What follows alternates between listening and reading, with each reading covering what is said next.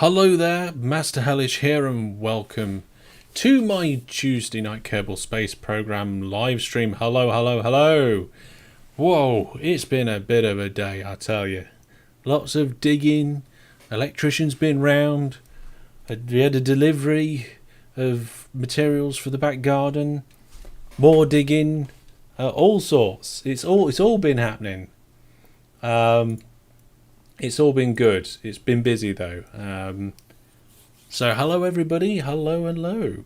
Now, everything is up and ready to roll, which is cool. You need a space logo just for me. Yeah, well, I thought NASA, would be a good logo for today. I did have a SpaceX t-shirt, but it wasn't a real one. It was a t-shirt to have until I got a real one. I do want a real one. I'll get round to it sometime soon. But yeah, we do need a KSP Master Hellish, a Master Hellish, HSA, Hellish Space Agency. Is that what that is, Egg? I don't know. Well, unfortunately, I've got to go check something upstairs because I think there's a problem with the network. But don't worry, it won't affect our stream. Just trying to get everything else sorted out for everybody else in the house. So, I'm going to do a quick be right back.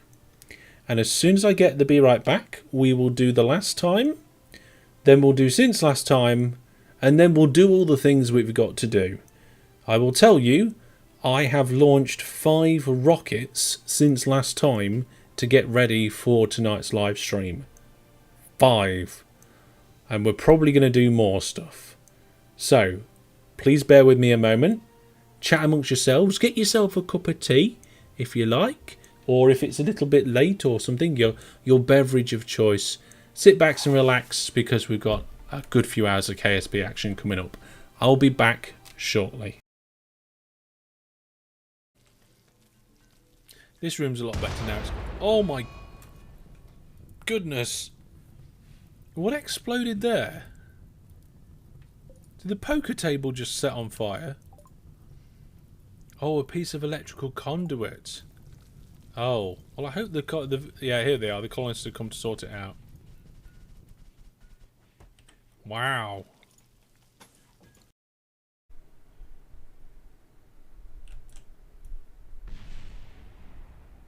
Wow.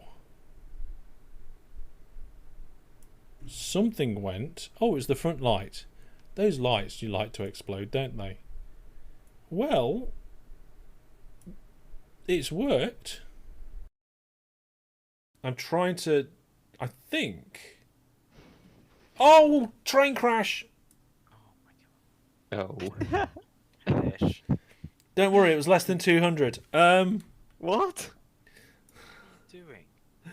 I don't know. It's all going horribly wrong. Right. This is ridiculous, but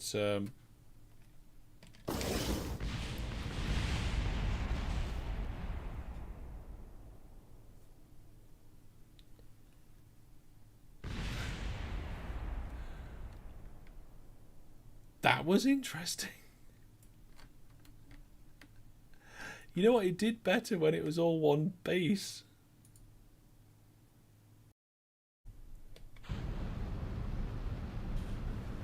Okay. I mean, the...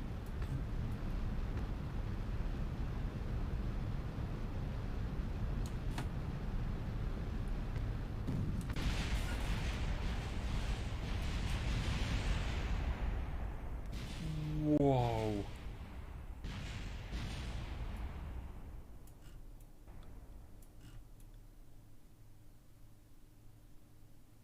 I mean, it was certainly impressive. And then, in theory, we should be heading almost straight back to where we need to be. Yes, we are. Right, how close can we get this? Here we go, here we go, here we go. And... now!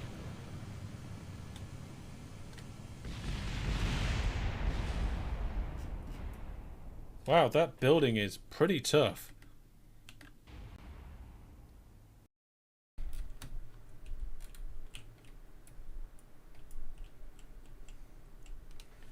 I did turtle myself a little bit. For me, it's the solar panels which is the difficult bit about this one.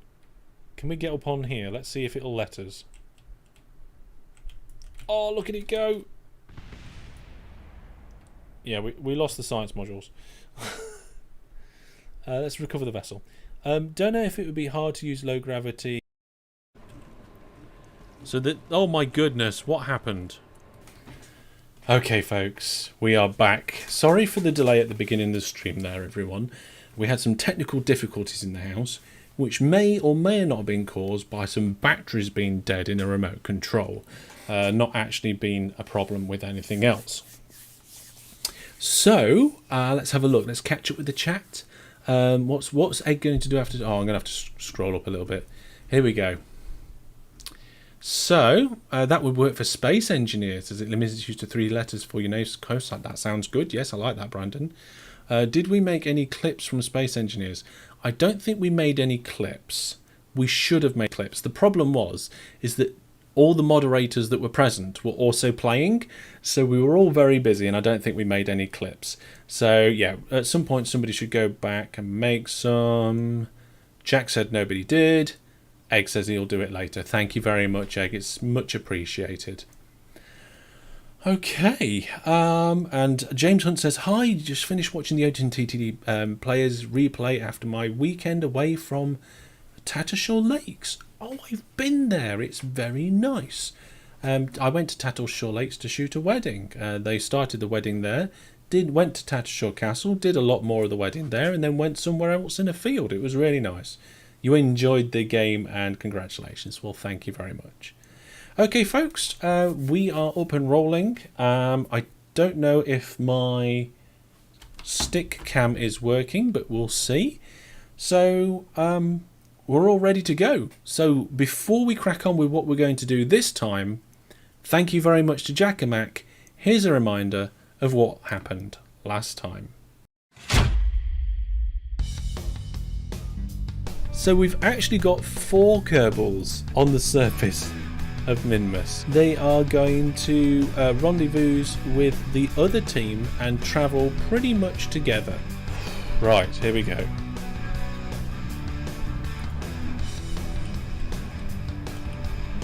Then we're going to attempt to try and get the two vessels close to each other. Throttle up, I guess. What's our separation? Oh, 6 kilometers. There we go. Okay, let's brute force this then. Where is it now? So look, it's only 2 kilometers away from us now. That's the rendezvous. We've done it. It was 2 kilometers. So that's it now. We're on our final approach. So congratulations, Nudger and Sixer. So the 2 scientists are in Adventure Craft 1. It's, oh my goodness, we're coming in pretty hot and we need to get rid of that. So I'm going to try and stage without breaking everything. 10, 9, 8, 7, 6, 5, 4, 3, 2. There you go. Our crew have come back. They've advanced to level 2. What do you think we put this rover inside or under our aircraft and drop it? The vehicle is relatively difficult to tip over. And if it does... Oh my goodness. I thought XO was a goner. Right, here we go. So this should take off all by itself and it shouldn't flip around. Yep, that's all still looking good. We roll the aircraft over and drop it.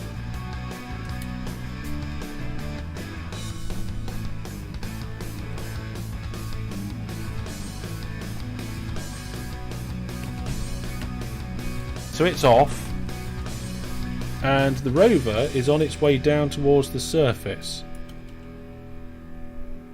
This rover just got deployed off the top of the Kestrel.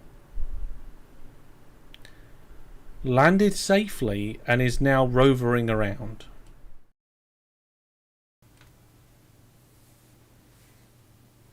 So there we go, folks. That is what happened last time. Corey Helm says, Hellish, thank you very much for your OpenTTD videos. Been watching them for like 2 days trying to figure out the game. Well, thank you very much for using the videos. I hope they were useful. If you want any more help, then head over to the Master Hellish Discord. There's always myself and a group of people that are always happy to help out. But here we are in Kerbal Space Program.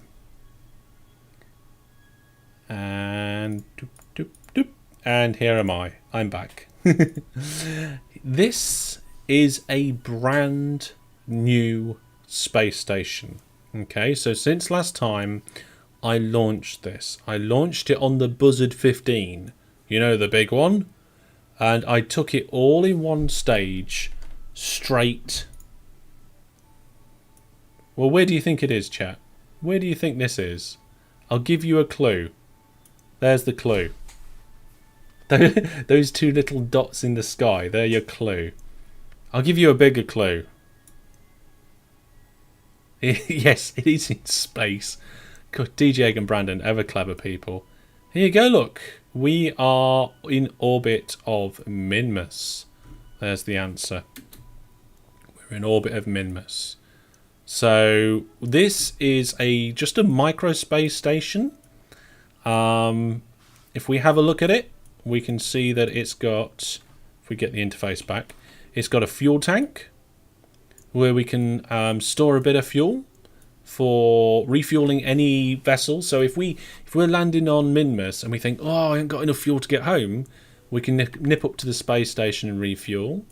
It's got a computer on board, it's got solar panels, it's got a relay, and it's also got enough room for a few Kerbals to be able to hang out. I believe 4 Kerbals can hang out in there. And on the other side of the space station, we've got the lander. So this is the lander that we've got at the lunar space station as well. So in theory, if we had...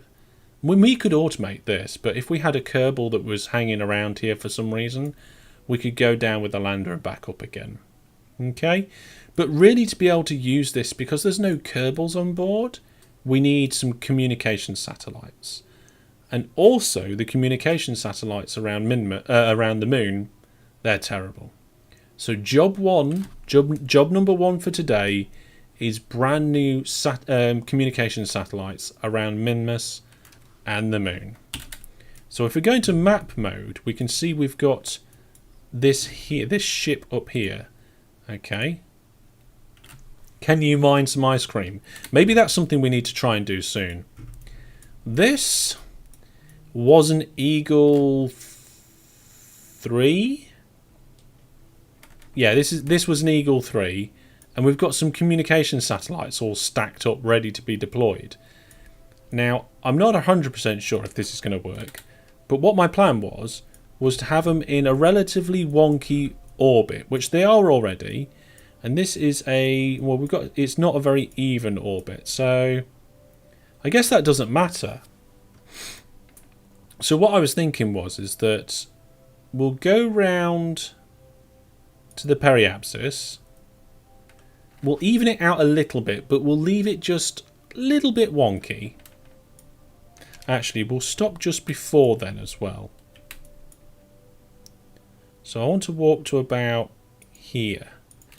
And what we're going to do is we're going to deploy satellites. And I think there's 5 on this rocket. 1 by 1 by 1. But change the orbit, the inclination of the orbit between each satellite. Somewhat like SpaceX do. So we're about 2k out there. That's a little bit more than 2k. So let's just go into a retrograde. And hopefully my flight stick, which we'll use now, will work. It should do. It's only failed us once so far. Let's see. Let's give it a slight pulse. Yeah, there we go. I saw it change. So we're going to bring that around 200,000. There we go. So we've got a 198 and a 197. So that's close enough. Are ground satellites more powerful than orbiting ones? I think it just depends what relay antenna you put on it. So this is, I think, the first orbit we'd like to deploy a satellite in. So we need to deploy the one at the end here. So we've got a separator ring here, and it should just deploy that one satellite off the end. As if I stage. We've got loads of fuel, because, well, we just have. So let's give it a go. I haven't tested this. So deploy. Oh, there it goes. Here we go. This is the satellite. We can extend the antenna. We've got full satellite coverage. It looks like we're good. So this satellite doesn't have any solar panels.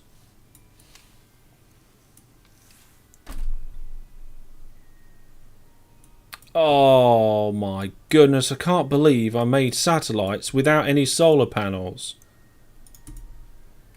We're gonna have to do it again. And you know what? And not only did I send a bunch of satellites to Minmus, but I sent a bunch of satellites to the moon as well. Oh no. Okay, let's terminate the debris. Let's terminate the relay and the 2 Eagle 3 rockets with the comsats on. And that all went so well previously. Well, I guess you're gonna get to see me do it. Solar panels. Silly me. Okay, so let's do it from. So these are the satellites. Let's load the satellite. Look, this is the useless satellite without solar panels on it. Electrical charge, solar panels.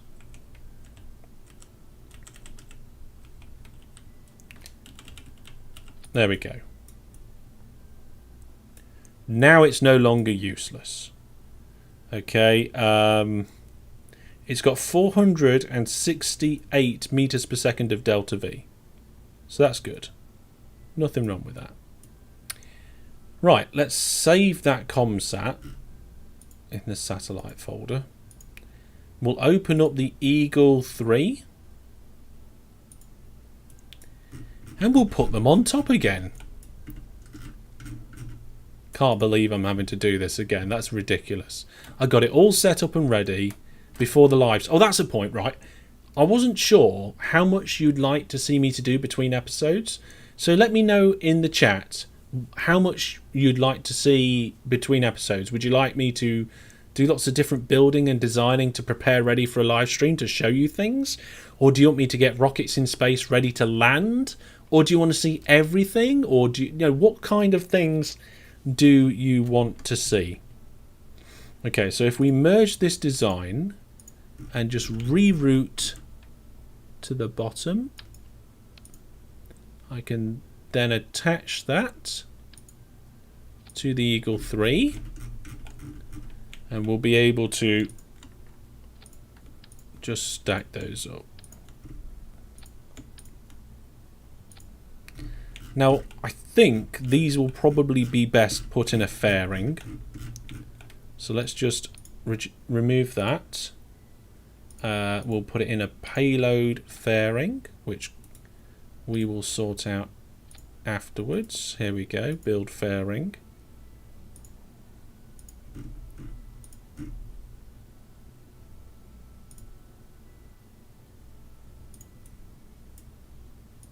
There we go. Okay, so there's the Eagle 3 with a payload fairing on top. Let's just check the action groups. Doesn't look like we have anything set up for this one. That's fine. Let's check the thrust to weight ratio, 1.44. That's also fine. Okay, everything's good for this Eagle 3. We'll put plus ComSat and we'll launch it.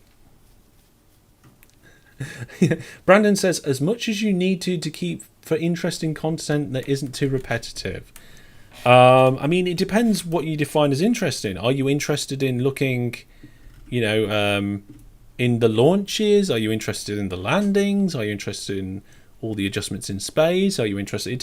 What are you interested in? Is I think would really define that quite a lot. So we've got all the rockets go on. We drop the sides. We drop the other sides. We deploy fairing, and then we've got all the different launch segments separate, which we'll leave that for now. Brandon says, personally, I like everything. Okay, cool. That's good to know. Right, is it sunrise? Oh, it is sunrise. Jackamak said, it would be better if we could see maybe the best bits of the off-camera stuff. What if this costed money? That would make it interesting. I mean, it does cost money. Let's go back to the Space Center. Maybe you could include it in the highlights. Maybe we could do it where I take little clips. But we currently have 2.1 million Kerbal credit unit dollars, and this launch costs 40. So I've just wasted 80,000 credits on launching 2 rockets which were useless. 80,000. Oh dear. Oh well, never mind. Let's fly this rocket. So we're going to try and do a nice smooth takeoff. Let's get it all in view. Cool. Right, here we go then. So SAS is already on. Throttle to maximum. There we go. And we're going to try and give it just a little bit of yaw off the pad. So here we go. Launching in 3. Actually, I'm going to... Yep, 2, 1...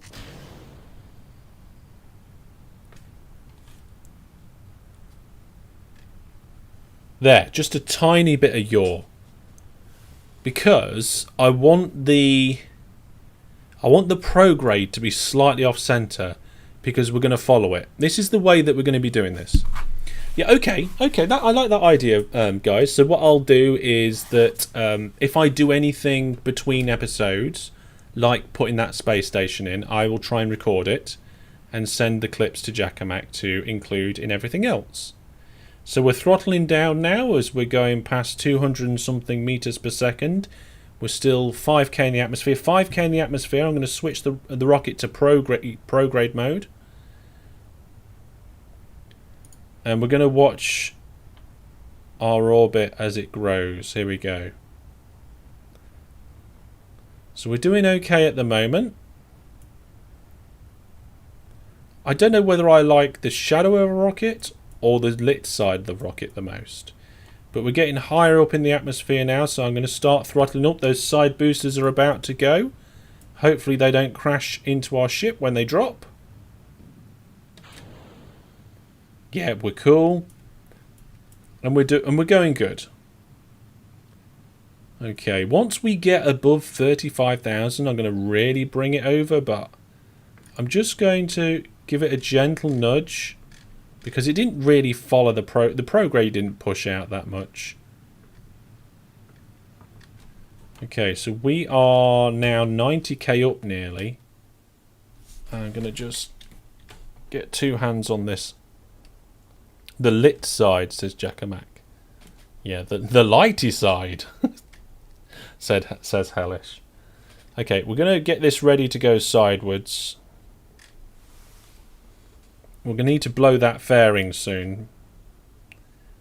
I've been asked before, why do you blow the fairing? You need to blow the fairing as soon as possible, because it's extra mass. So actually we'll just swap the order, and we will throttle up. There we go. And here goes the fairing. Are we ready? Wow! That exploded off there. Absolutely exploded off there. It's a little bit bendy. Okay. So I'm just going to throttle down a little bit because I don't want to overshoot things.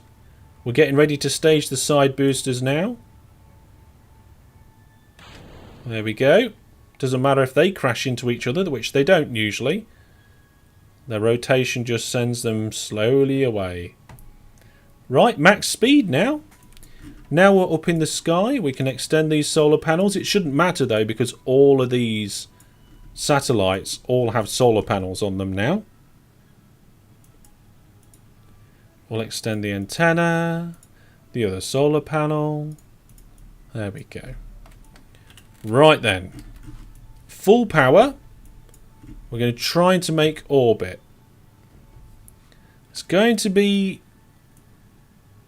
a challenging one because this is a heavy craft, really.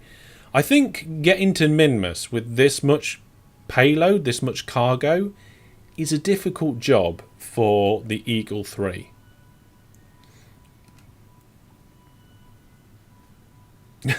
Yeah, the physics in Space Engineers is nothing like Kerbal Space Program. Okay. Right, we've got 5 seconds until we are at our Aproporis. Escape velocity of the Earth is 11.19 kilometers a second. Yes, the Earth, not Kerbin.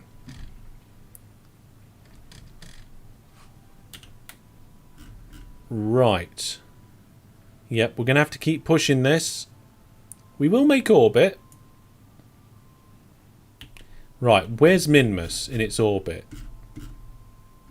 Oh, it's all the way over here. Okay. Well, that could work out well for us. And we're getting close to our spaceship being in orbit anyway.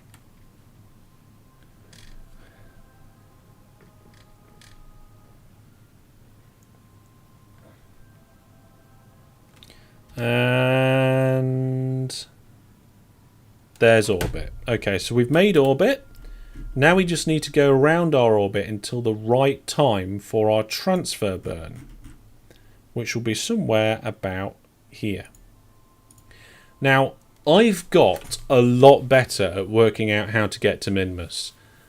Basically, it's the same as the moon in that you go for the 3 o'clock position, burn out towards the orbit, and then you go halfway. Once you go halfway, you set it as the target, and then you twiddle the bits until the target gets just right and you end up smashing into it. Well, we don't want to smash into it, but yeah. Right then, we're almost in the right position, I believe. Yep, we're pretty much in the right position. So we're just going to turn the ship round. We're in the dark side. Can see the ship rotating slowly. I have got the engine on minimal power just to help it to rotate round.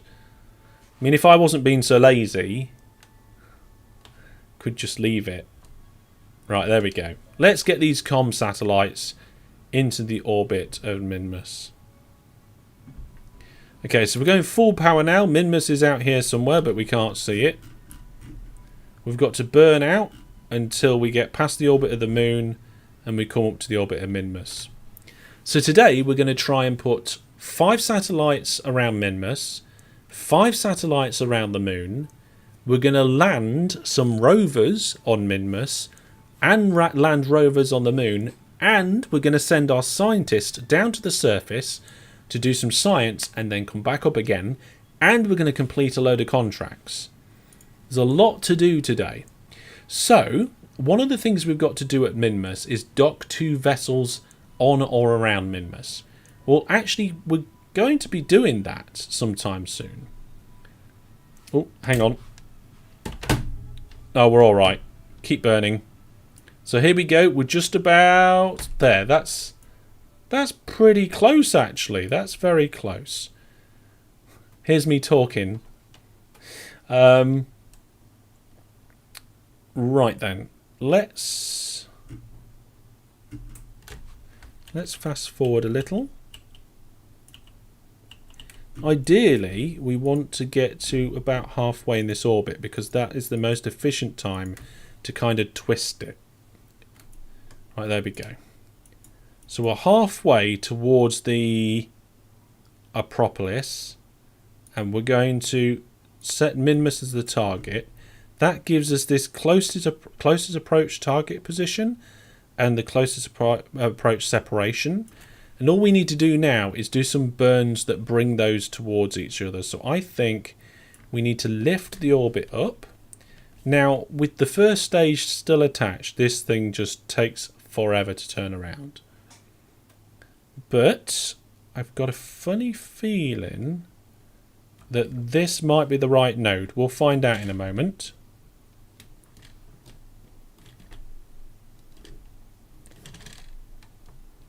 Nope, that's the wrong one.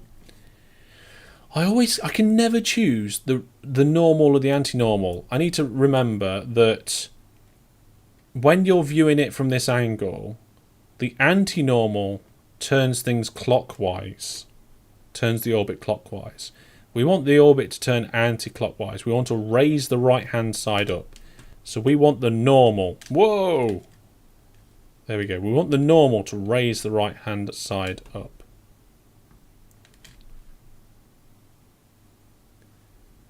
Anything special about this date? Lots of fireworks near you. Not that I know of. I mean, there could be. No, I'm not hearing any fireworks here. Right, here we go. That's better. So that looks like it's much closer, but the closest approach still isn't right. So I think what we need to do is we need to just move the orbit around a little bit so that we get a proper intersection. Here we go. Try not to twist the stick, because if I twist it, that makes it just kind of the whole aircraft spin along its long axis. Right, let's have a look at that. Oh, that's good. Closest approach is going down. 5 kilometers, 4 kilometers, 3, 2.5 kilometers, and we have an intersection. Brilliant. And if we focus our view on this, we'll see that this is the angle that we're coming in at, which is perfectly fine. We're 1,000,000 meters out, but again, that's also fine. So if we warp to that position, we just need to get ready to go in a retrograde to get ourselves in orbit of Minmus, our capture orbit. So we go just over Minmus's orbit, round the top of our orbit, and actually on the way back to Kerbin. Oh, we missed it. It changed. No, wait, there it is. Oh, I thought there was a bug in the program then and we missed it. Okay. Let's come out of map mode. We'll get ourselves pointing retrograde and we'll get these satellites deployed. Oh my goodness. Okay, so what we got? We got 5 satellites for Minmus, 5 satellites for the moon, 4 rovers in total. We've put a Minmus station in there between episodes. I kind of want to build a proper ship. Like, I don't have any good reason to have a ship. Like a boat in Kerbal Space Program. But despite not having a good reason, I still want to do it. Right, here we go. We're doing our circularization orbit of Minmus, or whatever it is. Orbit? Burn. There we go. We're going to have to stage. So that's the first stage, well and truly. Now we have to be careful here, because otherwise we're going to stage the wrong bit. We want that part first, please.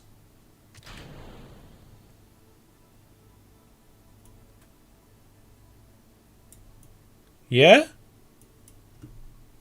Is that right? Do we still have 5 satellites on there? 1, 2, 3, 4, 5. Yes, everything's fine. Oh, right. Now I'm going to manually turn this engine on, because I don't want to get it wrong. And that's the first stage sorted. So now we need to finish our burn. So let's make sure we're in a retrograde. Yep, there we go. Capture Minmus. Whoa, steady. Bring our periapsis in as much as we like. It was about 200k, wasn't it, we was doing it at? Before I realised I'd made the satellites wrong. 2.4, 2.3, that'll do. Then we'll come to our periapsis. And we'll do the same. I guess we need to get all these separations in order so that I can launch them correctly. Clink, clink, clink, clink. But the first thing we'll do is we'll circularize the orbit.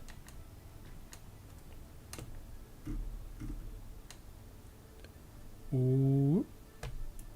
So we've got a 1, 2, right, okay. Trying to think what's the best way of doing this. Notice that the craft turns around a lot easier now. A lot easier. And we've got so much fuel. What will happen to the defunct satellites? I'll just what do you call it? Abort them? Right, so we got a 209 and a 192.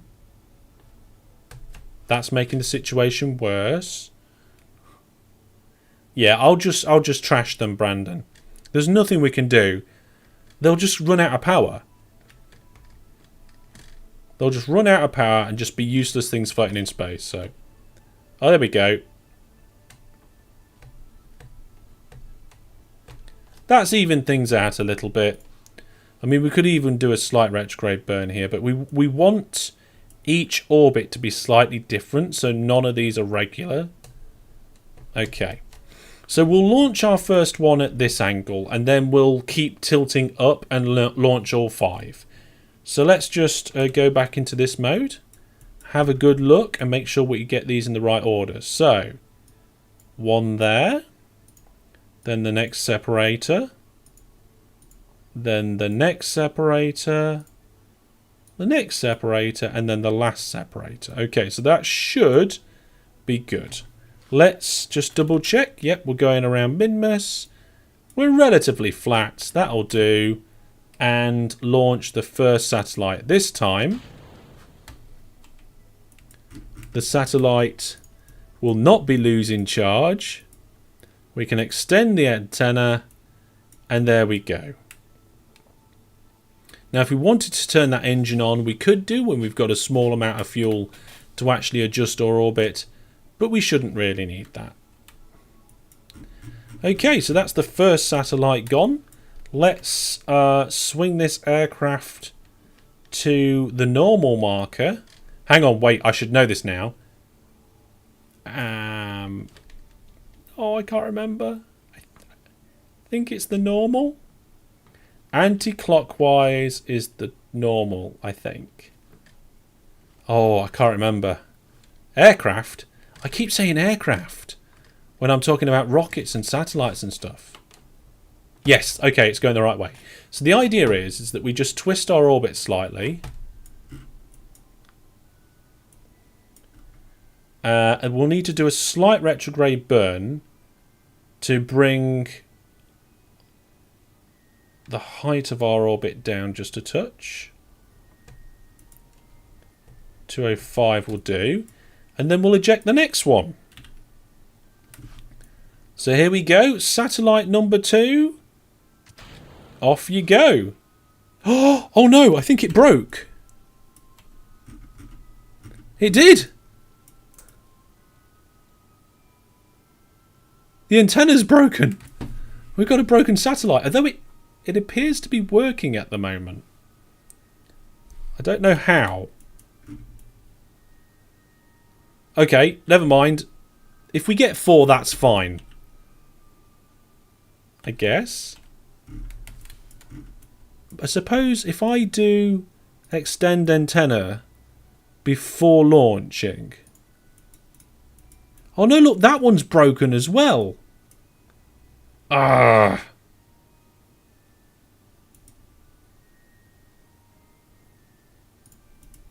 Right. I think we're only going to get 3.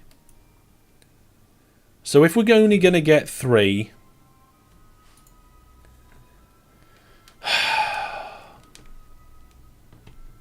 that's disappointing. I was a little bit worried that those antennas would break off with the ejection, but I didn't really think it would happen. It did. Spacecraft. Spacecraft, not aircraft. Yes. Right, here we go. Let's. So if we've got 3, we'll have 1 quite planar, 1 in the middle like that, and then we'll have 1 that's almost polar.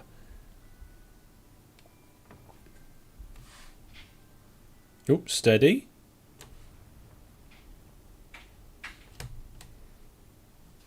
Okay, so then let's have a look. So the first one I'm about to launch is useless. And then the second one is the one we're actually going to have. There we go. That one's okay. It's all good. Mr. Beantown's like, dang, I'm late.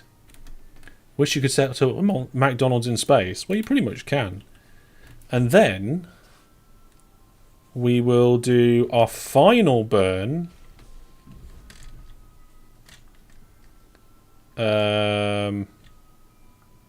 Was it the anti-normal?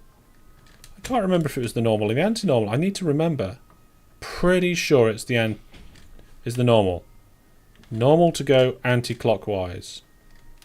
You would have thought it would be the anti-normal to go anti-clockwise, wouldn't you? There we go. So we did 1 quite planar, 1 going wobbly, and then 1 that's almost a polar orbit.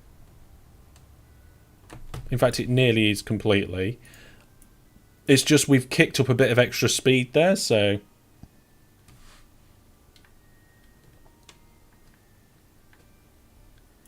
Right then. Look at... What is that orbit? Oh, we're going to end up in an escape orbit from Kerbin from that. No, we're not. We're going to retrograde that, bring it back down to an appropriate orbit. It's a little bit wonky, actually. Shall I leave it wonky? Yeah, we'll leave it wonky. And we'll fire the last satellite. Here we go.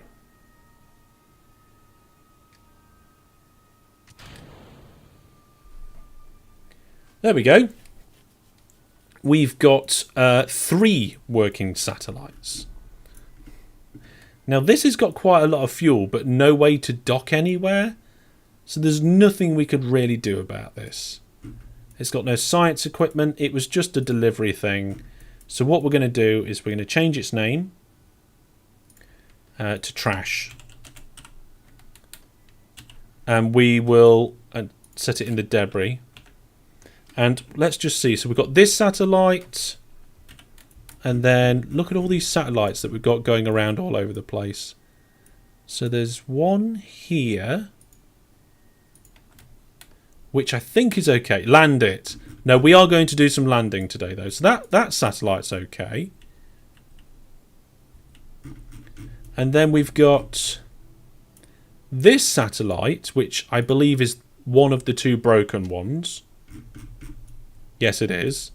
So we'll just right-click that, rename, and call it trash. And then there's another broken one. I think it's one of these ones. We are going to do some landing today. Well, that's not what I wanted. That's the other broken one, I think. Yeah. Trash.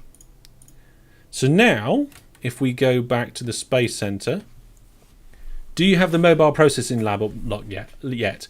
Yes, I do. We have one in orbit at the space station around Kerbin, and we also have one in orbit around the moon as well.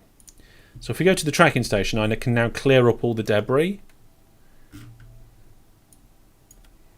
So that is debris. We can terminate it. That's debris. We can terminate it. Debris. We can terminate. Terminate. Terminate.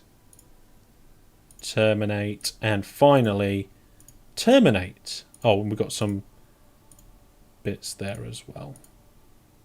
So we've actually got now 3 satellites, communication satellites in orbit of Minmus, in various different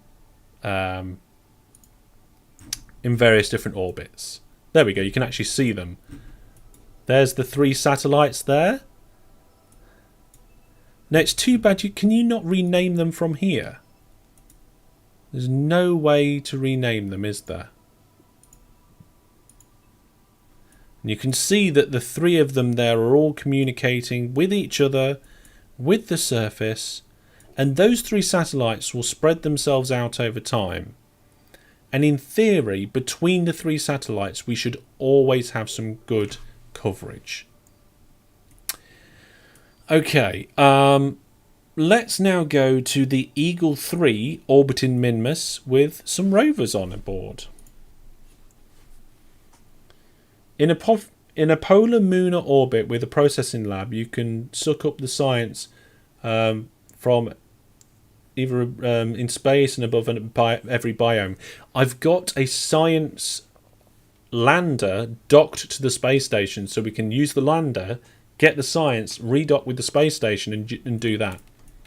So this, and we're in the dark at the moment, so you won't be able to see very well, is another Eagle 3, but this time we've got landing legs and 2 rovers.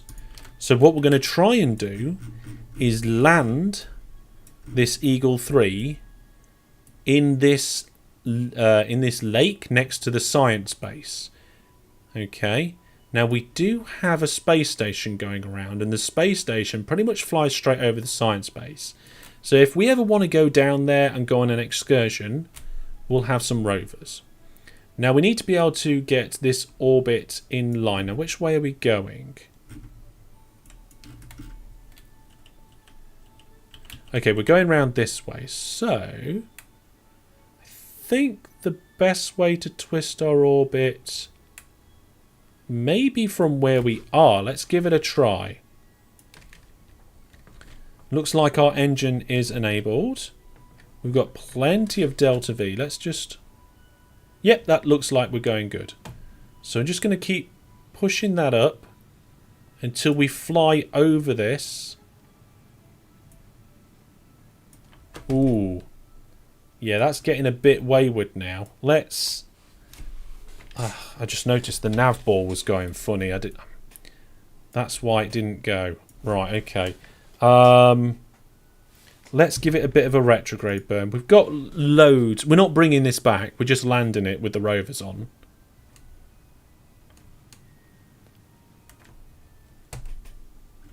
Okay, that's better. Oh, actually, we're flying over the site now. Perfect. Tasty, tasty science. So, I guess we could actually get this so that we will be coming into land nicely.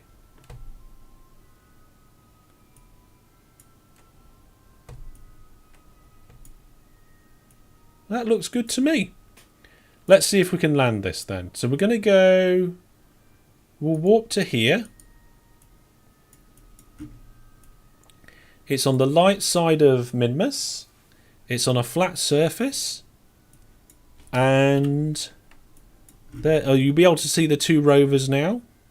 Attached to the side of this. We're just skimming over the mountains. Hopefully we're high enough over those mountains. Oh, we are. Oh, it's moved. It's not where I thought it was.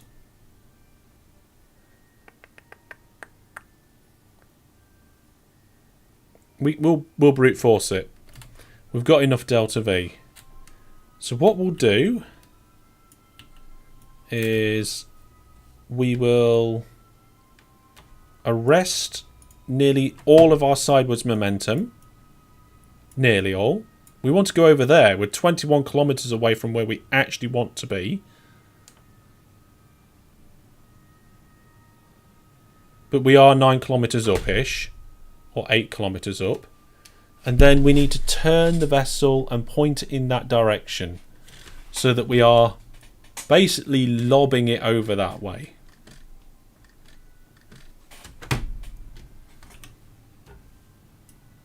You can see on the map, there's the lob. Straight over the base. I think that'll do. Right, which gives us plenty of fuel to land with. Now this one has a docking port on it. And there's a reason for that. Once we've dropped the rovers off, we're going to take off again and try and dock with the space station. Because one of our contracts is to dock 2 vessels on or around Minmus. Drop the rovers off, go back into space, dock with the space station, complete contract. We can then use the fuel that's in this, that's left over, to fuel any future missions if we need to. So let's just do a little bit of speeding, and I think, looking at the mini map, we are not far off. I'm going to just do a little bit more time warping. I want to just do it so we're not quite close to this. We don't have to be right next to our science base. Just close to it would be fine. So let's stop nearly all of our sideways momentum.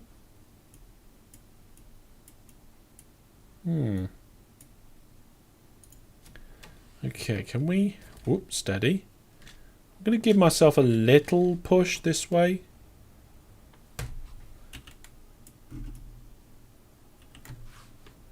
A little bit more.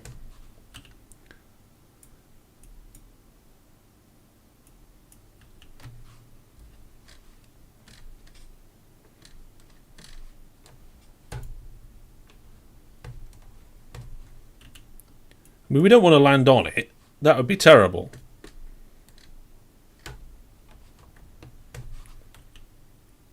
There, that's going to be close.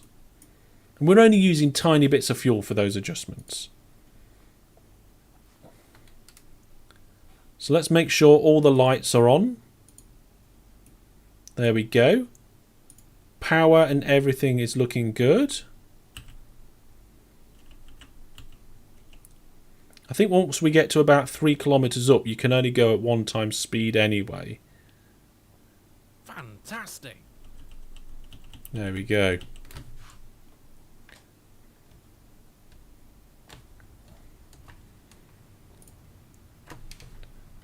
Okay. Yeah, we're going to be about 4 kilometers away from the science base.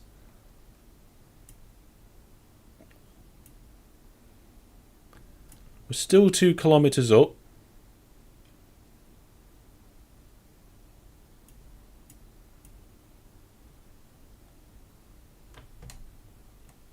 You can see some stones over there.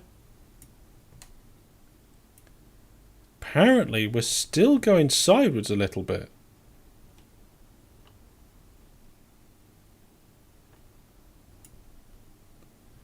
Okay, I'm going to try and just straighten us up. We've only got a couple... Oh, steady. No, that's not good. I'm just going to stick on the retrograde marker for now.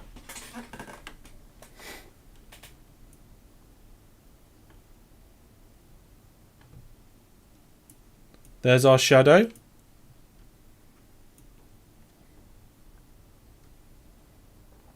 $800. Decelerating now.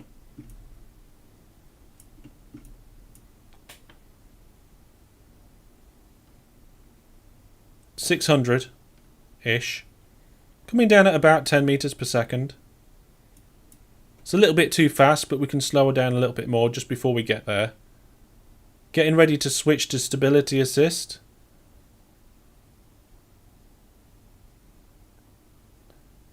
Here we go, here we go. We've got just 400 meters now. I don't want to slow us down too much, otherwise it's going to take forever. The longer you take to land, the less fuel efficient it is. Okay, we're coming up to about 200 meters in a second, so I'm just going to increase our engine to slow us down to more like 5 meters a second for the last 50. Or the last 100, I should say. Okay, here we go. 5 meters per second now. And we've got 100 to go. Looking good. Nice and steady. Last 40 meters or so, I'm just going to give us a little boost so we come down a little bit slower. And that is probably the most gentlest, smoothest landing I've ever done. That is absolutely fantastic. Tasty science. We're not here for science. We're just delivering rovers, and then we're going to complete a contract. So now we've got to... Oh, I forgot something again, guys. I don't know if it's going to be really, really bad or not, but I forgot to reduce the ejection force of these clamps. And I don't think you can change it now. So, wish me luck. Hopefully these won't blast the rovers across the surface of Minmus. Oh, that's not too bad. That's not too bad.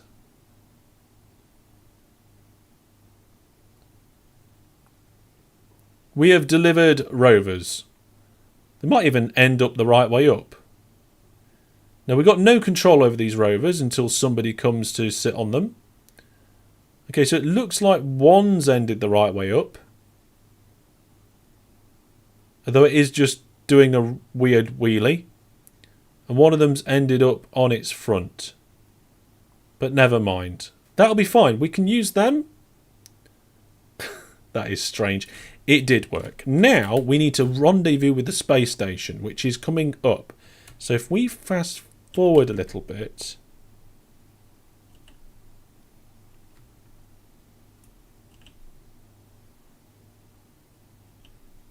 And wait until the space station gets close-ish. We'll then be able to take off. And hopefully rendezvous with it. Right, the space station is orbiting at about 15 kilometers. So we need to head that way. Which... I don't know which way this craft is facing.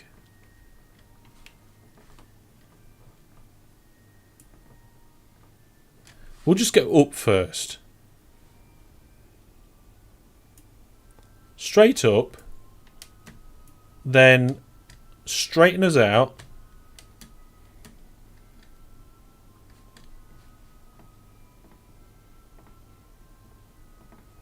There we go.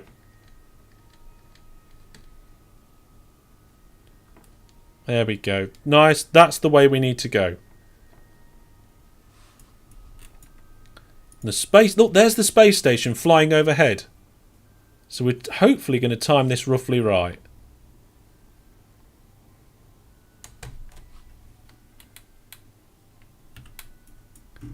So there's our burn. It just puts... We're a little bit low, but don't worry. We can...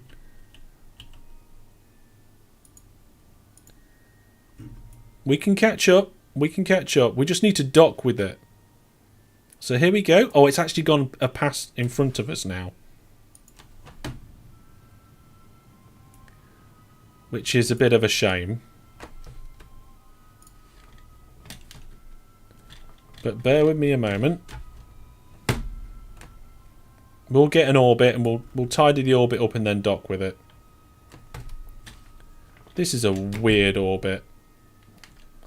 Let's fix this. We've got a 27 and 2 orbit.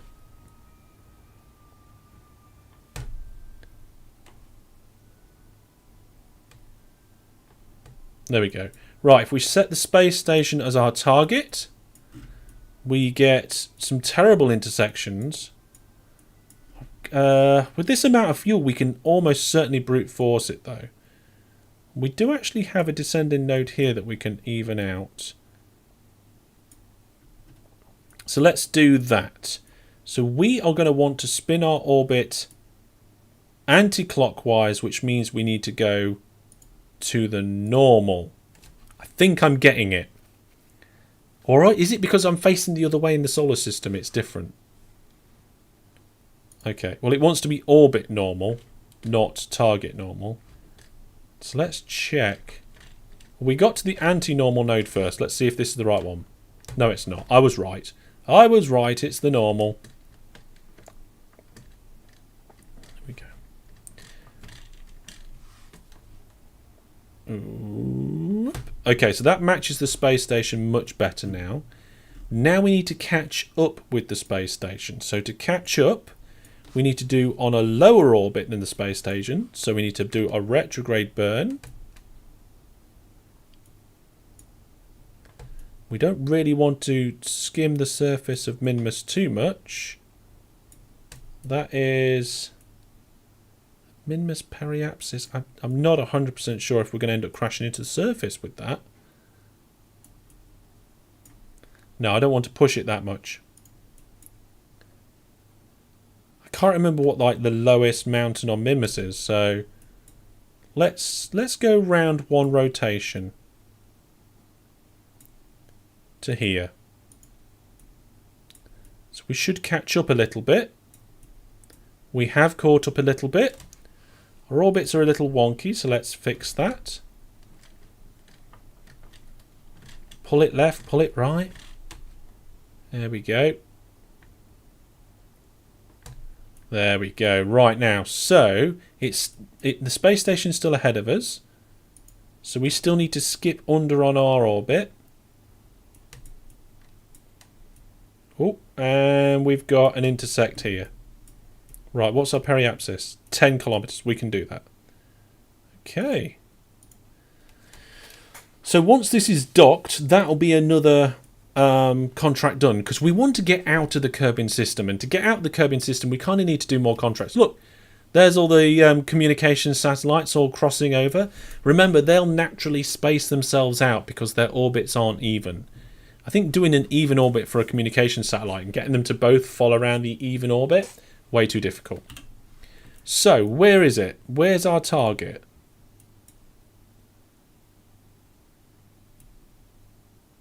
What? The space station, it should be right... Oh, there it is. It's like 200 and something meters away. Okay, so let's just null out our relative velocities. Then we're going to point ourselves at the target, which is steady this way. Now the main reason for docking this spaceship. What's going on? Oh, I lost control. I just lost control of the probe. Now our satellites haven't. Okay, we'll just have to fast forward for a little bit until we. Our communication satellites haven't spread out enough yet to be very effective. But there we go. We'll have got control again now. Wow!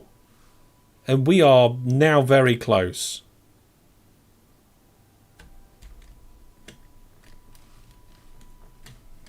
So I'm going to give us a little nudge.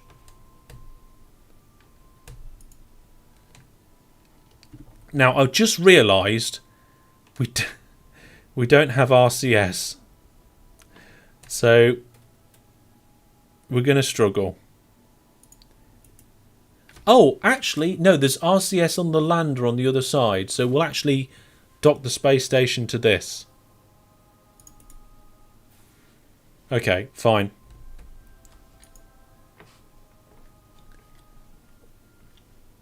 That's okay. We just need to get a little bit closer.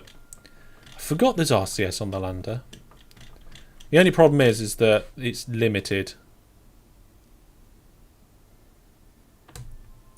There we go. Let's bring in those legs before we actually accidentally bash something off with the legs.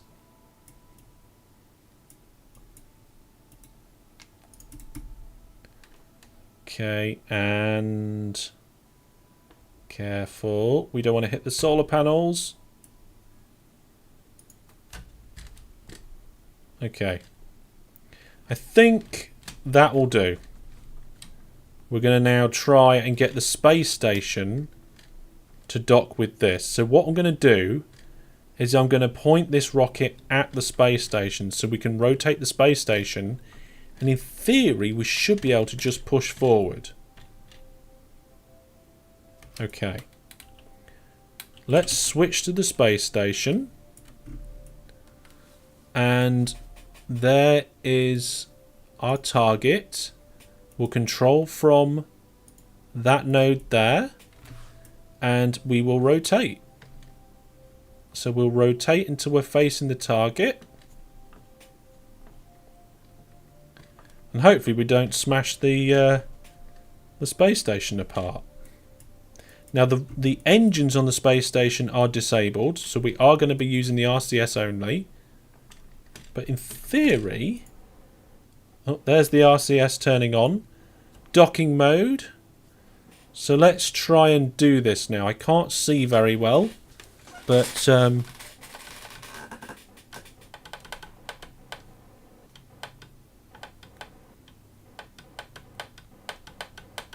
there we go. We're 1 meter a second going towards it.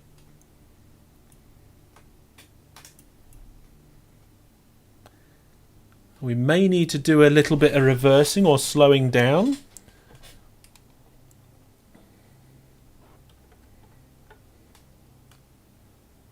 It's looking not too bad so far. We're a little bit off centre.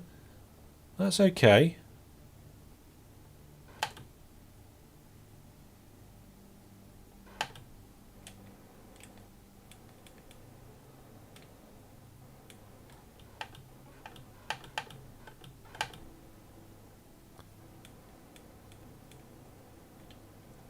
Okay, I think we need to move up.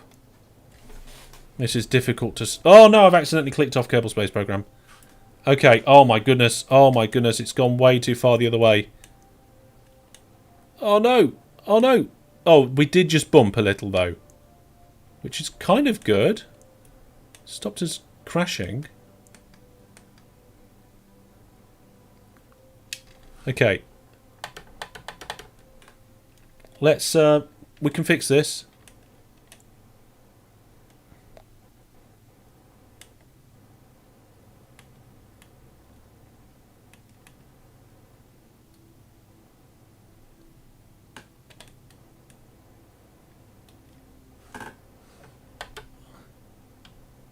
think that should be close enough. No.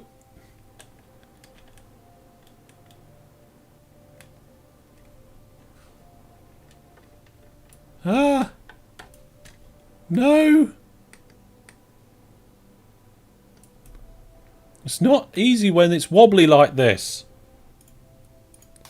Oh my goodness. Okay. That's what happens when you don't have even RCS distribution. But we got here. The tank is full. That's got loads of fuel in it. We'll leave that here until we need to do something with it.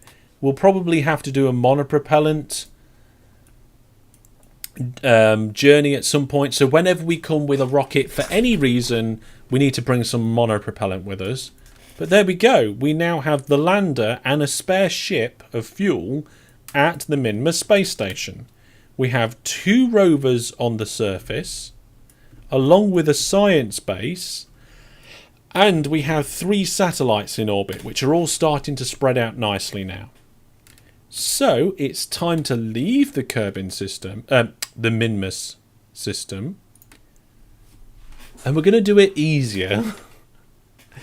We'll do it at the moon. We'll sort the moon out. So we've got the Eagle 3 rover to land on the let's see. Yeah, this Eagle 3 at the moon. So I want to try and land this at our existing moon base, and I don't know how easy that's going to be.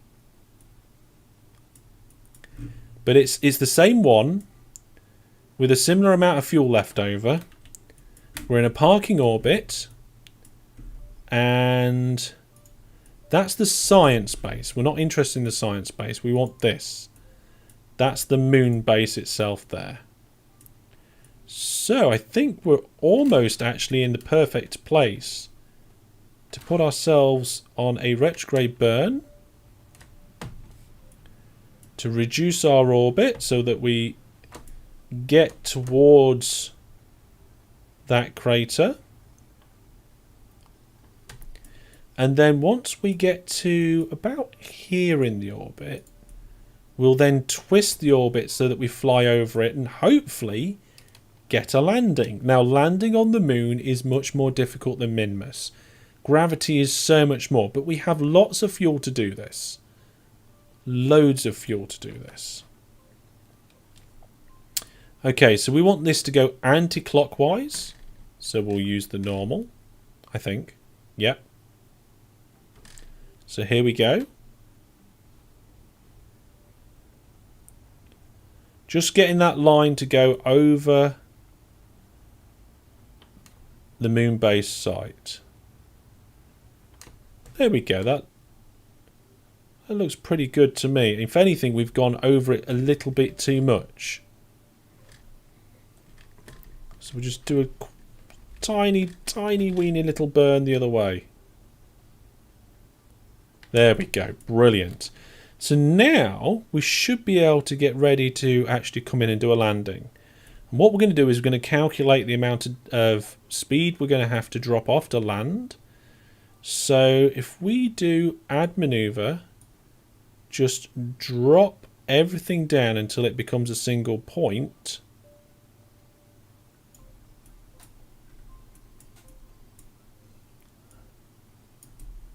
Is that a single point? It looks like it is.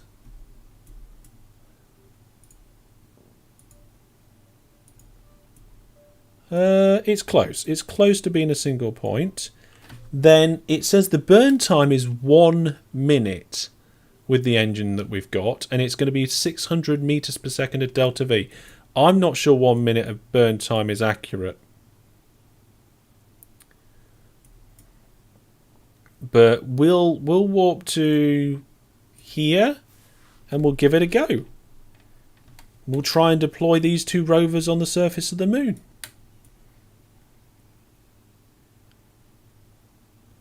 There we go. Let's get ourselves retrograde. We haven't got our antenna out. That's a bad thing. Let's extend the antenna. Oh, this one's got 2 antennas on it. Well, it doesn't matter. Let's extend both of them out. Now, this one hasn't got a docking port because we don't need to do a docking mission. You see, look, we did world's first milestone by doing that dock. And we also completed the contract parameter and the contract. So we got a lot of money from all of that. Well worth it. Okay, so let's just check we're not going to lose communications with this. No, we're not. We're not going to lose communications as we come into land. So, what I'd like to do now is just a retrograde burn. Bring our periapsis round to the far side. And set ourselves with an intersect with the lunar surface, the moonar surface, whatever you want to call it. Here it comes. Now, according to this, we have a minute of burning to be able to stop this from crashing.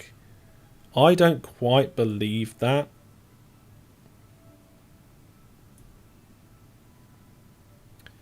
But we've got plenty of fuel. So I think we'll stop it about there. There we go. And what we're going to do, there's the base. We're coming in this way, so we should just about land just in front of the base. Is that as we're coming down, I'm going to try and bleed off some of the speed. So we're coming down quite quickly there. 180 something meters per second. So I'm going to just change, I'm just going to burn until it's about 100 meters per second. And then we'll fast forward a little bit more.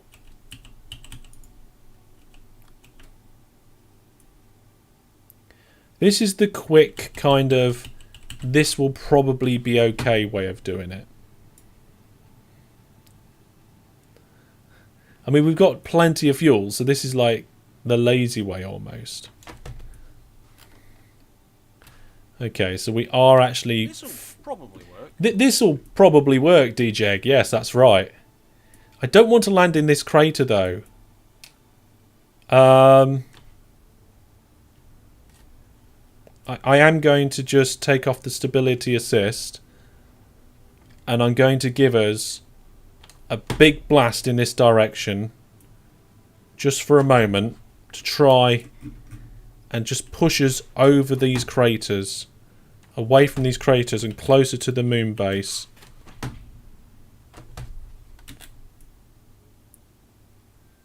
Okay, that's cool. That's better. That's much better. So what I'm going to try and do is I'm going to try and keep us coming down at about 100 meters per second to begin with. Just adjusting the throttle, nothing else.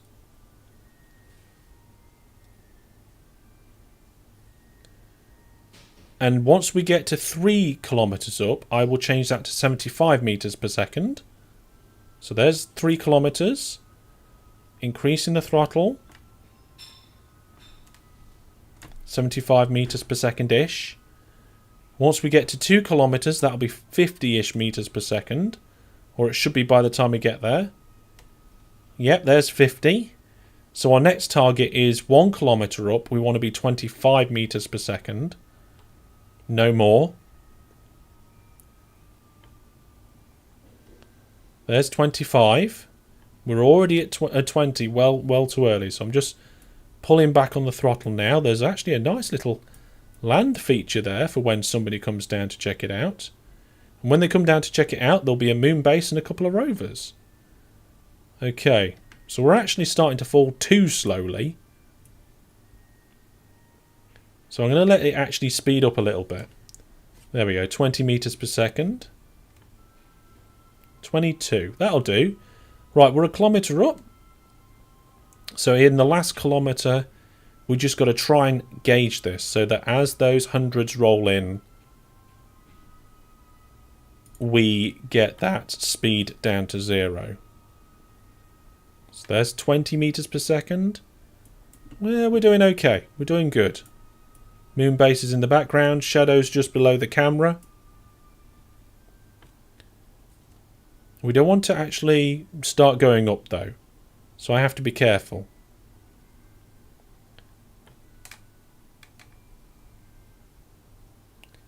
Don't think we've got any sideways movement. This area here is really quite flat-ish.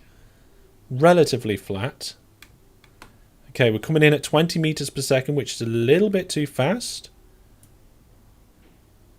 It's okay though.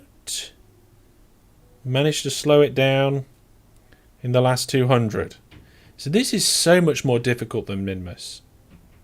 But, oh well, never mind. We've got a milestone. I'll read it in a minute.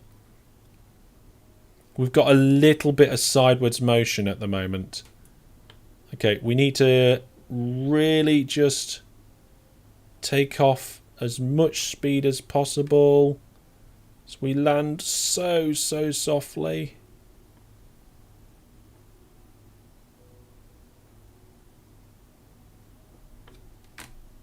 There we go. Fantastic. And we're only... well, we're under 500 meters from the moon base. And I can see loads of surface features around here. Little craters and stones. We'll have to get somebody to come down and check it out. But it's time to deploy the buggies, so hopefully they don't explode on the surface of the moon when we do it. So here we go. 3, 2, 1.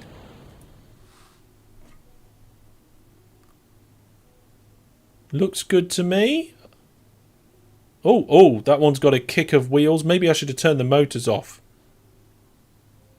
Ah, well, they're upside down for now, but we'll be able to turn them round, I think. I'm almost certain we'll be able to turn them back the right way round. Why 2 buggies?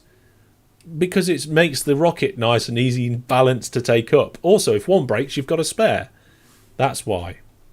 Okay, so they're upside down, but we've delivered them to where we need them to be. This rocket is actually completely useless to us, I think. It's got no science on board. It's just... I mean, it can't even do comsats for us, so... let's smash it into the surface of the moon. We can't even dock it with the space station for fuel. We've got... at least I can't think of anything to do with this. We could try and like nudge the buggies over, but we're not going to do that. So what was the world first milestone? Constructing our first space station around Minmus. That's correct. We did a docking maneuver and did all that. So that's fantastic. Right then. Leave it there because it's historic. I mean, if you do that, you end up with stuff all over. And I don't think just dropping rovers upside down on the surface of the moon really counts too much. Let's go over to the base. Look, there's the base. Looks good. It's got a bit of RCS on it. It's not the first one on the moon, no. I mean, we've even got a base here, so... we could park it in orbit. Again, that'd be useless, though. Right. There's no real reason to keep this, so we'll have some fun. We'll have some fun. First thing we'll do is we'll max power upwards. Then we'll stick the rocket in a retrograde.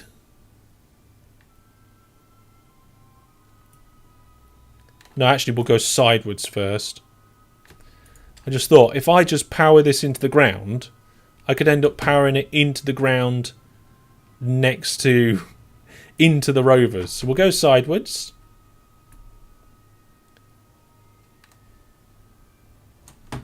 Then we'll arrest our sideways motion.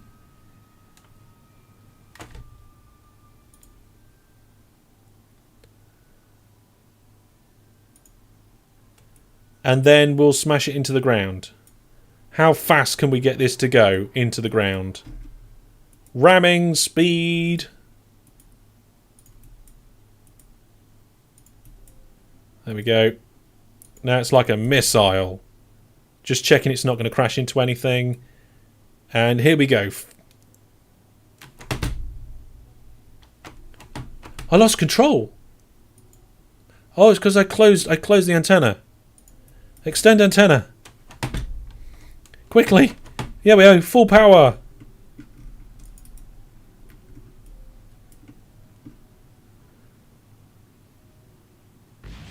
Oh. That was hard. That was a big smash. We got a few bits of debris here, but that's fine. I thought we'd lost range of like tracking or something, but no. Okay, so we've got some relays that need renaming. We've got 4 rovers now. We've got some debris, which we'll just... I think we'll terminate the debris. Yep, we'll terminate the debris.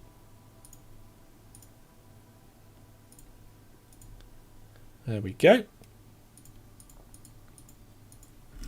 What's the next thing we need to do, guys? Let's have a look at the actual contracts. We'll have a look at the contracts. Oh my goodness! First, the space station, the space center was in space. Then the space center was in the sea, and now it's on the land. Okay, so we've got to plant a flag on the moon and bring some moonstone back, and we need to do science data from space around Kerbin. We can do that. And we need to test a Sepratron orbiting the moon. So I think we need to send somebody to the moon, land, pick up a boulder, and come back. And they can plant a flag while we're doing that. So we can do moonstone, flag, and Sepratron all in one mission. We can do science from data from space around Kerbin now. Science data from space around the moon, we'll have that. Test something, no. Temperatures, no. Recruit. Oh, rescue, sorry. We've got a rescue. Explore Eve. Wow. That might be something we'll have to do sometime soon. Yeah, okay. So let's do science from the moon, and let's do science from Kerbin. And then we'll do the moon mission. Sounds good to me. And we don't have dedicated science satellites anymore because we've got our space stations. So if we go to the Kerbin space station, remember we've got a Kerbal on board. We're going to do some science. The first thing we're going to do is we're going to wait until we get a sunrise. There we go. Network 17's on board the space station. Just a reminder, this space station is made up of a core module, a habitation module, fuel module, science module, and then we've got a visiting transport craft, and we've got the Cuckoo, which is basically a rescue slash building slash moving things around craft. So what we're going to do, turn all the lights on so we can see what we're doing. And we'll do something relatively innocuous. We'll do a temperature scan. We'll log the temperature. And instead of processing it in the lab, we'll transmit it back for the contract.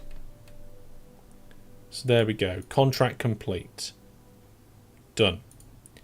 Now what we'll do is we'll log the temperature and we'll process it in the lab. Then we'll log seismic data. Oh, we can't do that in space. We'll log pressure data, process that in the lab. We'll observe the mystery goo, process that in the lab. Can we do atmospheric scan? We can't do that right now. We'll extend the boom.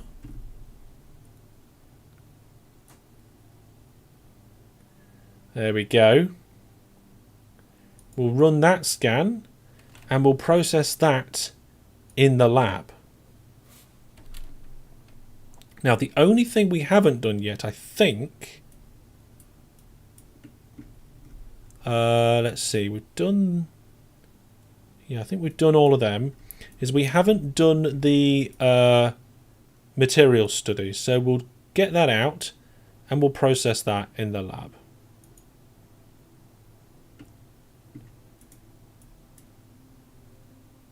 So now what we need to do is we need to get the scientist to EVA out, fix those modules, So let's do that. Network 17, EVA.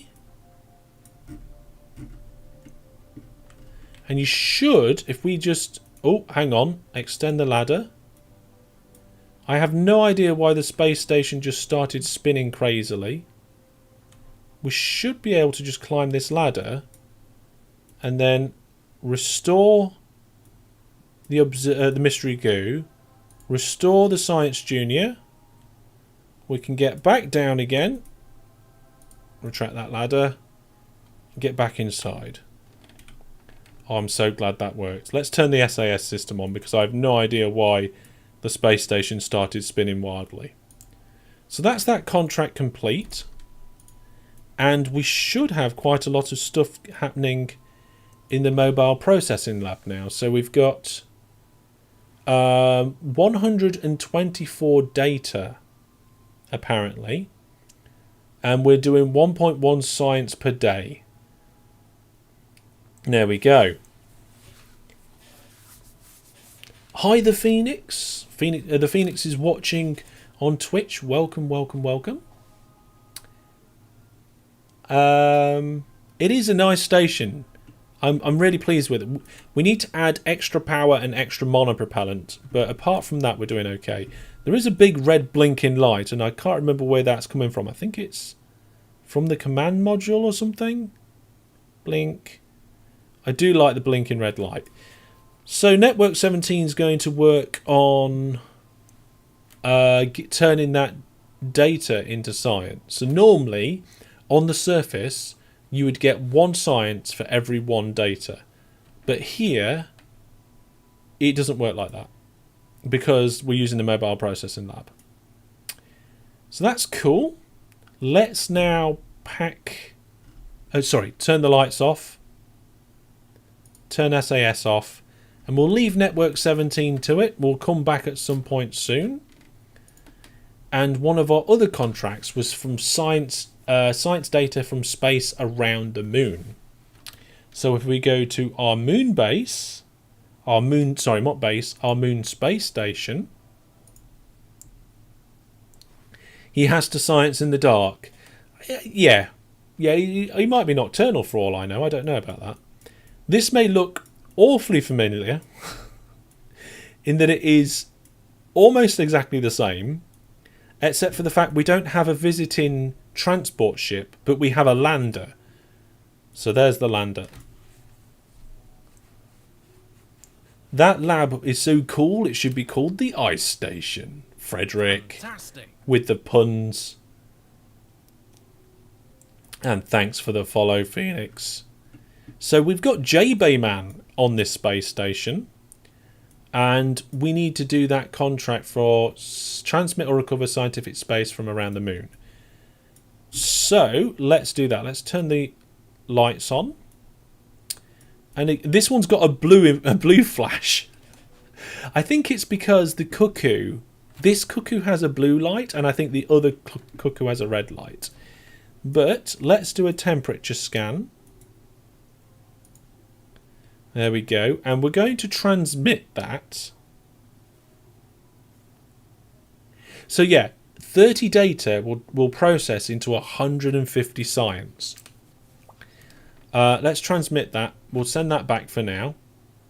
The only problem is that I don't know if you have to go. You have to go to the lab to take the science out of it, or whether you just get the science. We'll have to find out. So let's actually log the temperature again. Put that in the lab. We'll log pressure data. Put that in the lab. I don't think we can log seismic data up here, and we can't run atmospheric scans, so those two's pointless. Let's observe the mystery goo. Put that in the lab.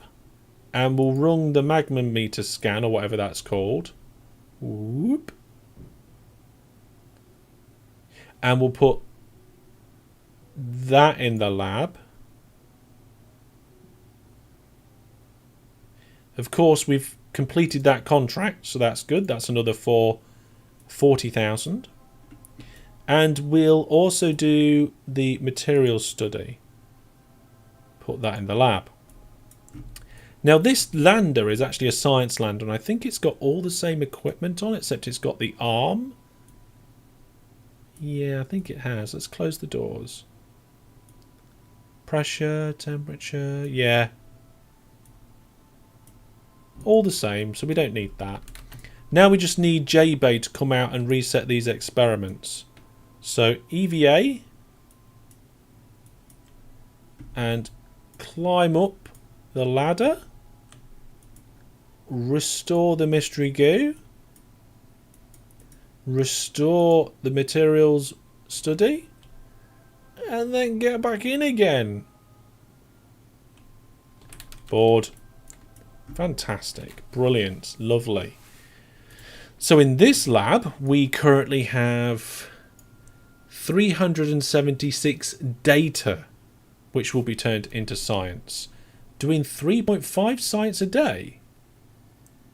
That's a faster rate. Oh, does anybody know what affects the rate of the lab apart from the scientist level? Pass. Maybe what you're orbiting affects it. Okay, cool. Well, let's turn off the lights. And what does that say? Research inactive. Do we need the lights on to make it active? Or is research something else? Start research? Oh my goodness, I don't know. Transmit science, transfer crew, CurbNet access, level up crew. No astronauts on board are ready to gain experience. Oh my goodness. Do I need to do start research to change the data into science? I don't know. We'll have to come back to that. Yeah, maybe it is to you do research in the lab, and then that increases their level. Maybe I don't know. No idea. No idea. Right then, so let's have a look at mission control. So we got rid of all of them, and all we've got left to do is get Moonstone back. Now it says bring Moonstone back on the moon back to Kerbin. Bring Moonstone on the moon back to Kerbin. Peter Robertson says yes. Not quite sure what the yes is exactly in reference to. I kind of lost track. So we'll come back to that in a minute. But we need to make a transport ship which is going to take a Kerbal to the moon and back again. And it needs a Sepatron on it to complete that contract. Oh look! Science data from the surface of the moon. Oh well, let's set that contract while we're at it. Conduct temperature surveys. You know what? We should get the start research button. I think the start research button is for their level, so we'll check that in a bit. We'll do some temperature scans, I think, with the Kestrel sometime soon. But we've now got 4 contracts we can do. But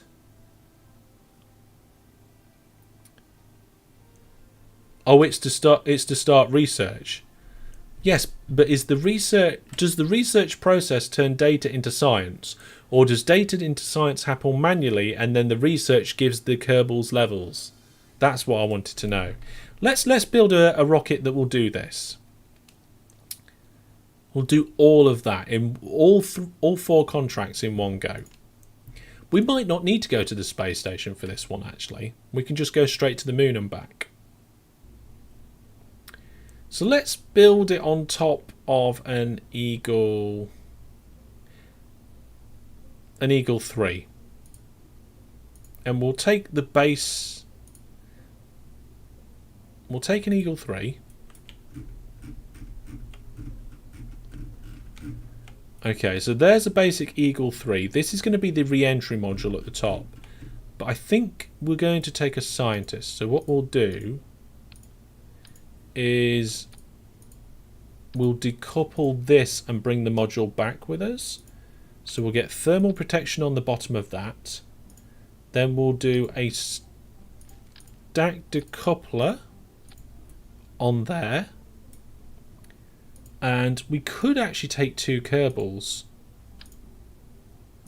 I don't see the need to take 2 Kerbals. There we go. Mark 1 command pod's all we need. Let's make sure that we've got a couple of drogue chutes on that. And a couple of normal chutes. Fantastic. We've got the power down here and the communications. Let's open up the service bay. Now in the service bay we've got the probe to actually do the actual control. We've got battery and we've got a little bit more of roll control in there. Now we are going to do science while we're at the moon. Just for the contract. So for the contract we will just pop a couple of the smaller items in here. Now it may be that they don't actually really yield any science to us. There we go. I think they're the 3 small ones. But this isn't a science mission. This is a contract mission. We're not interested. We've got science vessels. I guess really we need a little tiny aerodynamic thing on the top of that.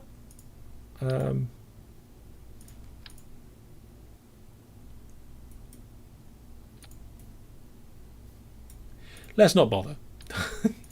that's just adding mass. Then we need to make this so that it can actually land. So it needs legs. And we're going to change the colour of the lights to blue. And I guess, do we want a ladder?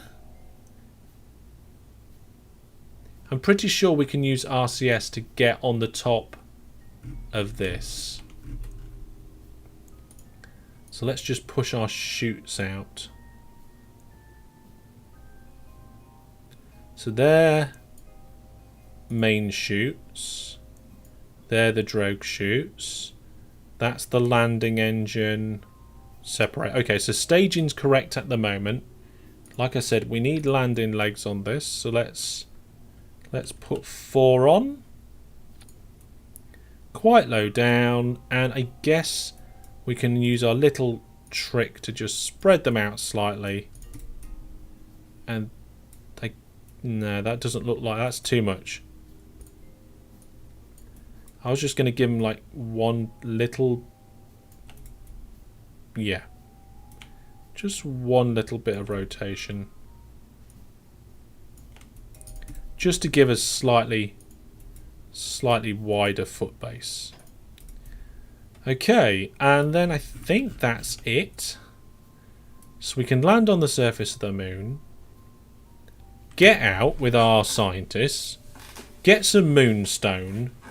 Now the only problem is finding some moonstone. I know. We can land at our base and potentially use one of the rovers. That would be good.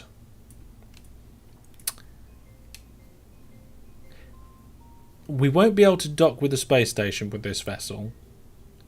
But we shouldn't need to. We should be able to get there and back no problem. The Eagle 3 is tried and tested. We know this vessel works. And I know I can get this to the moon. In fact, this is the rocket that got those 5 comsats to the moon. Now, those comsats aren't there because I got rid of them because they didn't have solar panels on. But what I'll do between now and next time, I will launch the satellites at the moon the same as I did at Minmus earlier on in the stream. So we need a scientist. Brandon, do you want to go on this mission? Let me know in the chat if you want to go on this mission or whether one of... I was going to say one of the other, but Real Fella is the only other scientist we have at the moment. I guess if you plan to flag on the moon, Brandon, you might level up. I don't know. We'll see. I'll let Brandon decide if Brandon wants to go or whether he wants to send somebody else. I think Brandon's still in chat. There is a little bit delay on stream. Not massive delay. It should be only a few seconds. Oh dear. I think Brandon's fallen asleep. Okay. Let's just double check everything. So let's have a look at our thrust to weight ratio. Okay, thrust to weight ratio is fantastic. It's 1.46. Staging, we've got the side holders, the central engines, the boosters all go. Drop the boosters, drop the side bits. Then we separate the second stage, light up the second stage engine. No, look, that bit, that separation, that does not want to be in the same stage. We need to light up the engine, and that is for separating for coming back to curbing. Okay, so that was incorrect. Fixed it now though. So this is the Eagle 3 plus moon transport. There we go.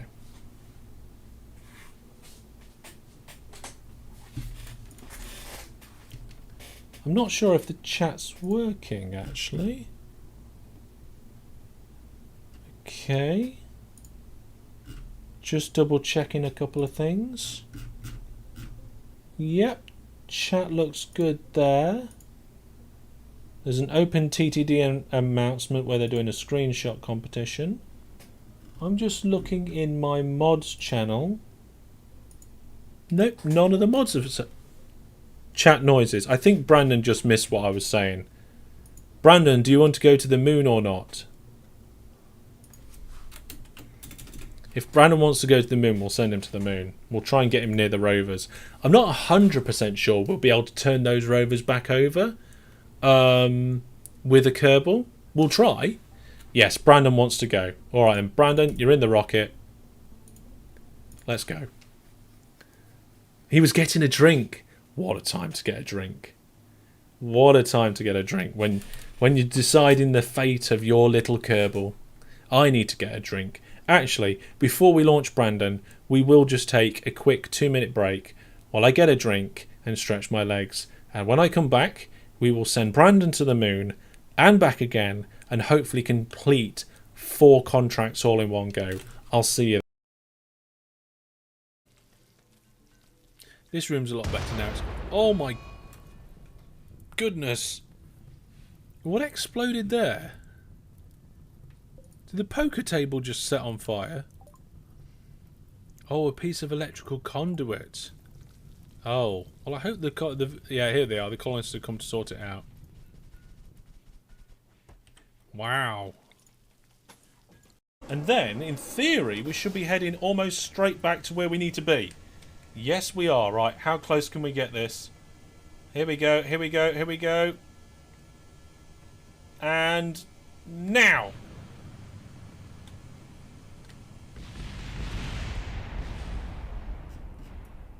Wow, that building is pretty tough. I'm trying to... I think... Oh! Train crash! Oh. Ish. Don't worry, it was less than 200. What? What are you doing? I don't know. It's all going horribly wrong. So that... Oh my goodness, what happened? Somebody went on a killing spree. Oh my, that's a lot of food. Okay, folks, we are back and ready to send Brandon into to the moon, not into orbit, to the moon. That's the plan. We've got everything we need. We're actually carrying some monopropellant in that capsule. Yeah, you are a little bit quiet in that clip, Brandon. I don't know why you came across like that, but never mind. So we're going to put throttle to maximum, turn the SAS on. The whole world is watching Brandon, yes. Because there's no fairing and we've got the landing legs stuck to the side, I'm going to do a very safe, very straight up across approach. It's not very fuel efficient. but it'll be safer, I believe. 3, 2, 1, go. There we go. Brandon looks a little bit worried. You can see Brandon's statistics. Brandon has orbited round Kerbin and landed on the moon, but hasn't planted a flag on the moon.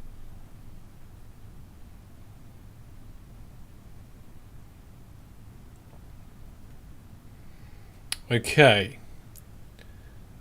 Once we get to 200 meters per second, we're just going to throttle back.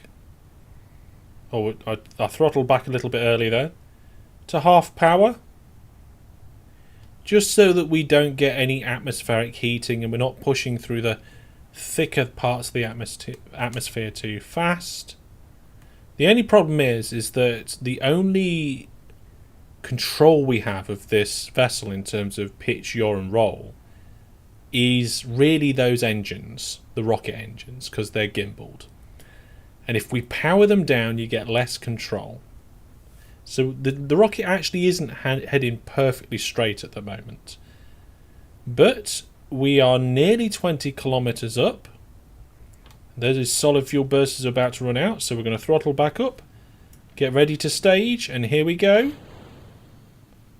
They're away safely. Okay, so now that we are coming up to 30 kilometers up, we're going to start trying to just gently tip the rocket over and hope it doesn't go into a spin. Usually with a rocket like this, by the time you get to 35 kilometers, you're fine. You're not just fine, you're fine and dandy. There we go. Cool, we're looking good. We're looking good. Brandon's nervous, and with good reason.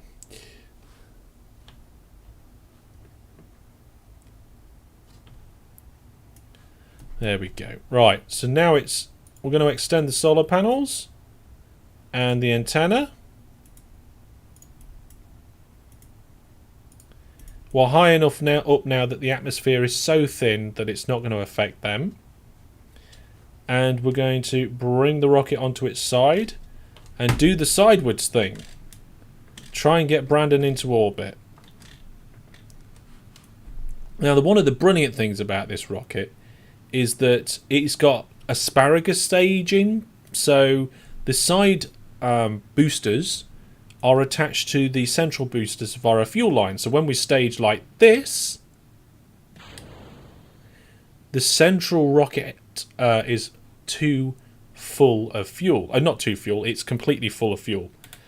So I wouldn't be surprised if the first stage actually makes it to the moon.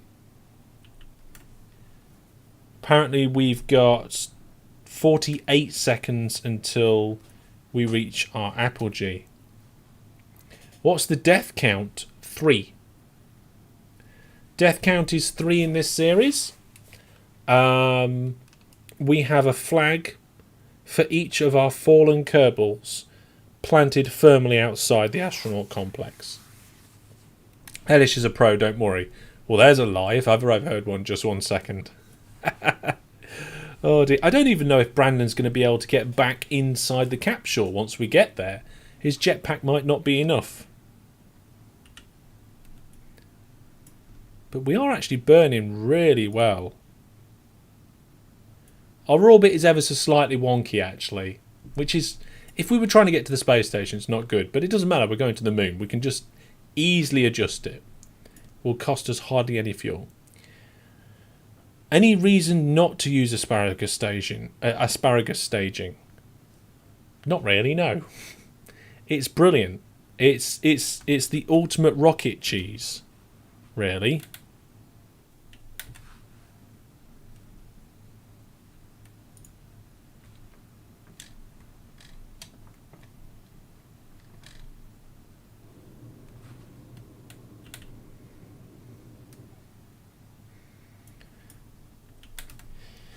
Right, this is quite a sluggish thing to get into orbit, but we are actually carrying quite a lot of fuel to the moon. We are actually just about to make orbit. So we are No longer suborbital, but we're going to hit the atmosphere. And now we are orbital and not going to hit the atmosphere. With cheese, even better. It's basically cheese because in real life you could technically do it.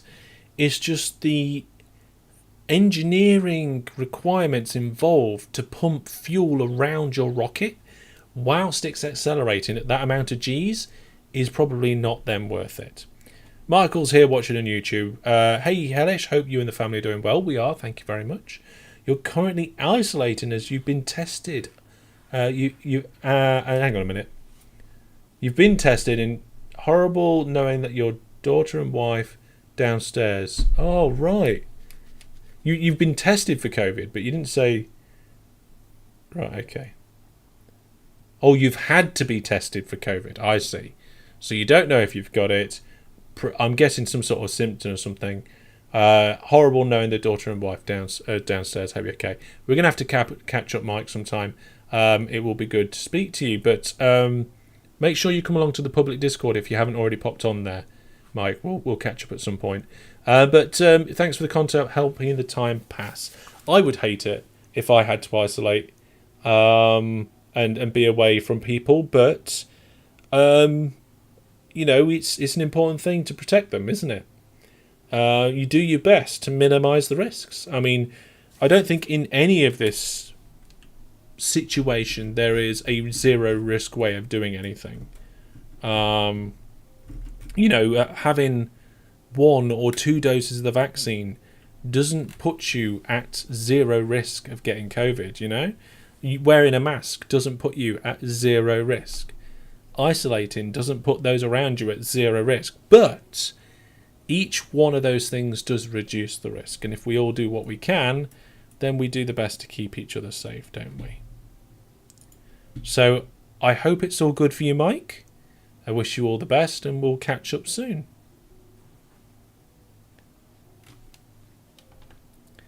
So what we're going to do now, you can see there's the moon. It kind of looks like we're pointing our rocket at the moon and firing our engines so that we go towards the moon. But in reality, that's not what actually happens. So, lighting up the main stage. What happens is that boosting in this sideways direction pushes our orbit out and we meet the moon over here. It's a little bit weird, but it works. Tonight I am having some sort of berry squash. It's my daughter's, we share it. Well, not the drink, the berry squash in the cupboard.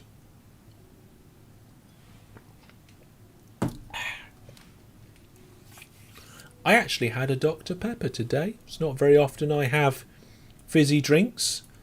And yeah, it was just looking at me and I thought, you know what? It's been sat there on my shelf long enough. I'm having that. I've worked hard today. Digging soil, digging sub-base, shifting it in barrows, here, there and everywhere. Right, we're just slowing the power down because I don't want to overshoot. Oh, it's the moon. I thought I got an intercept with Minmus straight away. Minmus is so much more difficult, but here you go, look. So we can bring this in. We're going to do a landing. You can see how, though, it's skewed. We can fix that. So if we wait until we're about halfway round on our orbit here, I'd say quarter actually, that's a quarter orbit, isn't it? Then we can twist and warp this to our needs. The only problem is it's a bit difficult to know exactly how it will work. So, and also we've still got the first stage attached. So it is really difficult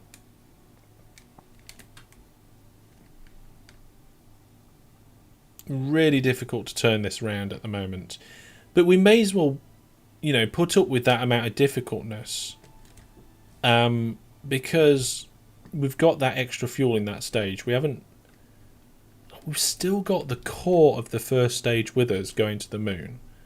We're getting good at launching these Eagle 3s. We may have actually been able to do this with an Eagle 1, but I mean, the Eagle one has 2 small solid boosters. If we changed it to 4 small solid boosters, I think we might have been able to do it. Okay, that made the situation worse. In certain situations, I know whether to go to the normal or anti-normal. In this sort of situation, I don't know whether to go to the normal or anti-normal. I have no idea. But once we get rid of the first stage, once we've used up its fuel, we'll then be able to use the second stage and everything will be fine. We just need to make sure we don't crash Brandon into the surface of the moon like we did the other 3 Kerbals. Right, here we go. We're de-twisting the orbit. And that's pretty good. In fact, the distance is pretty good too. We're at 33 kilometers-ish. It is a little bit bendy, but we can... No, we've gone too far. We can do the rest when we get there. Speaking getting there, let's warp to it.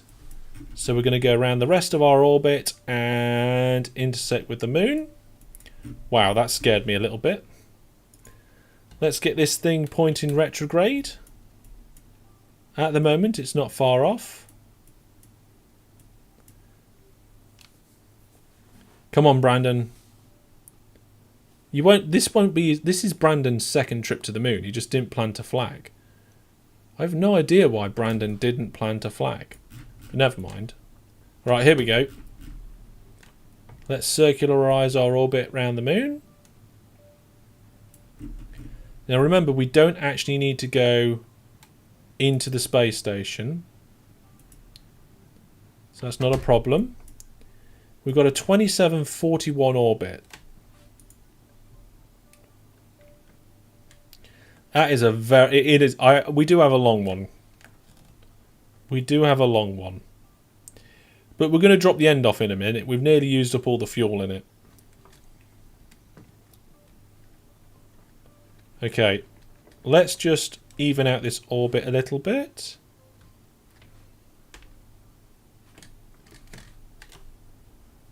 Nope, that's the wrong way. I don't even know what those nodes are called. Does anybody know what the blue nodes, the kind of teal nodes, are called on the nav ball? We've got prograde, retrograde, normal, anti-normal, and then whatever these blue ones are. Oh, come on. Come on. Get back on that node. Whatever that node is, we don't know. Radial. Yes. Thank you. You've sparked something in my mind. Maneuver node. No, it's the radial. The radial in and the radial out. I don't know which one's which. There we go. Okay, so we've got a 39, 32 orbit. That's good enough for us. Now, where is... Oh, we're almost perfectly going to go over the landing site. But it's not in daylight, and I don't want to do it at dark. So, is the moon tidally locked to Kerbin, I think?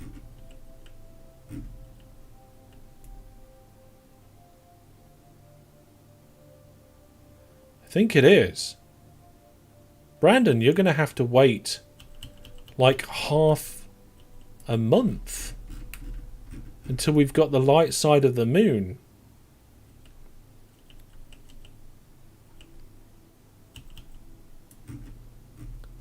Ready for landing.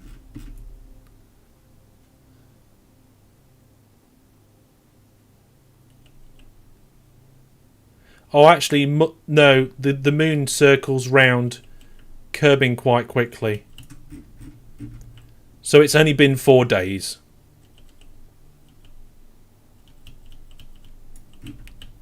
So it's only been 4 days and there's the crater. Okay. Don't worry, Brandon. It's not that long. So now... we've got our landing site coming up. There.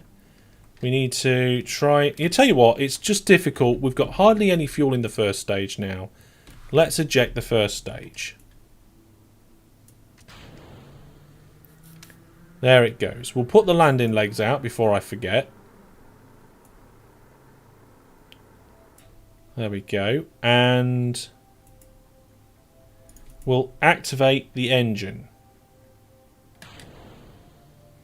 Right, okay. Now this should be like so much more easier to turn around. We're currently in the dark, so we're using a lot of electrical charge. But it's fine. Brandon's on board. I'm sure he can fix everything. And we're going to be coming round into the light in a minute. So we just need to line up. You see that little dot there that says the moon? We need to line that dot up with the space, with our base and the orbit. So we line those two up on the screen so that the centre of the moon and our base are there. And then we go to the normal, not the anti-normal.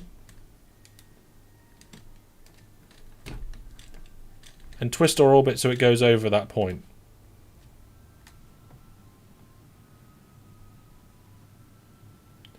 Here we go. So it's over that point now. Now we're going to do a retrograde burn and try and pull our orbit over it. Radial out can increase the periapsis without increasing speed. True, but it does it at the expense of the other side. When using orbit mode for speed radial, it's in down perpendicular to your orbit, and then when using surface mode, it's down perpendicular to the gravity of the planet. Oh, I didn't know that.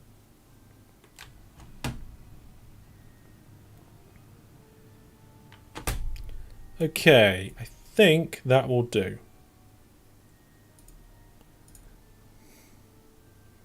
Like I said previously, we've got a lot of fuel on this thing.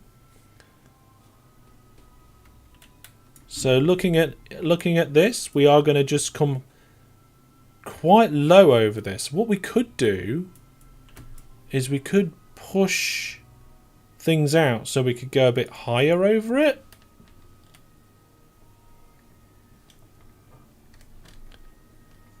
Although, having said that, this craft has got to get back. There we go.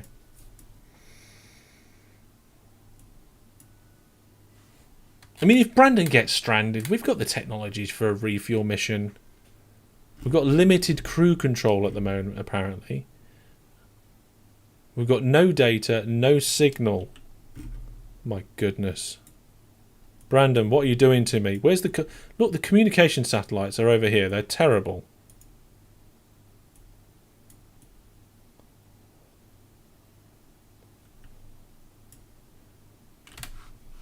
Yes, this is a manned mission.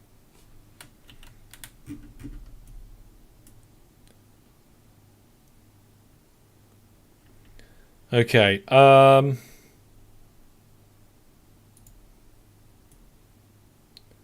let's see. I think we're pointing in the right location. I'm just a little bit worried about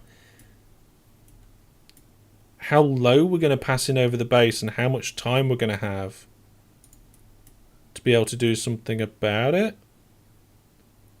I mean, looking at this, we've got to bleed off, like, we've got a 57-second burn to bleed off 544 meters per second of delta V.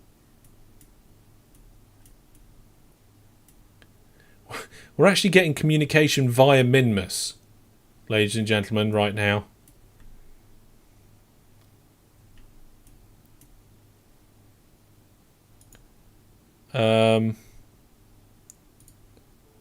I mean, that's... Apparently, we've only got 1 minute and 23 seconds, and the burn's going to be 1 minute long. So... let's start slowing down, I guess.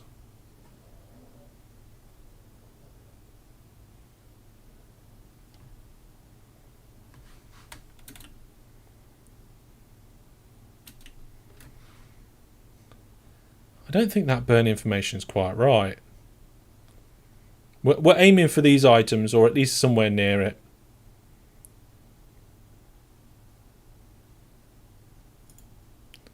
We're 9 kilometers up.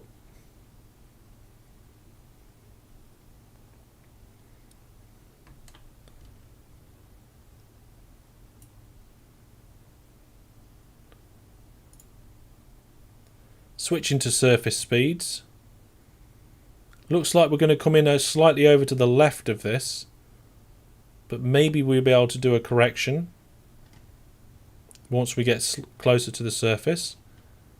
Still 8 kilometers up, but I'm going to start slowing us down a bit more.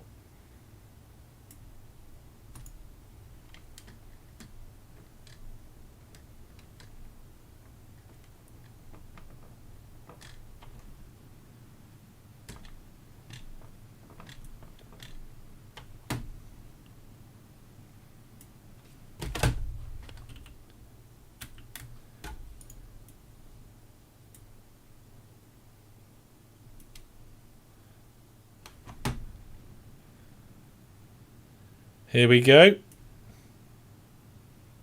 Full throttle now for the stop burn. We're going to overshoot a little bit, but not by a massive amount. We may even be able to boost back slightly.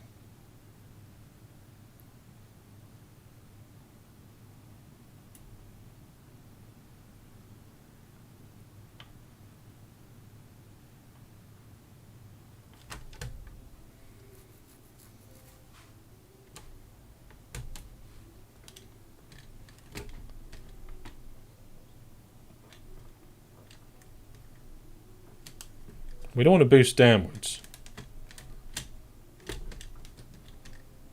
There we go.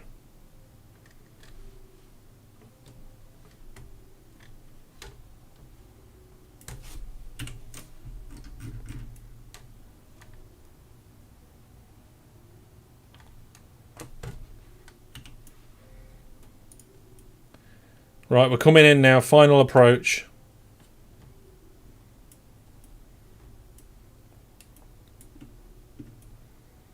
Things are looking good so far. We're 2 kilometers up. Speed is quite high, but we're okay. Speed is decreasing. Brandon looks happy. Coming up to 1 kilometer up, and our speed is still slowing quite nicely. 30 meters per second. We've nearly got no sideways motion at all, but we're burning that off. Not far from the rovers. We're under 1 kilometer now. And we are coming down at about 10 meters per second. 12 meters per second. Almost coming down perfectly straight. Switching away from retrograde down to stability assist. Our shadow's way over here. That's mainly because the sun is only just rising. I'm just going to burn us down at this rate. I mean, what we could actually refuel this with the cuckoo. We picked up a tiny amount of sideways motion. Yeah, we could actually fly this to the space station and then refuel with the cuckoo. I don't think we need to, though. You need about 1,000 meters per second of delta V to get home. We've got 1,700 and something. Just going to let us drop in a little bit quicker. 15 meters per second-ish. Okay, the last 100, we need to slow ourselves down. 50. 40. This should be... Oh, we've got a lot of sideways movement now. Oh, I just hope that we don't... I hope we just don't tip it. No!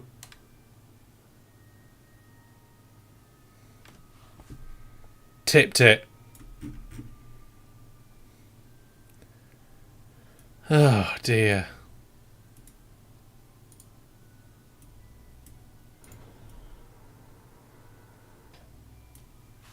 Okay, let's...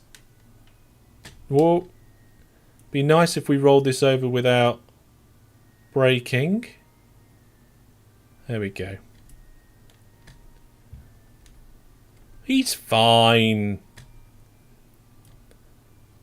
There we go.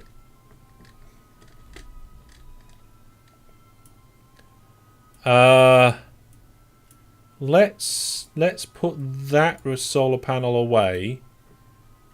Roll it onto its back. You're not using this rocket to get home. You might do. Right, now let's retract. Open up the... There we go. We're in a safe position now.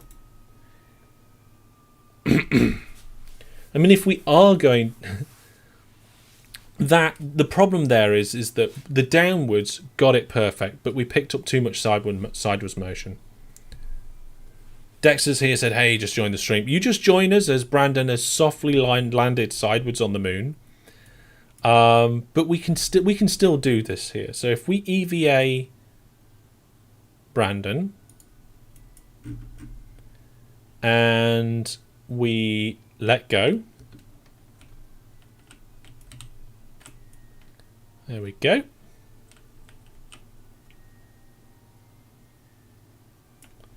Brandon can actually hang out at the moon base until he gets picked up. So let's what are we going to do with Brandon? We'll go over and try and get one of the moon buggies, I guess. Turn RCS on. Look at that. On the moon, on Minmus, that just flings you into the sky.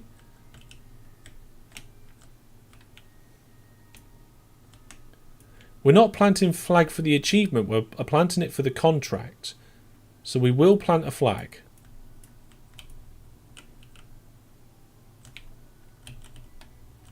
Oh, come on, we're going down too quickly.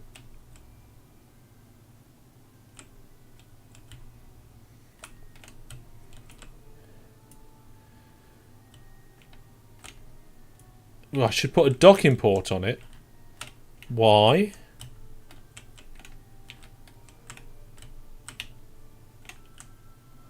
Oh, Brandon fell over a little bit.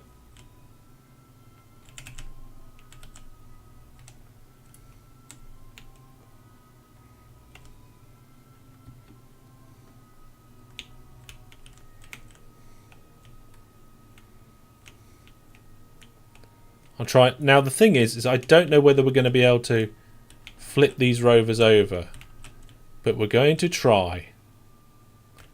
It's just a shame that both of them landed upside down.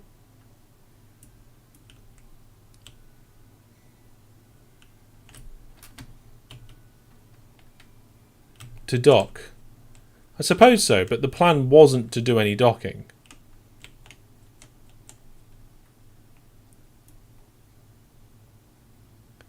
So at the moment it is sliding.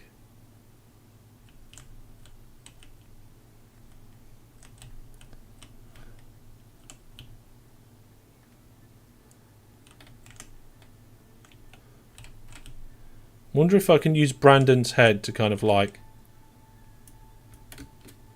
Whoa!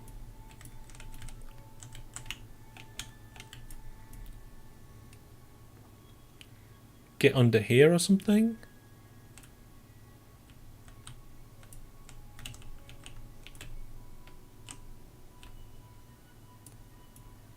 It is just sliding around at the moment.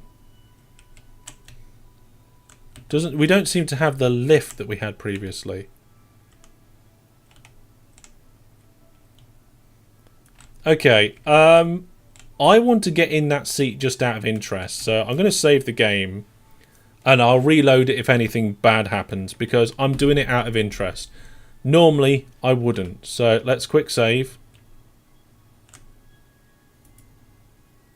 Board, cannot be boarded. They are, seat obstructed. It's kind of what I expected.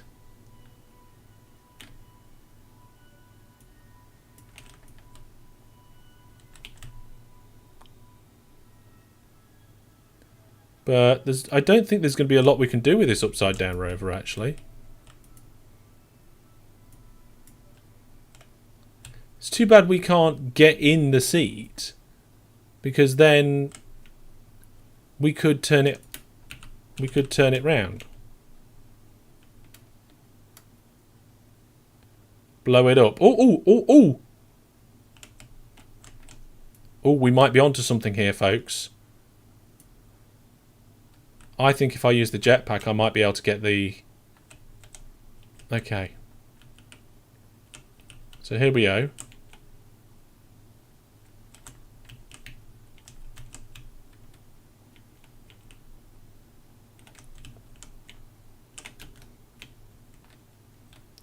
Oh, it's onto its side there, isn't it? Push it against the other rover. Yeah, it looks like it kind of wants to go onto one wheel there. But then it doesn't want to go any further. But then, can I get under it from that point?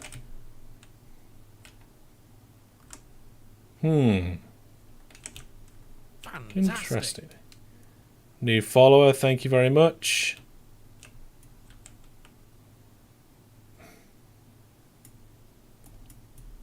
Yeah.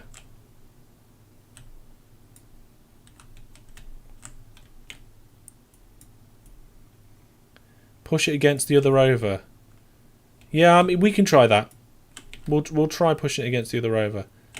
It's not letting me use the RCS while we're on the ground, though.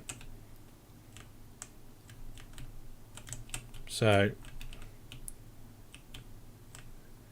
The thing is that we did this on Minmus. The gravity is just so much less.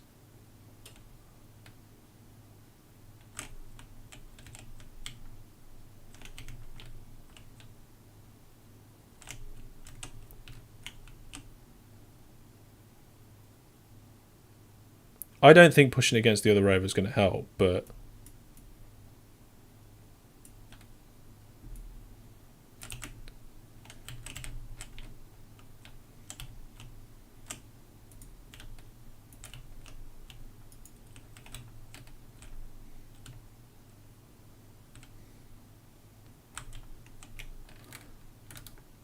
Minmus is just minty space rock. Yeah.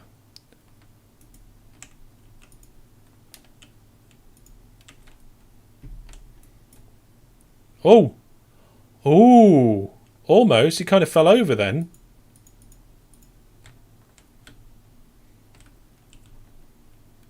What if I jump? Oh, he fell over.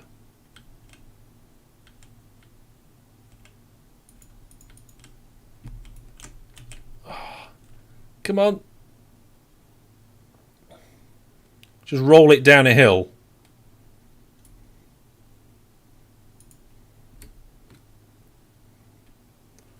Oh, when he got up, he kind of nudged. Oh! And then used the jetpack.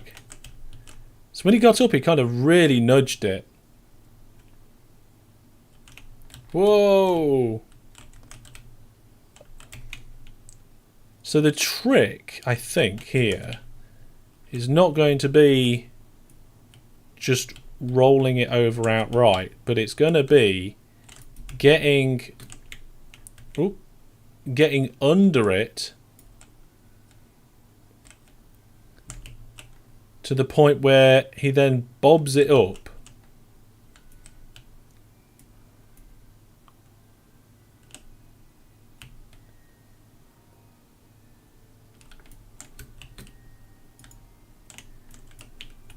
Cannot board while not standing still. That's not going to help.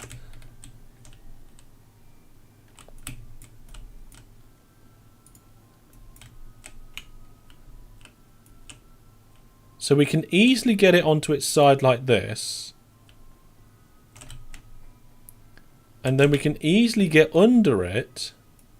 But now we're rolling it like this much.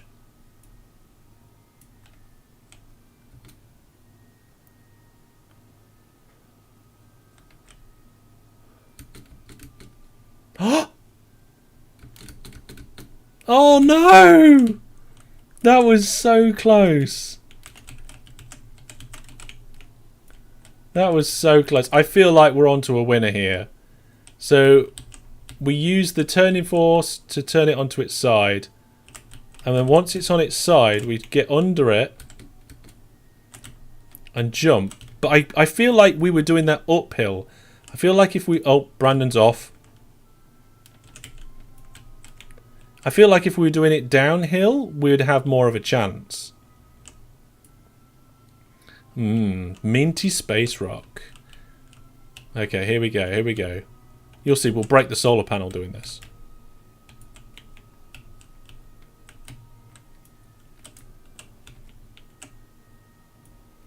Okay, let's get it over slightly. And then get under it. And when it's at its most tippiest point,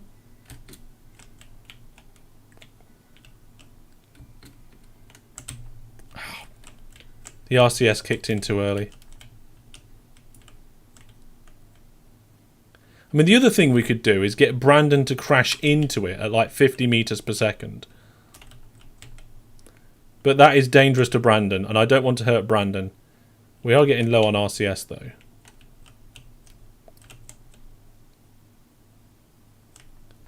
I mean, if it doesn't matter if we use all the propellant, because like the moon base is over there, like 400 meters away.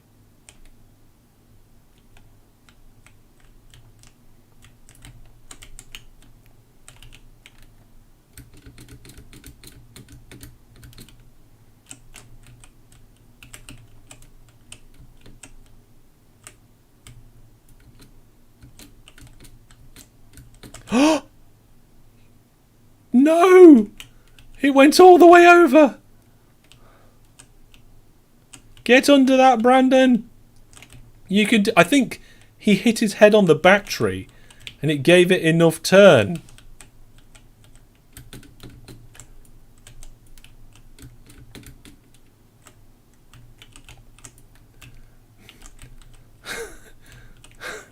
Meanwhile, back at home base, have you tried crashing your face into it?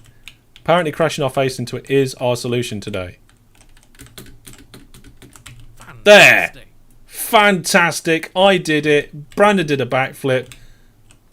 Let's get in the command seat. No pilots on board, cannot engage. What are you talking about? There we are. Brandon's off.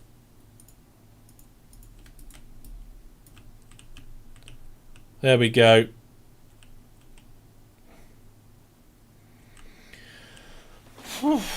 Well, ladies and gentlemen, we did it.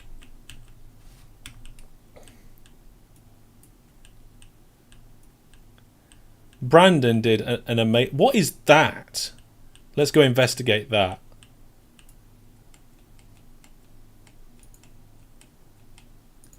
Okay, it looks like the brakes on these things are actually quite good.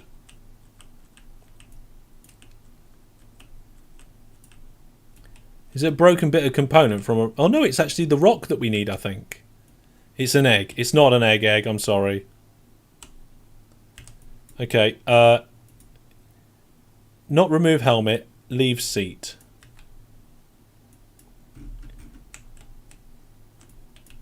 Okay.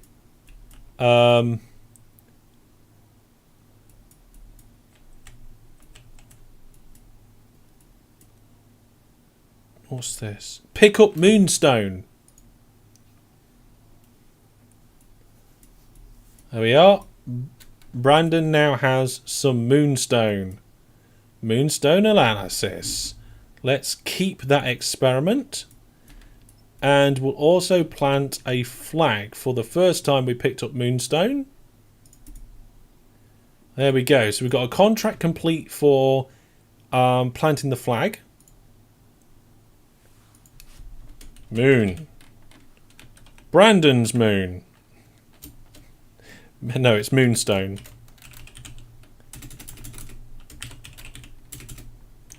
There we go, moonstone. And then let's have a look at the contract. So that's one done. Then we have to bring it back and transmit or recover scientific data from the surface of the moon. The Separatron. I forgot to fix the Separatron to the... This mission is a partial success. Anyway, somebody had to come and get the moon rovers.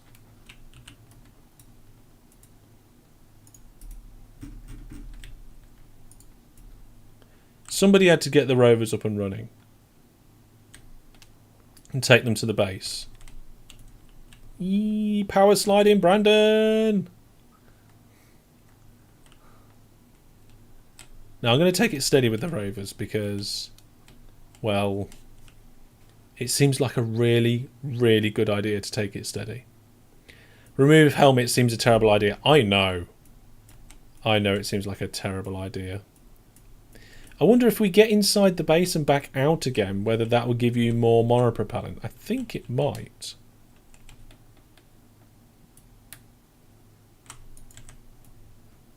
There we go. Let's leave the seat. We'll do our EVA report, actually. Oh, we haven't actually done an EVA report from there before. Cool. Let's not deploy shoot. Let's leave the seat.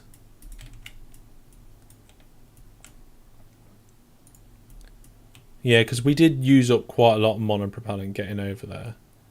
So if we just nip round the other side of here, we should be able to get inside the base.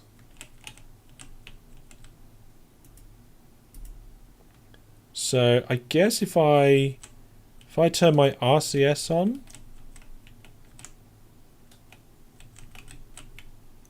I should be able to grab and board. Nice. And then if I... What's that? That's the Moonstone flag. So really we could do with getting that other rover back. EVA? Yeah, his monopropellant's refreshed. Just managed to reach my mute button then. Right, we're going to go quickly pick up the other rover. Now we know the technique. I think it shouldn't take too long.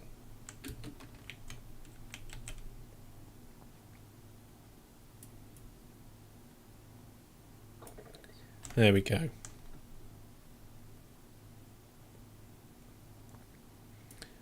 Wait, you can make bases now? Yeah. I put that base there. That's the third base we put here. The first base crashed. The second base didn't have... what do you call it? An antenna on it. And then the third base... is that one.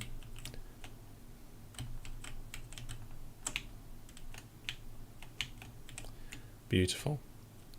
Right, so the trick was to get under the battery with the head and do a jump.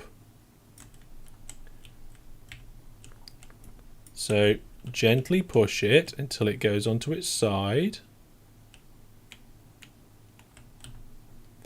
Then as it goes onto its side, get down under the battery. Oh, no, not that time.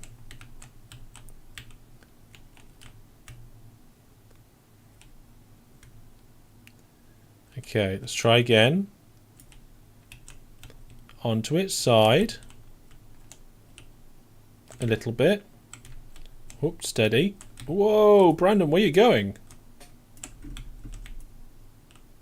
Okay. Here we go. Come on. You're stuck on the battery now. The battery that actually managed to get us... The thing is, this has got SAS. It's just got no probe on it. So it requires a Brandon. There we go. And hopefully we can get Brandon under that.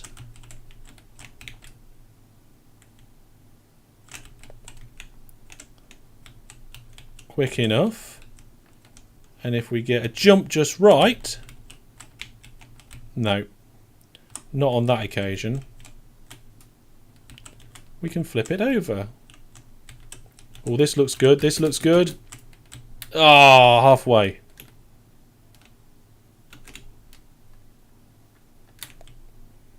Okay, let's try again. Might be able to like get it up against the edge of that crater. Or whatever, that mini crater thing. Okay, here we go. It's like, can I get under here? No. Come on then. Come on. It's too bad there's not like a lever on this, isn't the wheels themselves, you just end up going through the wheels. Come on.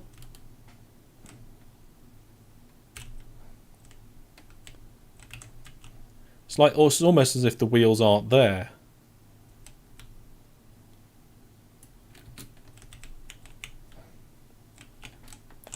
The wheels, come on. Yeah, there we go. There's the start of the roll. There's more of the roll. Head under the battery. Oh, little headbutt there from Brandon. Oh, a big roll. That's the sort of thing we're looking for, but it didn't quite go to plan.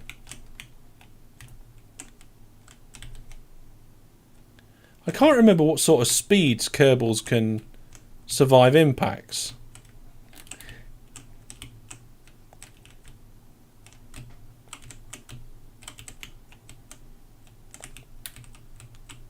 There we go. Like a pro, Brandon. Like a pro. Well done.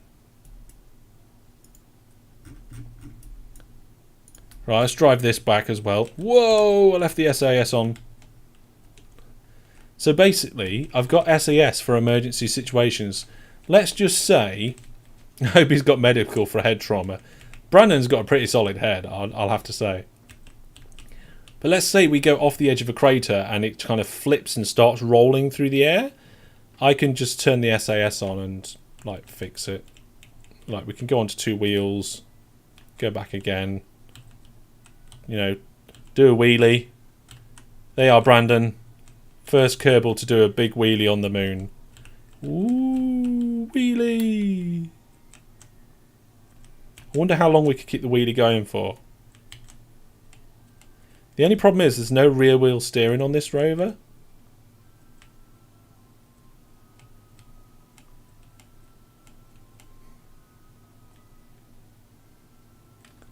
But they are easier to control than on Minmus. Much easier. So now we need a rescue craft. I can't believe we need a rescue craft. This was meant to be a simple mission. I didn't even put a Separatron on it. But now if we need to go out adventuring, we can do. The electrical charge is low, but it will charge up.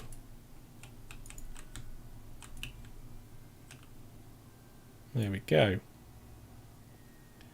Now, what we'll do is we'll get Brandon to leave the seat and get back inside the base, the mini moon base.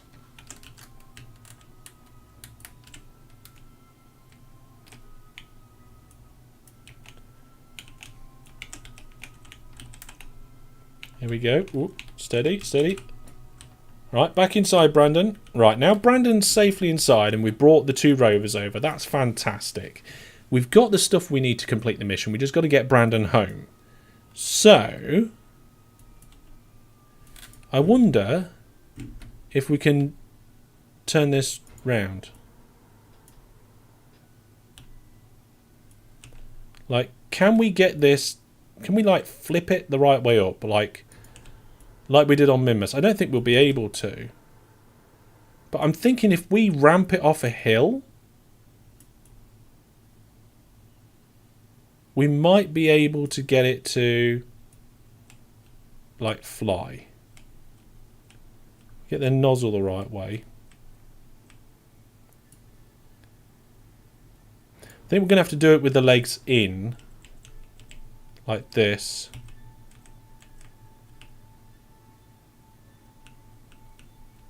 It's going to be like that. Right then.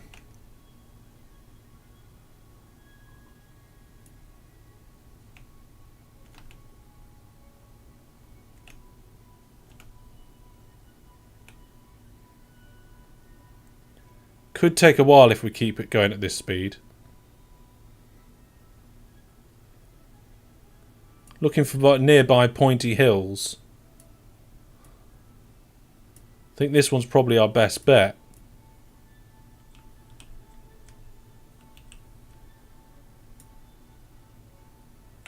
Oh, we're starting to go too fast. Is there anything else we can do to try and pop it up?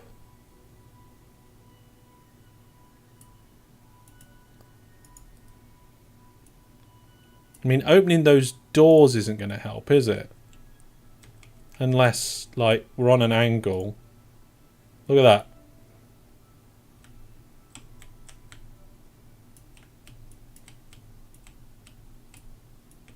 Yeah. I suppose we could just spin it. I mean, the problem is that we need to keep the antenna out to keep having access to that. Yeah, let's close that. We might be able to flip this the right way round.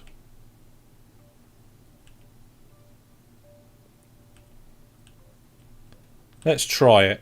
Let's try it by moving it. I've never succeeded in doing this, but we've got nothing to lose.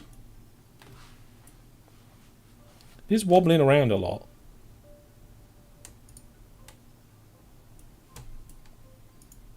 Oh, steady now.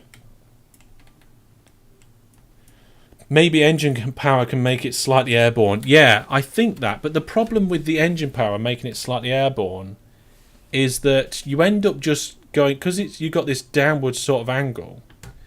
I wonder if like extending a solar panel will flip us up. Let's give that a try. So rotate so that solar panel's actually facing downwards. If it does, I'm going to get ready with the engine. No, flips us the wrong way.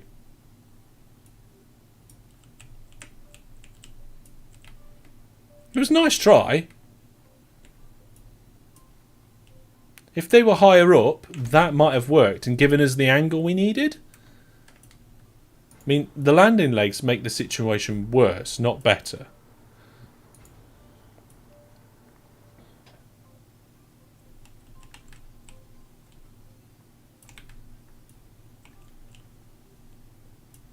And we can't use the solar panel to give us any sort of leverage. Whoa, steady, I didn't mean to do that.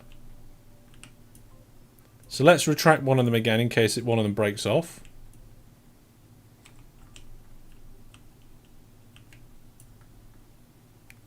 Fly it uphill. Yeah, that's what I'm heading for. I'm heading for this hill.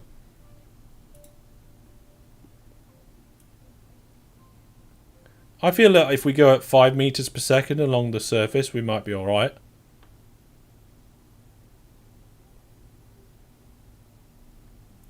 The only problem, well, if we can get it upright, we'll fly Brandon over to it, and then we'll use, we won't, I mean, technically we could use a rover. But it's going to have to be a big flick. And I think we're just going to have to power up right on the point of the hill.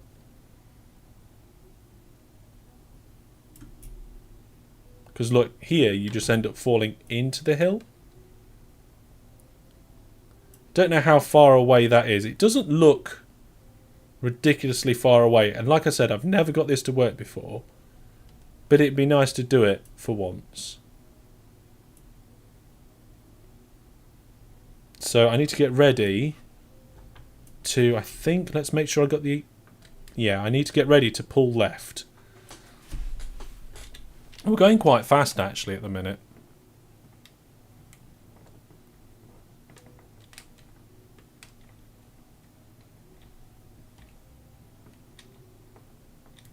Oh, steady. Okay. We need to actually be balancing on this. Or do I? Actually, no, because that gives me a better angle. So then what angle do I want to pull at? I want to pull... Left gets it that way. So diagonally... Top left? That looks right. Right, diagonally top left. Right. Pull diagonally top left. Pull diagonally top left. Keep saying that to myself. Here we go, folks. Pull top left. Full throttle when we hit the lip. Top left. Full throttle when we hit the lip. Here we go. Don't know what sort of speed I should be doing to get up the hill in the first place.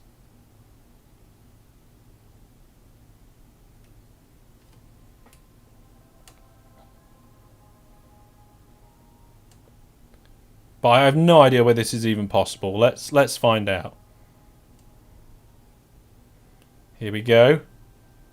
I think this is going to be it. Yep, this is as close as we're going to go. Did it. Did it. We got the rocket up. Now I just have to slow it down. Do a little retrograde push. And now land it properly.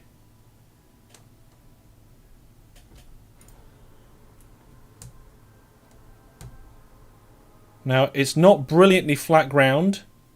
We are 2.4 kilometers away, which is EVA potential. We still have enough Delta V to bring somebody home.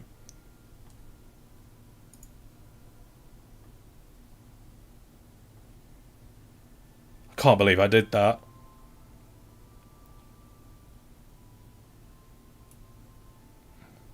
Still got to land it though.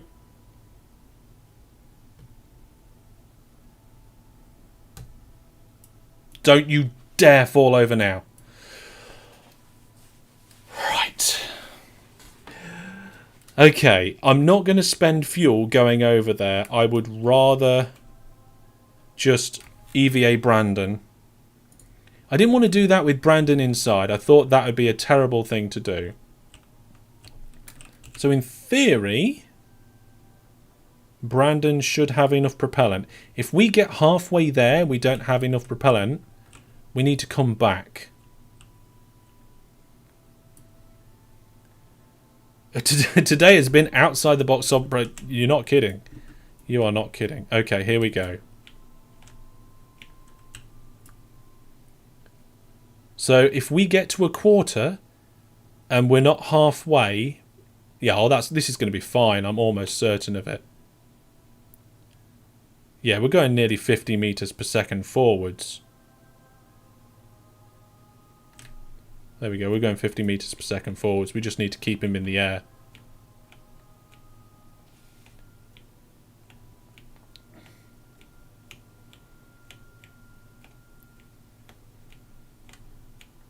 No problem. See? We have the technology. We have the experience. We're getting a bit close though here. So let's try and put full reverse thrust. Whoa! Full reverse thrust. 30, 25, 20, 10. Now again, I've still only got one solar panel out because whilst Brandon's jumping around in his pack, I don't want him to accidentally break one off. What's that? Is that just more moonstone? We just happened to land next to moonstone. Okay, let's now try and get in this thing.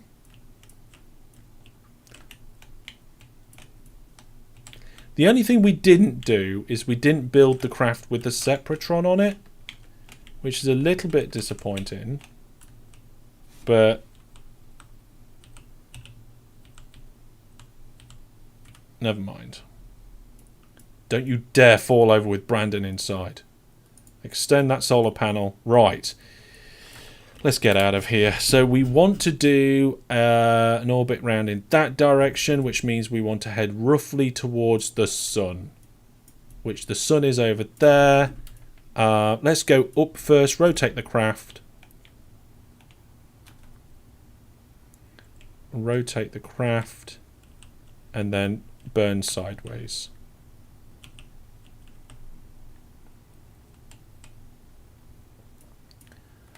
Oh my goodness.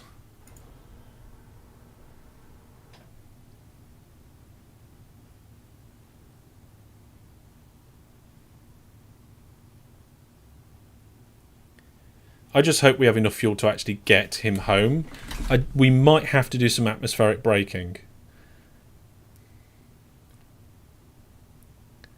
Brandon, you've had quite an adventure tonight. Okay, there's a 15-kilometer apogee. So if we just warp to that point, We're getting quite good at landing where I want to, though, aren't I? I do feel like I need wider landing legs. Like little girders on the side with the landing legs on the girders. Then we'll just prograde burn until we've got an orbit.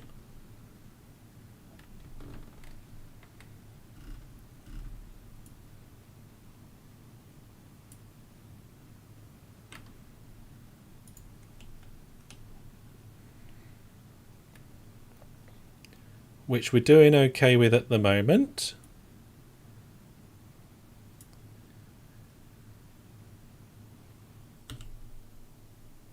Yep, that's an orbit. And then we need to wait until we're on the Kerbin side of that orbit and then do a prograde burn. Apparently that's an efficient way to get home. So let's just check. Yeah, 13 kilometers. We're not going to crash into anything at 13 kilometers, are we? I don't think so. Okay, let's burn to here. I mean warp to here. It's going to take... this mission so far has only been 5 days, but it's been so eventful. Look at the ComSat access there. We've got so many satellites talking to each other. We only want that level of communication. Anyway, right. Prograde now. And we'll just burn until we get a lunar escape. And we'll keep burning until the periapsis of our resulting orbit dips into the atmosphere of Kerbin. Here it comes. There is our periapsis on the right hand side of the screen. 4 million, 2 million, 3 million, 1 million. There's 1 million. We've got 400 and something meters of delta V left. Just going to get this down here to probably 65 kilometers.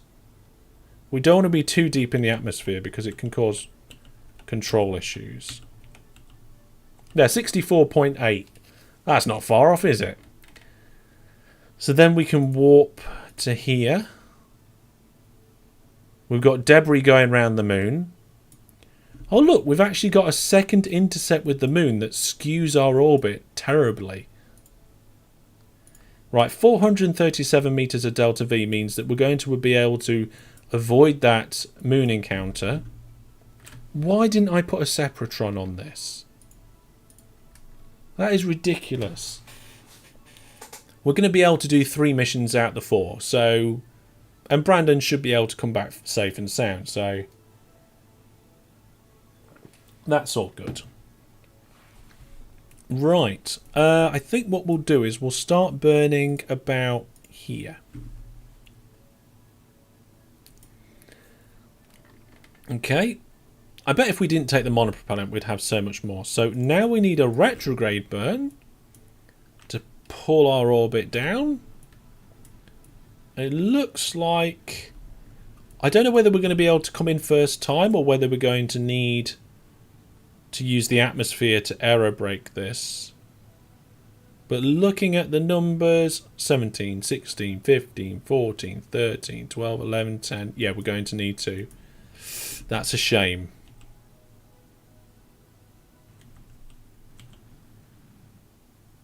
There we go. We're out of fuel. We are out of fuel. So what we're going to do now is we are going to put...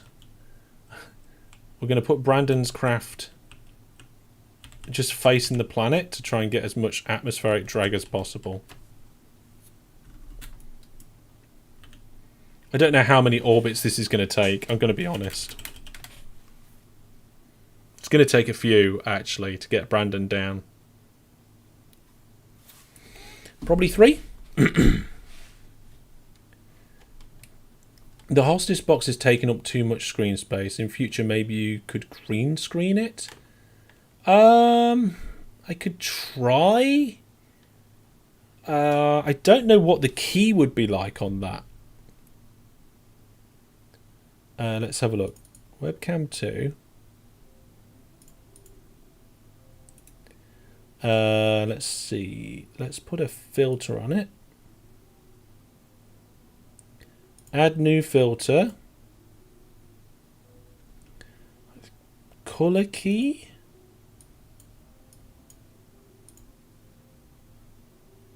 Key type.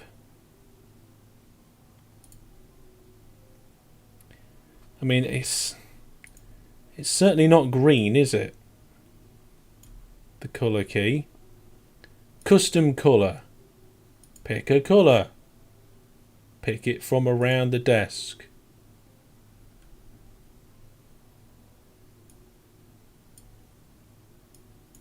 I mean, the problem is the desk is grey and the controller is black.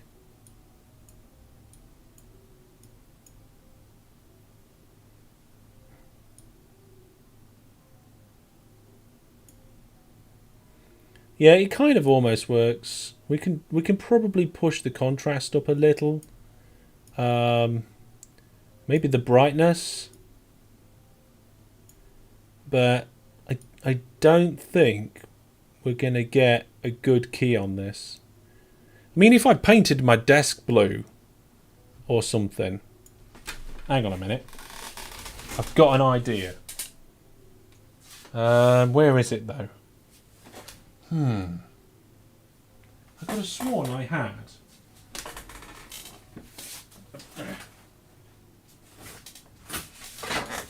Looks like a green folder.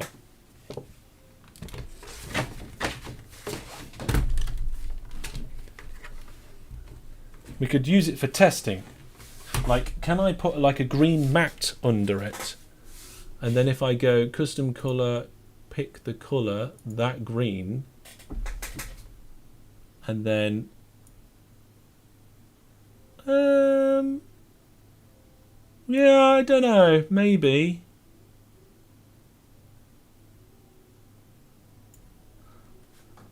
I mean, the problem, this is why I didn't bother in the first place, I'm going to be honest.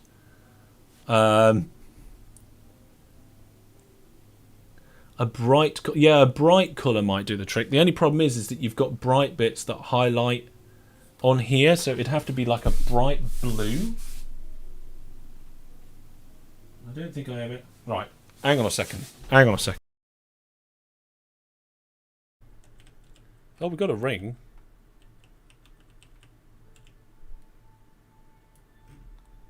It looks like it's floating because it's falling roughly at the same speed as... If we turn the SAS off, it should start spinning.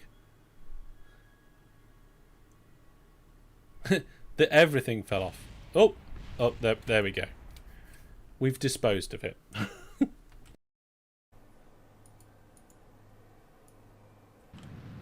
No! Come on. No! Oh my goodness.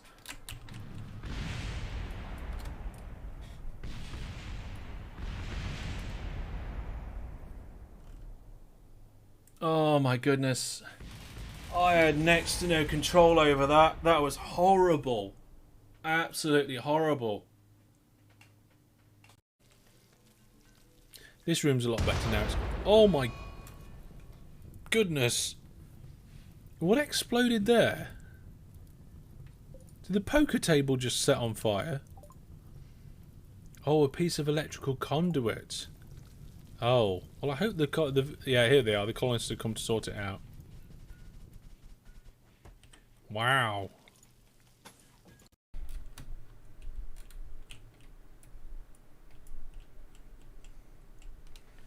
I did turtle myself a little bit. For me, it's the solar panels which is the difficult bit about this one. Can we get up on here? Let's see if it'll let us. Oh, look at it go. Yeah, we lost the science modules. Let's recover the vessel. Don't know if it would be hard to use low gravity. And then, in theory, we should be heading almost straight back to where we need to be. Yes, we are. Right, how close can we get this? Here we go. And now.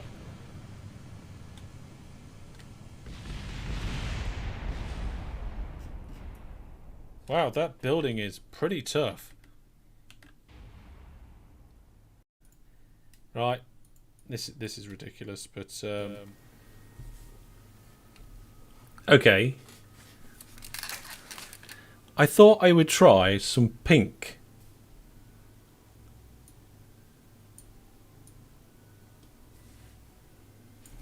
The only problem with pink is, oh no, my hands are black. Pink. That was exactly the wrong colour, but the concept works.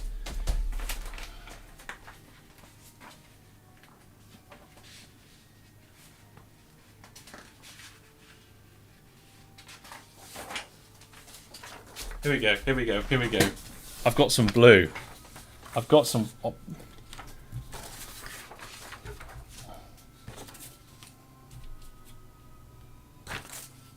Maybe I could just paint this part of my desk bright blue. Would that would be good, right?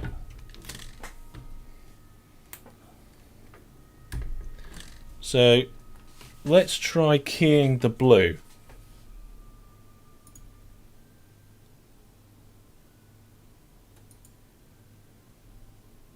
That sort of works, doesn't it? For the most part. I mean, it's a little bit dithery. Got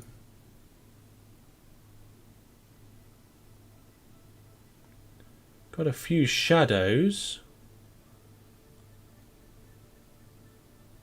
Oh, it's gone a bit dark.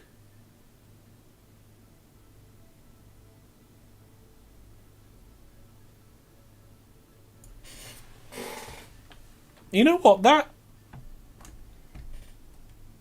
Would that annoy people? What if I put more light on it? Hey Google, turn on the cave lamp. Oh my goodness. Well, that just blows it out.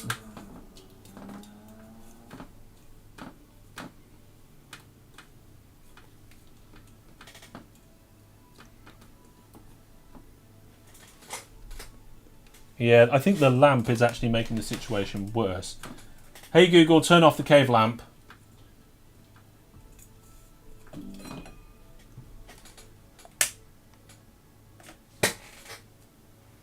Yeah, the problem with chroma key and stuff is it's got to be even, very even. I guess like a ring light from above would be one way to fix it, but I don't have the ability to do that. It's a bit dark now, isn't it? We'd have to artificially increase the gamma, I guess.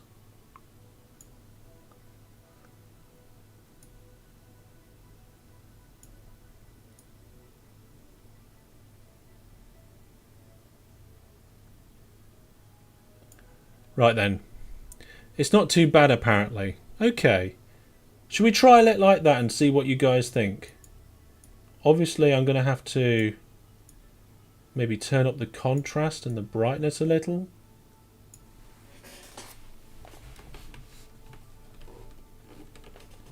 Maybe if I can get good lighting on that, that would work. But it's taking up less of the screen now. Oh, my hand's actually a little bit... Oh, that doesn't look very good, does it?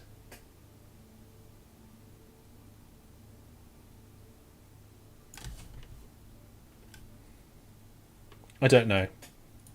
Well, okay, let's get Brandon home.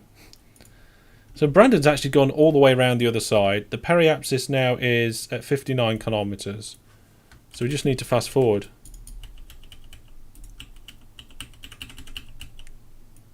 Whoop. And it was at 1 million something, so hopefully skimming through the atmosphere like this. Yeah, I'm not sure about this. I'll tell you what I'll do, folks. I'll turn that off for now, and I'll consider it something to look into for the future. Okay. So let's see, filters, color key. I'll just turn off the color key for now. Now you've got a blue square. But I kind of like the blue square, but never mind. Right, how's Brandon getting on? Okay, we managed to get it down to 770. Oh my goodness. Okay.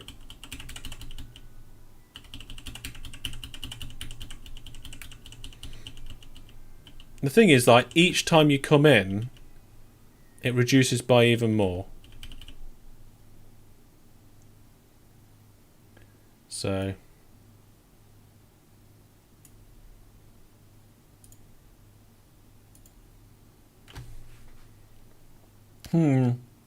You've got me wondering there. I'm wondering if the problem is the light, the lighting.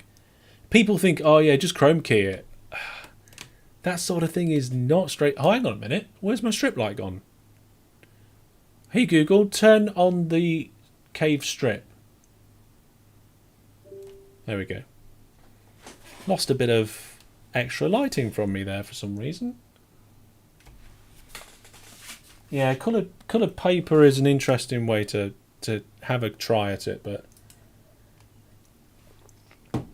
Right, there we go. What are we down to? 6... Right, okay. Brandon's going to need a few passes. Brandon's almost going to spend more time orbiting Kerbin than he is going actually at the moon. In fact, the ironic thing is if I didn't have to use all that fuel, flipping the rocket round the right way and then re-landing it, I probably would have had enough fuel to do this in maybe 1 or 2 passes. So our altitude is slowly dropping. That's the good thing. And as our altitude drops, the atmosphere gets thicker. We're getting a little bit of heating around here, but nothing is... Oh, Brandon's loving it, though. Your heat shield once got depleted on many re-entries. It shouldn't. I don't ever remember... Then again, I'm not using a heat shield right now. The ablator... Well, no, the ablator is at 196. The thing is, I'm doing this high up, bit by bit. If you could do this lower down, and it would do it fast. But like you said, that's when your heat shield or the ablator on the heat shield will get used up. There we go. Oh, we haven't done a game giveaway, have we? Right, whilst Brandon's going round and round and round, let's do a game giveaway.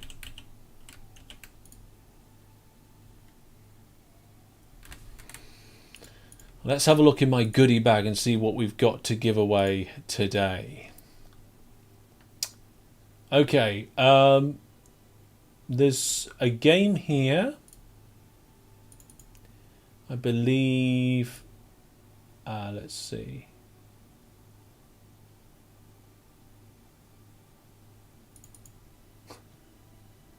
There's something called Sock Pop Season 6. Not sure what that is, but I've got it here to give away. So let's do it. Custom game giveaway. Set it up. There we are. Save. Remember, you've got to be on Twitch or Discord to enter the giveaway if you are on... Sorry. You've got to be on Twitch or YouTube to enter the giveaway. If you win and you're on YouTube, then you will need to come onto the Discord to claim your prize. If you want to not mess around with that, enter via Twitch. It's the best way. You have 10 minutes to enter the giveaway. There we go. Oh, we've already managed to get half of it down already with 2 or 3 orbits. No, it was about 4 orbits I think we've had. So... What else have we got to do today? I guess we've got to send a spacecraft to the moon with a Sepratron, which is really silly, but we'll be able to do it quite easily. We'll use an Eagle 1 with 4 boosters and a really light second stage. I don't know what we'll do once we get there. Just abandon it. I really, really wish we'd have brought it with us. Never mind. I'm just astonished we managed to bring Brandon back in the same vessel that we landed sideways on the moon with.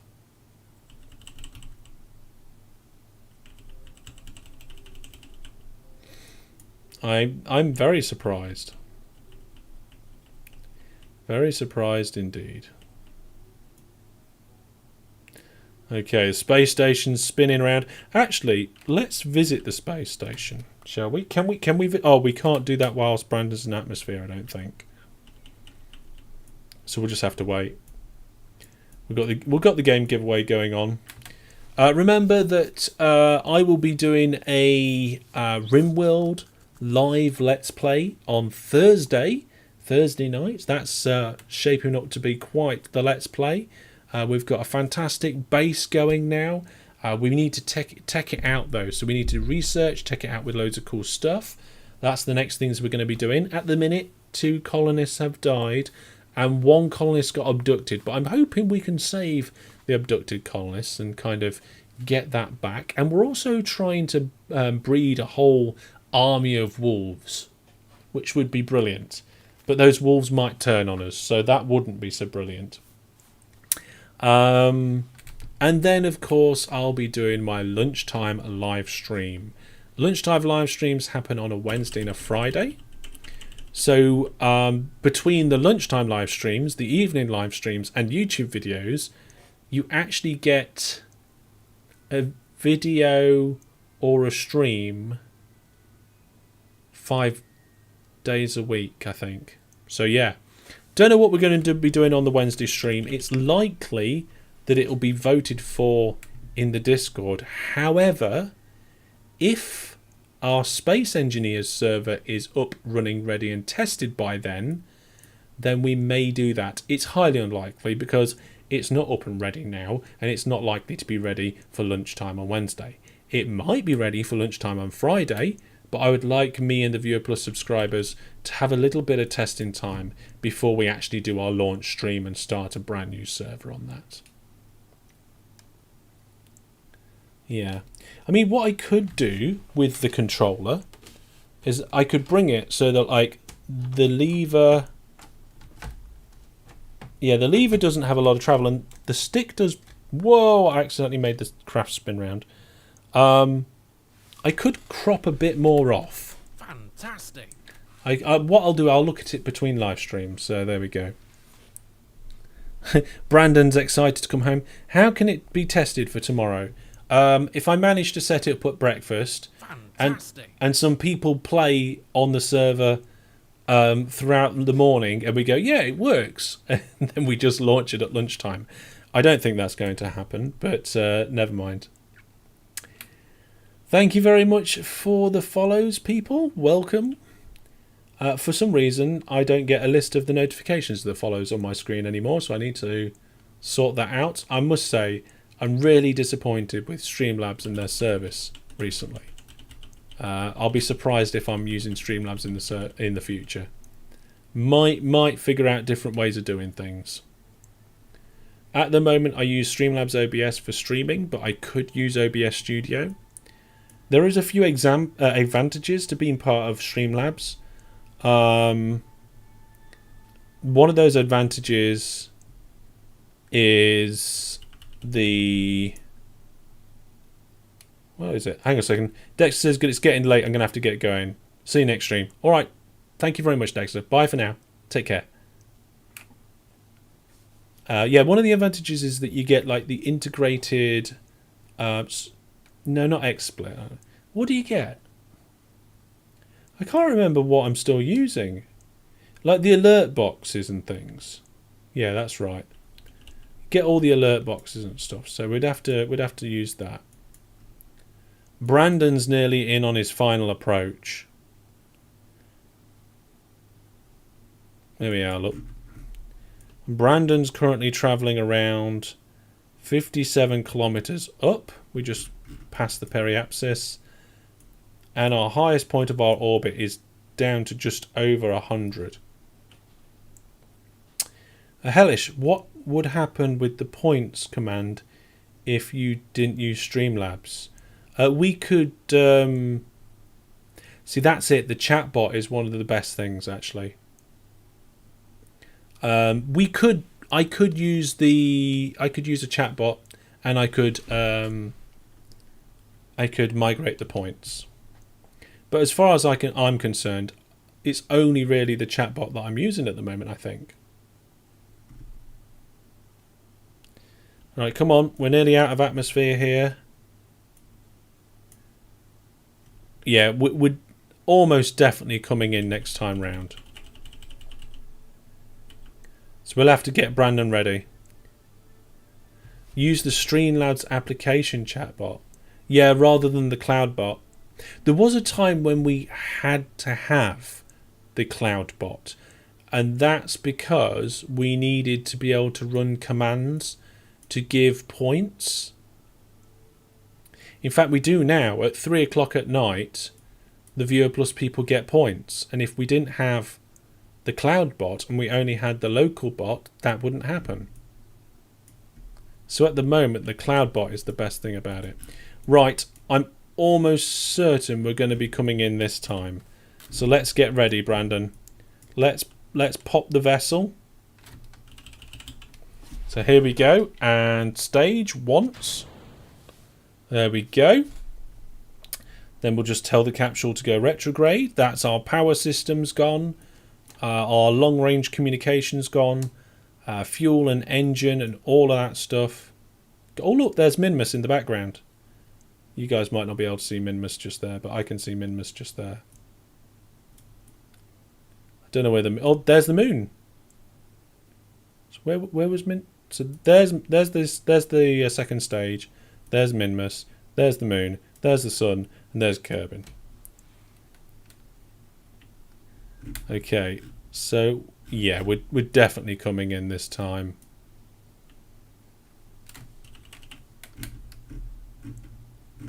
Just going to keep an eye on that electrical charge. If it starts dropping too much, I'll turn the SAS off, but I think we're okay. This periapsis is being pushed ahead of us. This is it, Brandon. You're coming in. And you're going to be coming in hot. Drogues first, then main chutes. This is a pretty standard re-entry. Looks like we're going to be doing it at night time though, unfortunately. So we're not going to see the splashdown very easily. But here we go. Sidewards. This is where we're getting into the thicker atmosphere now. That actually starts creating this atmospheric heating on the outside of the vessel. Ablator is down to 178 out of 200. We're not really pulling any G-forces yet. We are 45 kilometers above the surface of Kerbin at the moment. Not going to press those chutes. Now we're getting into the thicker parts of the atmosphere.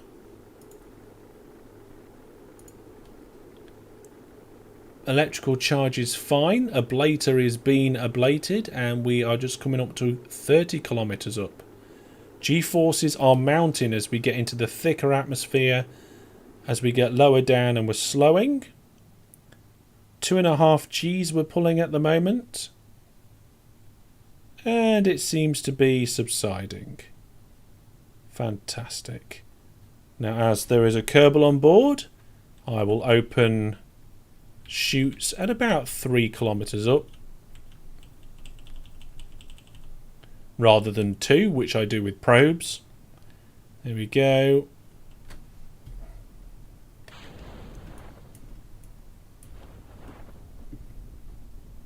Wow, that was 11 Gs when it slowed down then. And I'll open main chutes at around 500.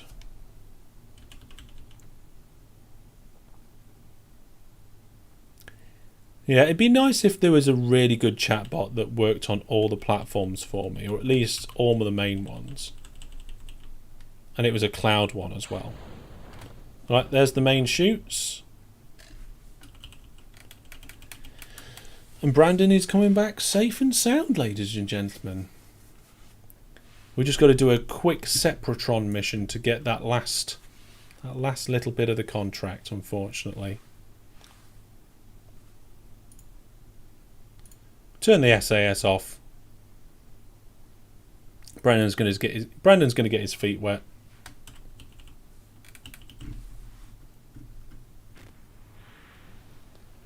There we go. Welcome back, Brandon. Recover. So this is where the screen's going to go absolutely crazy with all the different notifications. Hopefully, we get loads of science. So we recovered a vessel that returned from the surface of the moon. We got next to no science for that. Brilliant. Parts and Brandon came back. So let's have a look.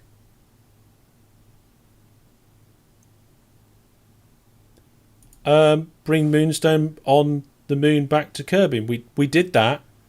Hello, contract? We did that.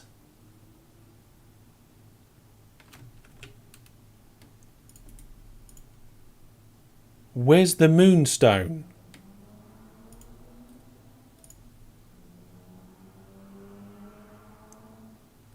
Where is the Moonstone?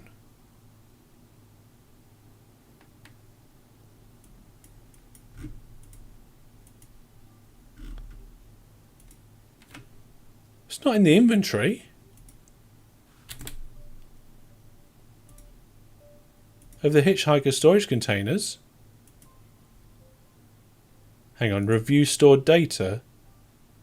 The Moonstone analysis. Oh, it's in the Hitchhiker storage container. Why did it dump it in there?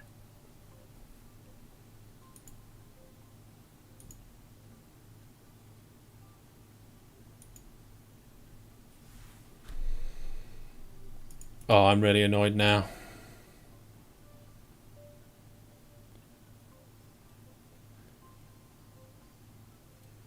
I guess we can test the Sepratron. Oh my goodness.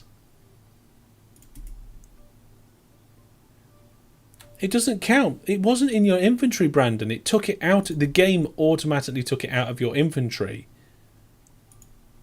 when you went inside the base. Can't believe that.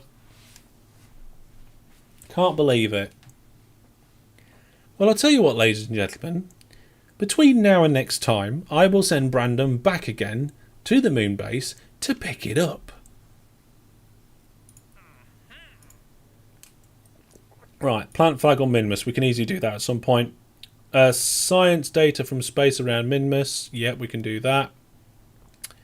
Surface outpost on Minmus. I don't really want to do that at the minute. 6 Kerbals. It would have to be quite big, I think.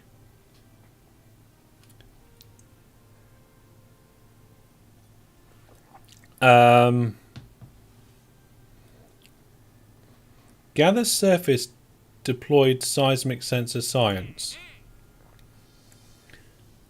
Seismic sensor science on Minmus. I think we could do that, couldn't we?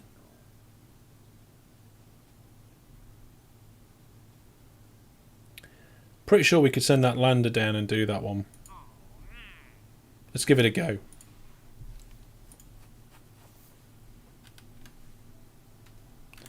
So if we go to the Minmus space station, there is a lander. In theory, all we've got to do is land, run the seismic, and come back up to the space station again. We should have plenty of fuel to do it.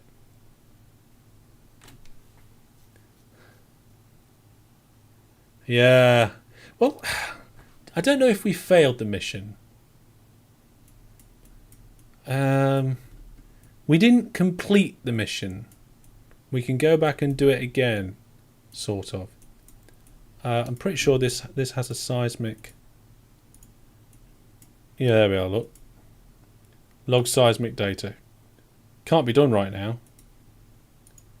So I think we're going to undock, go down there,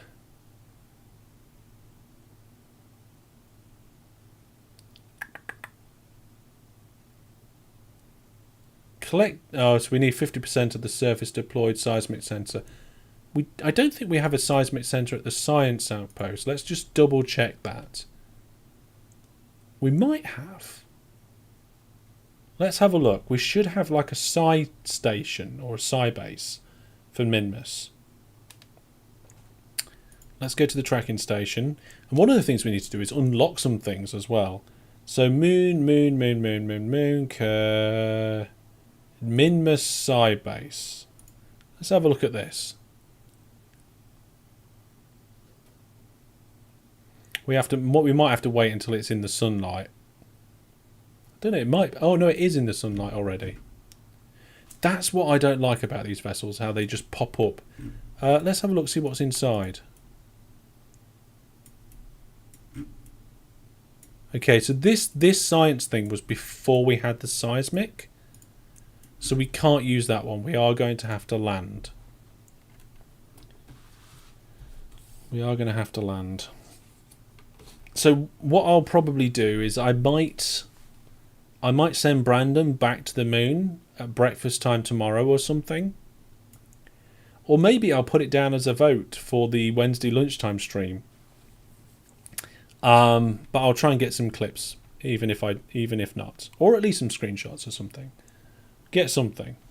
I usually stream in the Viewer Plus Discord if I'm doing anything interesting on Kerbal Space Program.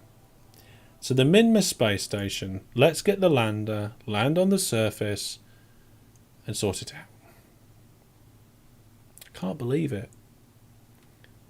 Here we go. So we're going to undock. Switch to the lander. That's like the most gentle undocking ever. Activate these engines. And then we're going to zoom in and have a look at where we're going to land. So I think what we'll do is we'll wait until we're on the sunny side and we'll try and land over here. Always trying to land there, aren't we? Let's warp to there. I think I put too much fuel on this. So if we know how much fuel we use for a takeoff and landing, then we can go and try again with a new takeoff and land. Like, put less fuel in it next time. That'll actually make it even more efficient.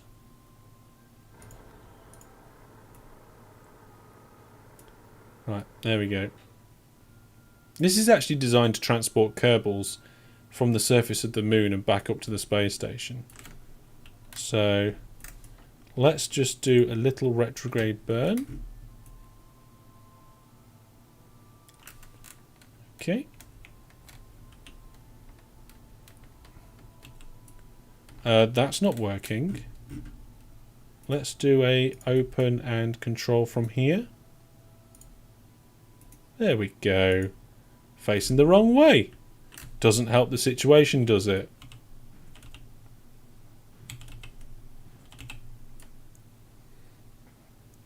Brendan's here. Hello, welcome. There we go.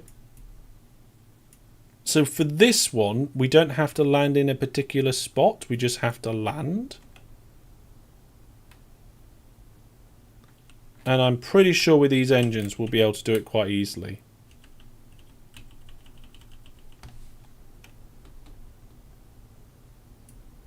It's just going to take a minute.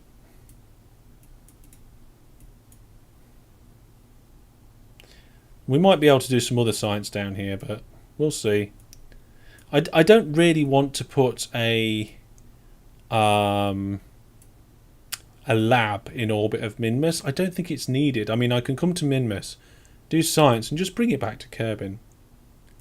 Starfranken said, switched over to Twitch so I can still use my phone while watch. Oh, okay. Oh, you're Brendan that said hi on YouTube. Hi. Hello, hello, hello.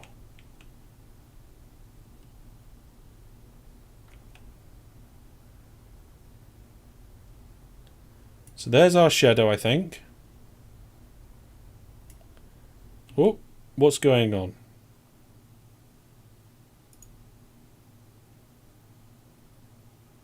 I think we just started going upwards by mistake. Ah, there we go. We did a tiny amount of time acceleration.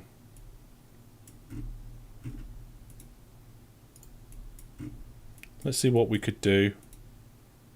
Observe mystery goo. Space near Minmus. Yeah, why not? Conduct the study. Keep experiment. Close the doors though. Temperature. Log temperature. Log pressure.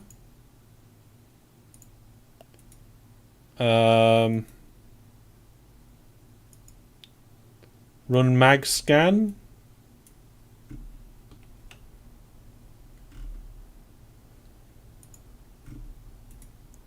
There we go. Oh, the Russian KSP community. Well, hello. We'll retract the boom. Run out. Oh, we can't run an atmospheric scan in this location. Silly me. We do actually have a tiny weeny bit of sideways movement on this.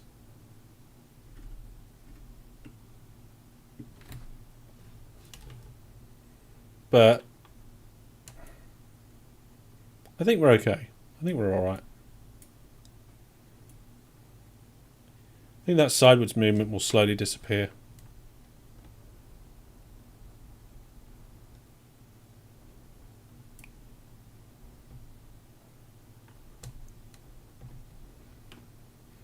Right then.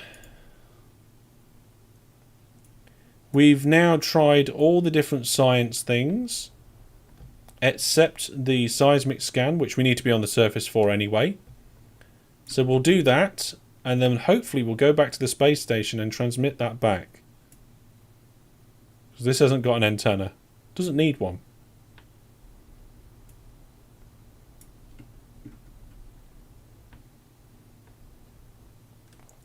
Just gently touching that throttle.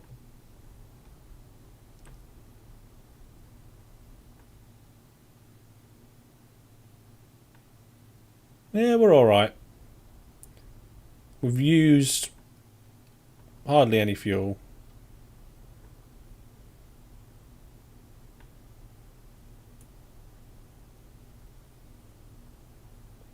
We're now starting to see our landing area.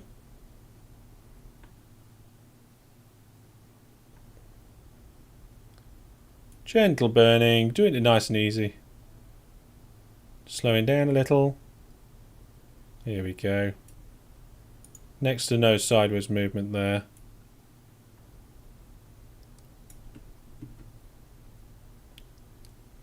Oh, that was a touchdown at 0.4 meters per second. That is fantastic. Now, can I do this seismic data? Yes, I can. Let's keep that experiment. And now go back to the space station. Yes, thank you very much. It is a nice joystick. We're going to try and green screen it or something, or make it a little bit less intensive on the screen somehow. In between streams. Right, let's close the doors. Right, where's the space station? It's over there. Yeah, I guess we'll take off anyway. Right, we're finished. We've done what we needed to.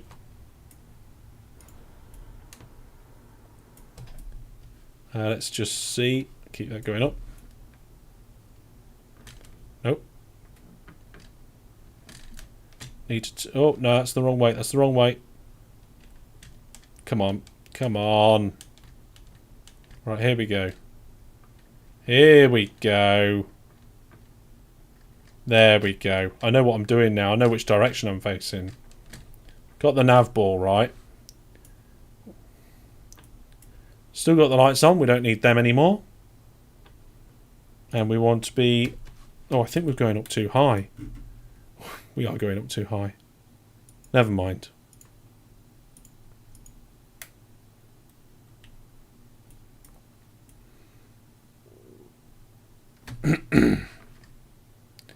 We'll be able to catch up with the space station, no problem.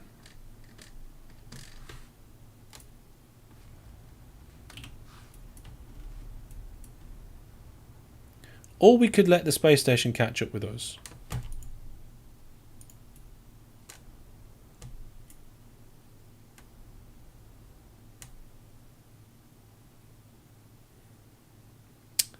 I'm not sure which way I'm going to do it, actually.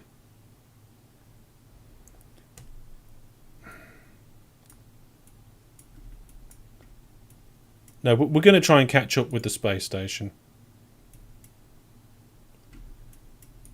It's probably going to be fine. Might take us a couple of orbits, but that should be about it. The space station, I mean, we've got about 5k each side, so hopefully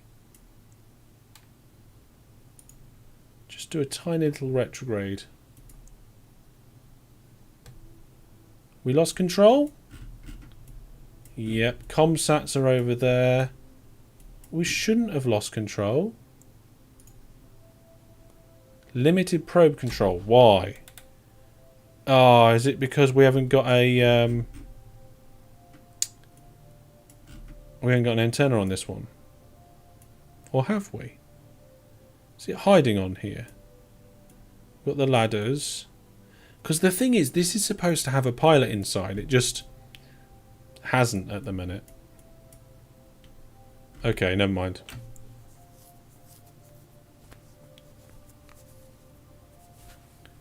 Don't you use the auto guidance system on purpose?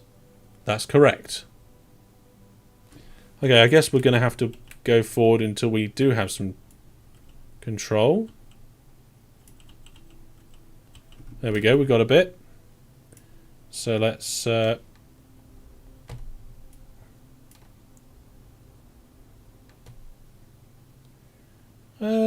looks about right.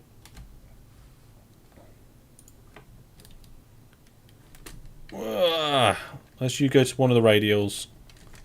Again, I can never remember with the radials which one's which. There we go. So we got 11 over there and 11 down here. So we should just catch up with it.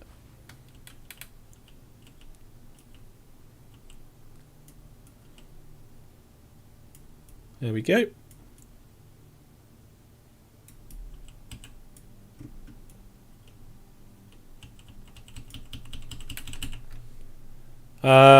Probably should have done some sort of maneuver to get near it, but never mind. It's 4.2 kilometers away. What we'll do is we'll just null out our relative velocity, which is not a lot. And then we'll just point ourselves at it. We'll like I normally do, we'll brute force it. No, that's not it. There we go.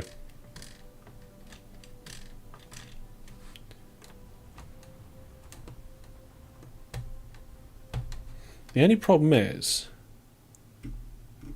yeah, that's where we're going to get very close together.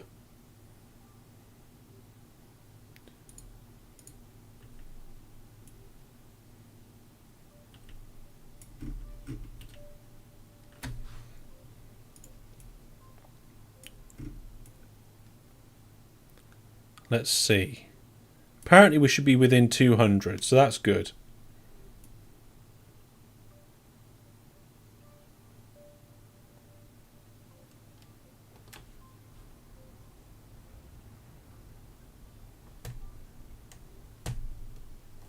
There we go. That'll do. Let's point ourselves at the target again. Is that it? There we go. Whoa, steady, steady.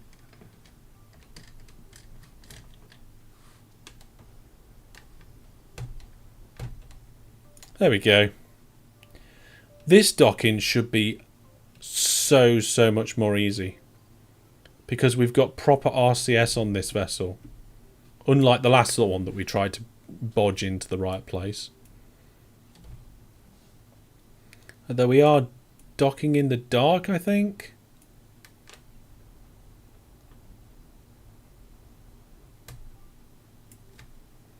Okay, let's turn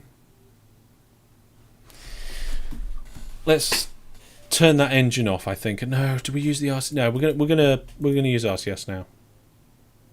So we're going to turn the engines off,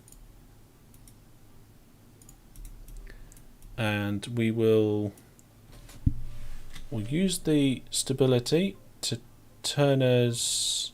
Oh, we need to go in backwards on this one, don't we? Because look, the docking port's on the bottom. Control from here.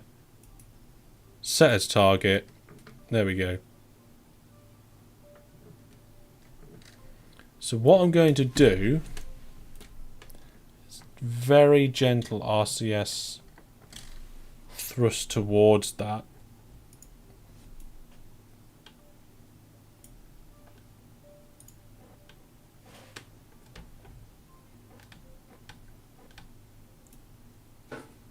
And then just before we crash, I'll stop and readjust ourselves. Probably. Maybe. It'll be fine. We'll turn the lights on because there's actually some little lights on the bottom. That should help see when we get close. And I guess I can use the translation here to just make sure that we get relatively close. We haven't got all the monopropellant in the world because we used it earlier to help construct the space station, but next time somebody comes over this way, we'll do. We'll bring some monopropellant with us. Okay. Looks good. We're at the wrong angle, but this is just about getting close first. Close first.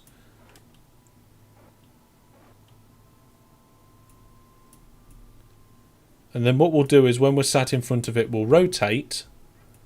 And then we'll try and pop ourselves on the end of it.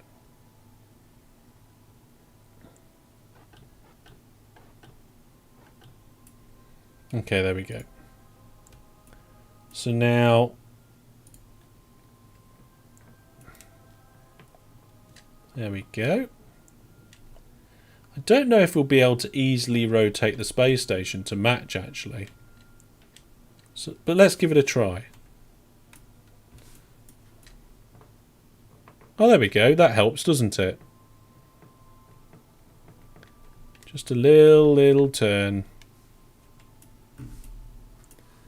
We're almost floating directly into it. Right. Docking mode. Make sure we are controlling from here. That's our target. Okay, let's have a look at the situation. We're currently floating up. Let's get the RCS on for that.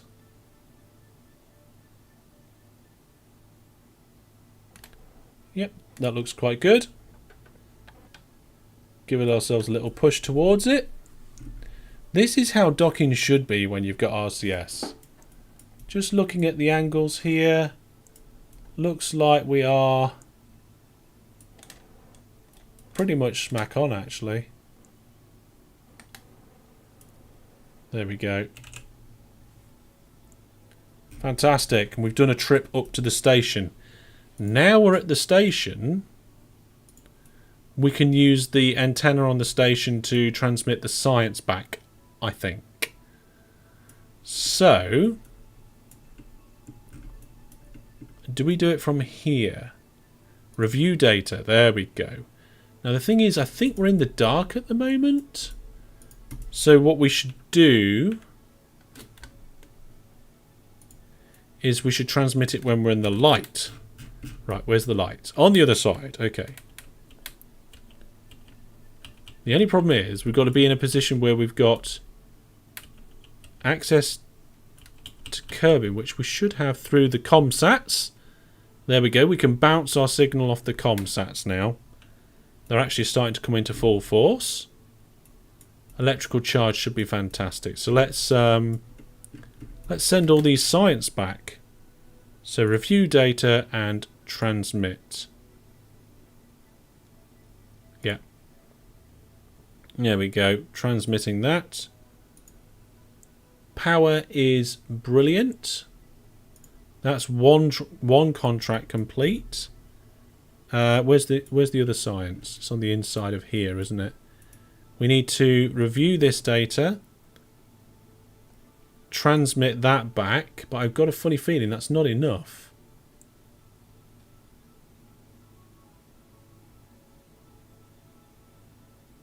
Collected, deployed.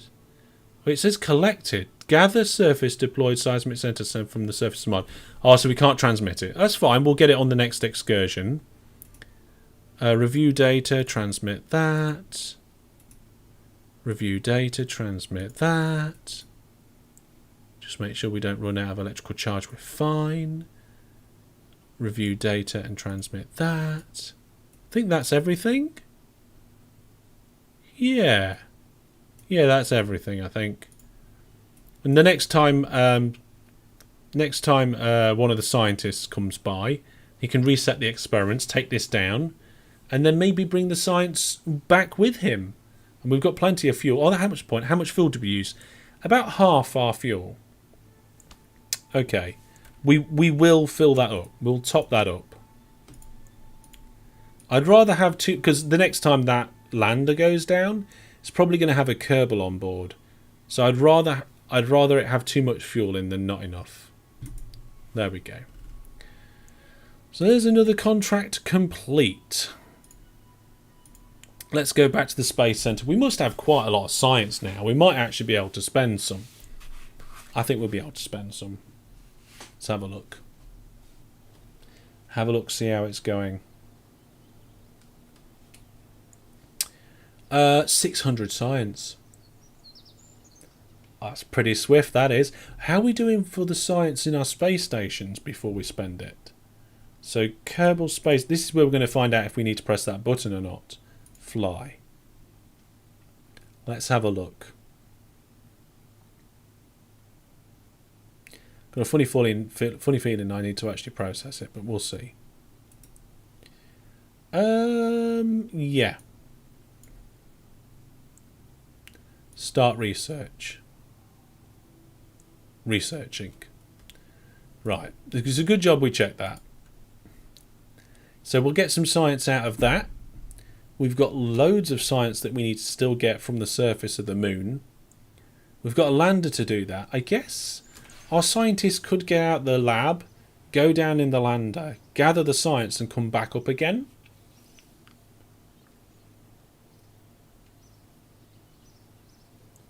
Could pick up the moon rock as well. But then it would still need somebody else to transport that back to Kerbin. So, never mind. We want to get more money. We want to get more money to upgrade the space station. Not the space station. The space complex completely. Okay. Let's have a look here. What we got. So there's a potential for a lot of science to come from the moon. We've already got a little bit. Actually, I think it would be a good idea for J-Bay to go into a high orbit with this. Because then we can probably get a lot of science. Even more science for the lab.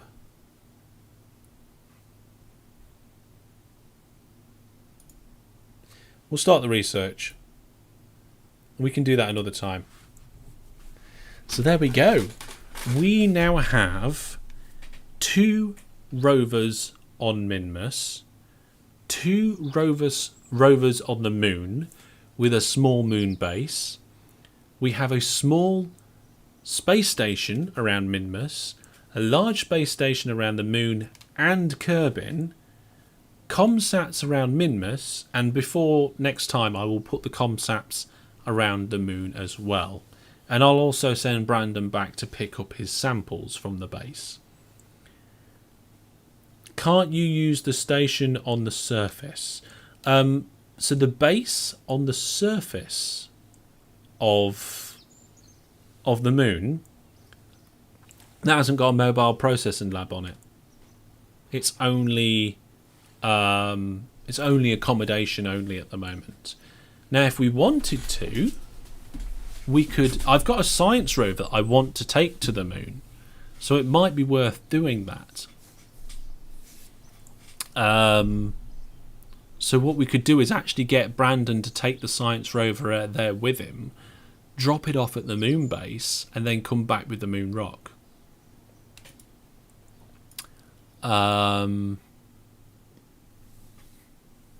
Yeah, we could do that.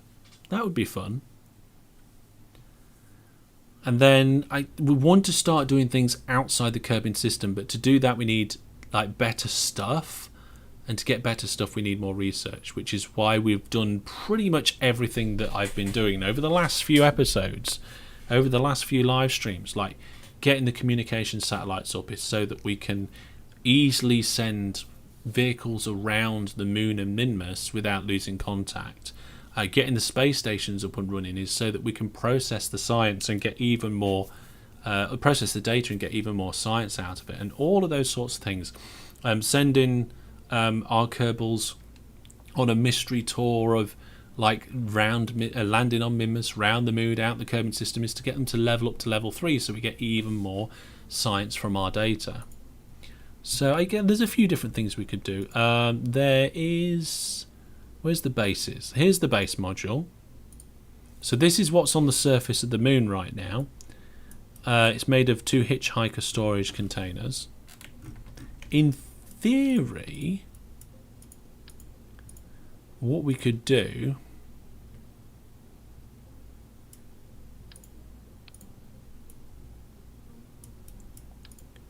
is remove...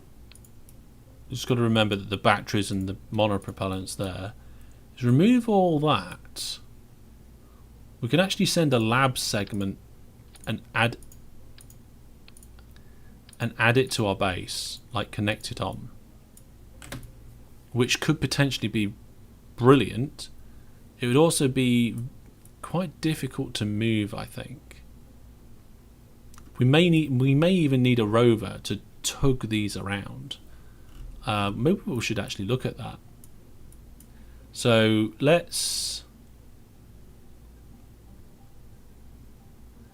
save this as base lab, because we might remember there's no propellant or batteries in that. So in the base, let's switch over to the VA, the aircraft hangar, and open up this. This is a robot which I designed to move base segments around, but it had the terrible wheels and it just didn't seem to work. Now I thought to myself, if we get the good wheels, and also it's huge, if something this big would not be great to take to the moon, but if we put the good wheels on it and we're able to drag the base modules about, we could rebuild and rearrange the base on the surface without having to like build it around and land it as one entire thing. So let's try and get these. There we go. So if I put one there, one there. These solar panels are in the way.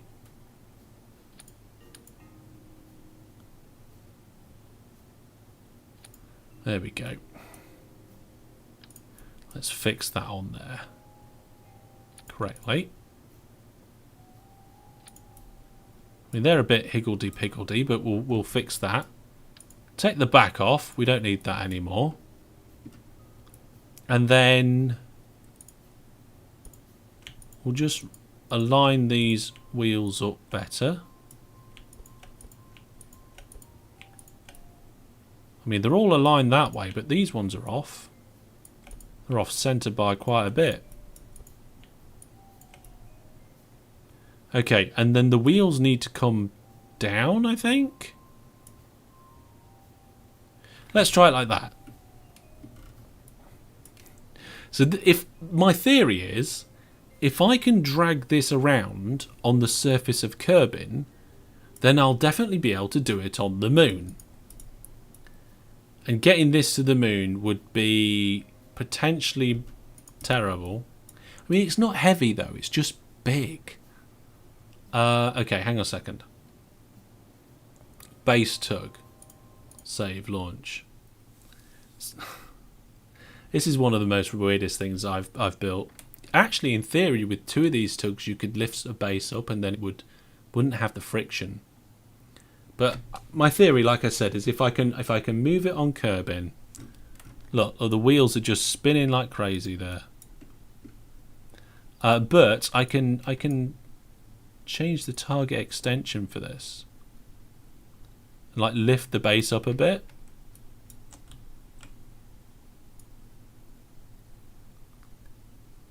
Just try and get the best. Look, oh, look, it's doing it. By millimeters, but it's doing it. I just thought actually these wheels could be on the inside. And also it doesn't need to be that wide. Retract the front legs. Or just one of the legs. I suppose I could just retract it, yeah, because I'm holding it up, aren't I?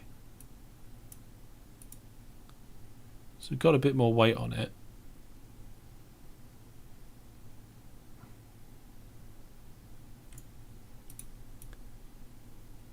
Yeah. Hey, look, we're dragging it slowly. I'm not sure if it's actually being dragged on its RCS port though.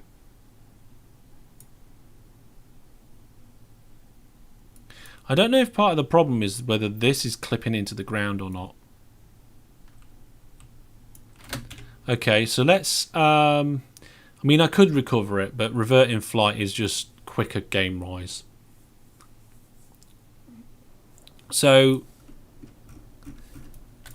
there's a few things that need to change about this. It can't be so wide, and it can't also have that great big thing on the front. It's too big.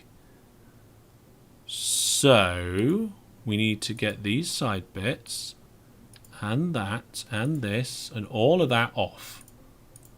We need to connect that on there. Turn it around. Oops.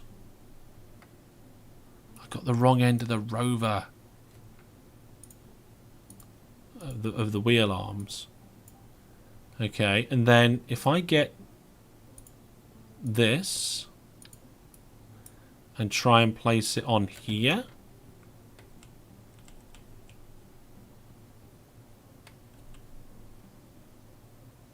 That actually works. And then that's much smaller. The only problem is the solar panels don't work that way. But we can easily rotate them like this.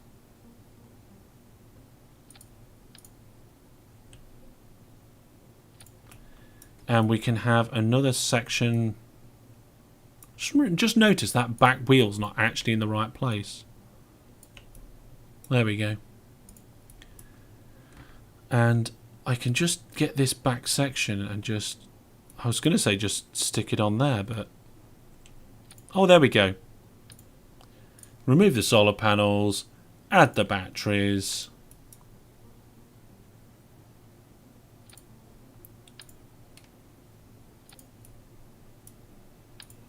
I mean, that's got to work, right? Oh, the probe. The probe actually needs to be on it. We only need one, though.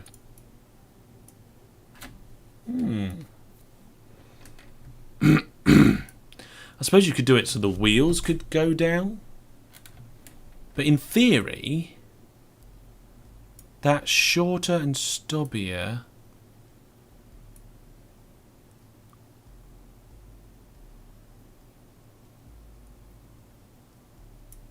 I don't know. Let's give it a try. Because if we can get this working, and it just does move it ever so slightly on curbing, we can send it to Minmus. We can send it to the moon and just like move our base around. There we go.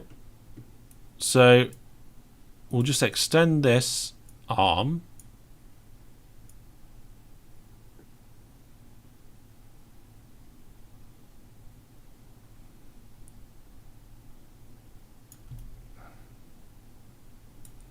Get the tension just right so that the wheels are not just spinning crazily.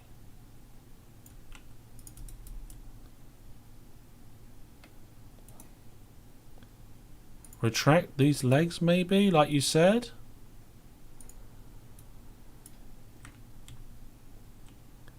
Maybe the arm needs a slight more extension.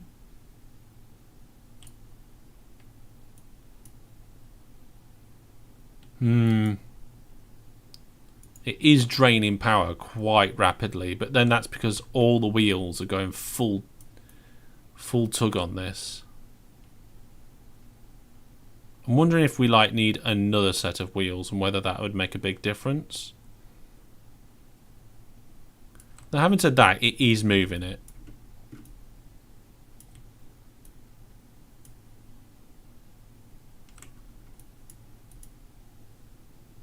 Oh my goodness. It's going crazy because it hasn't quite got the power. I think the sun's setting, that doesn't help.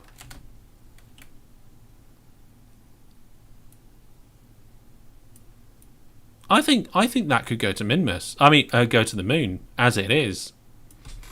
I'd need to find a way to put it on the top of a rocket. But it is basically the same as the Cuckoo for the space stations.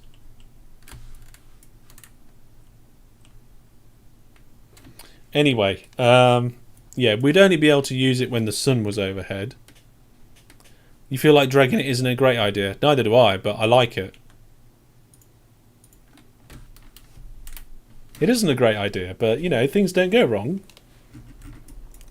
So then what we'd do is we would not do that.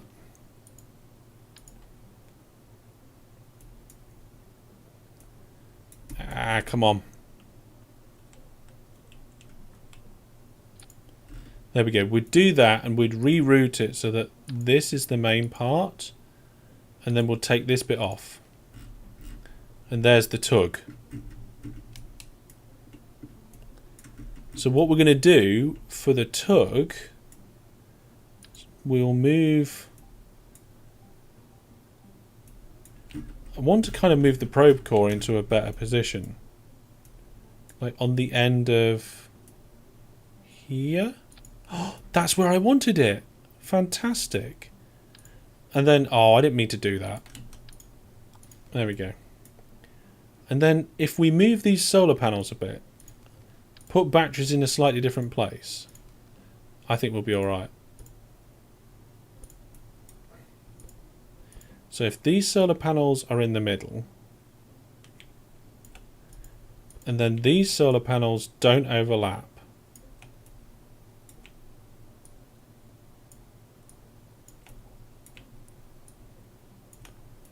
then we'd have to have a new set of solar panels over here.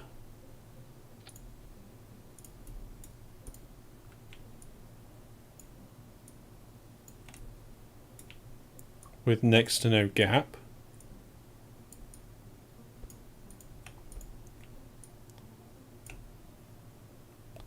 Alright, with no gap at all then.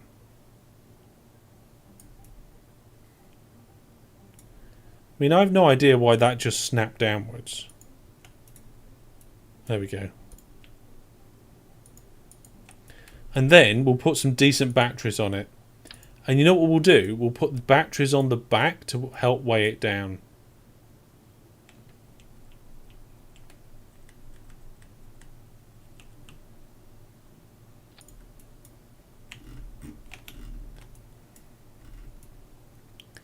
Now we've just got to get that to the moon somehow.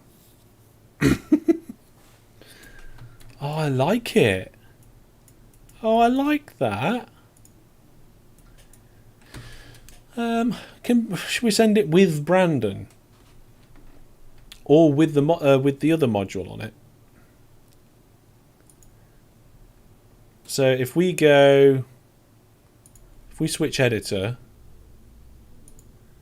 open up the Buzzard 5.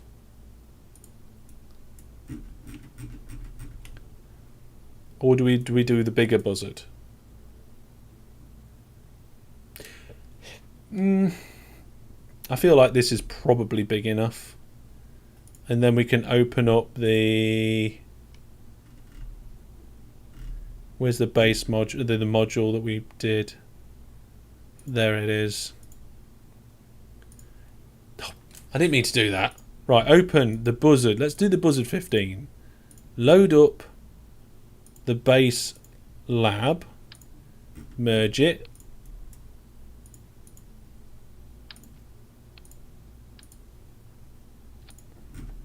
And then on top of the base lab, we'll have the base tug. Oh no, I didn't mean to do that. Right, buzzard 15, load, open, bases, base lab, merge, reroute that bit onto here, then open, don't save, space plane hangar, base tug, merge.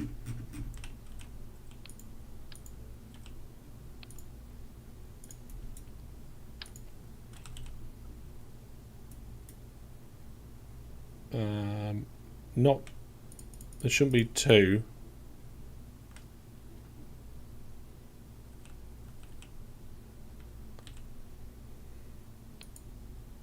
Oh, I had it then. There we go. That doesn't seem like anything's going to go terribly wrong at all. And then we just need to make sure that that's rotated the right way round, so that when the lab module falls on its side, the rover is actually, oh my goodness, the right way too. Let's try and get it on the right way, shall we? There we go. What's wrong with that? We put Brandon inside the lab and then he's got no way of getting home. Don't worry, I'll sort Brandon out later. And then what we'll do is just before this, we'll put a payload fairing on there. So build fairing.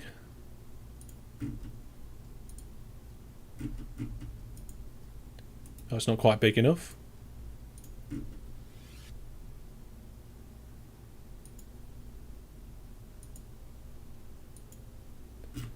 There we go. The rocket doesn't even fit on the screen. Oh, this is a ridiculous idea, but oh well, it's probably going to be fine, isn't it? So we've got all the rocket engines down the bottom here. They should fire pretty good.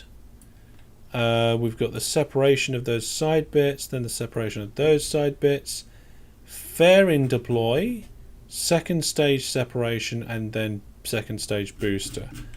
Okay, now the only thing I'm going to do, I think, is I'm going to angle these cones so that they have a tendency to peel away from the craft. Yeah, like that.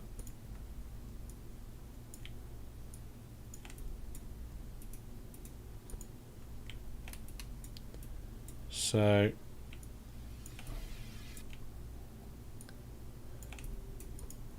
that's it. That should give them a tendency to fall away. So it's going to cost us 142,000 to get the lab and the rover to the moon. And this is going to be quite wonky, I think, with the centre of mass. It's not ridiculous. It is a little bit off. Tell you what we will do though. We'll add more of these for a smoother. Oh, hang on.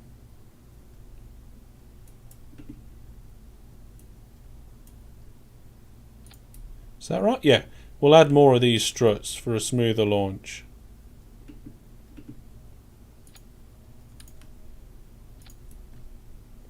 There we go. This is huge. Thrust to weight ratio though is it's brilliant actually. Oh, that's because these two stages don't have any liquid fuel in. It's because I did this so it could refuel at the space station. That's why. 1.75. All right. Oh, fill it up. Fill them up with fuel. Thrust to weight ratio is still really high. Let's bring the boosters down. If we change the boosters though, we need to remember to do all of the boosters equally at exactly the same amounts. Otherwise, we're going to have problems. I mean, we might have problems with this crazy rocket anyway. 1.55. I think that's more like it. Buzzard 15 plus delivery.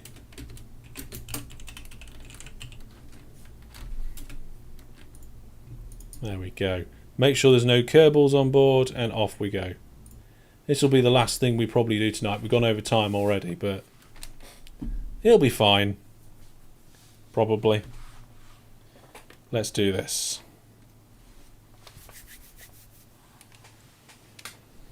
Well, I say let's do this. I hope we do this. Right, we're going to have to zoom out because that rocket is just way too big to fit on the screen otherwise. We'll turn the SAS on. Throttle to maximum. And 3, 2, 1. Wait. I didn't put any RCS or batteries in that lab.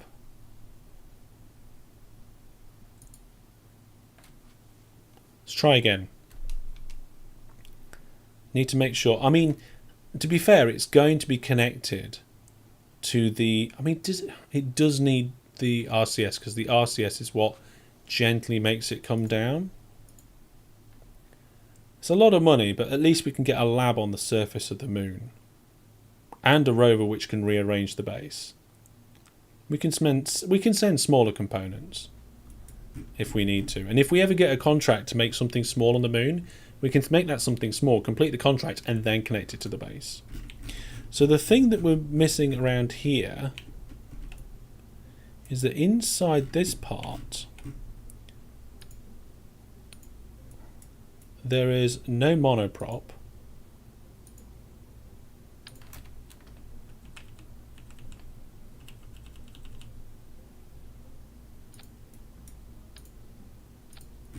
And inside this part, there are no batteries.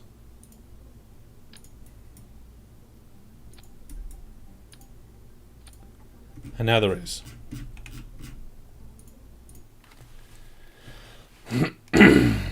Okay, here we go, folks.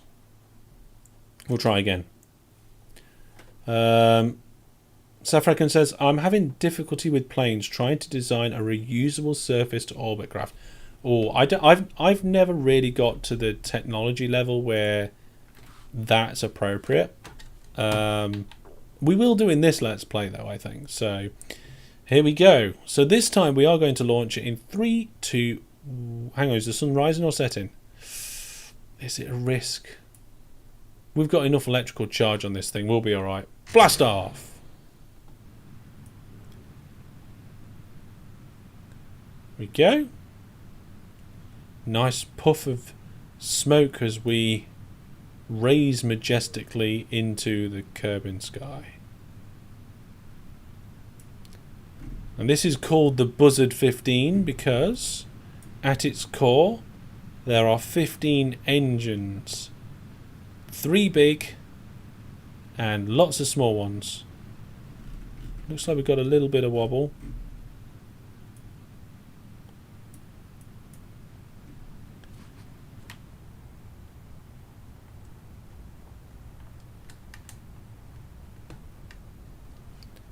There we go. Everything's going good so far. 10 kilometers up. Atmosphere's getting thinner. Side boosters still doing their job.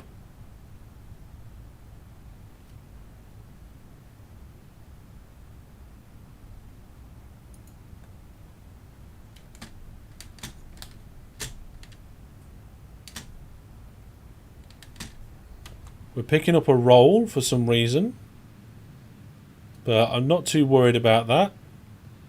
We're going to ditch the side boosters any second now. Yes, and they didn't blow up our rocket. Brilliant. Which means we can Get this rocket facing the way we want it to. Bring it over on its side. It's a bit wobbly, but it's okay.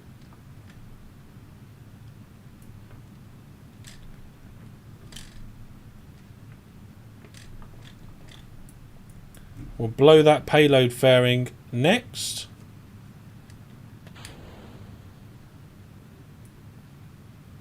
Away it goes. We're in space. Very much so in space with our weird payload. There goes the side engines, so they should go next. Fantastic. So now the question is whether we're going to make it to orbit. I think that isn't really too much of a question. Looks like we're doing good. Let's expand the solar panels and the antenna.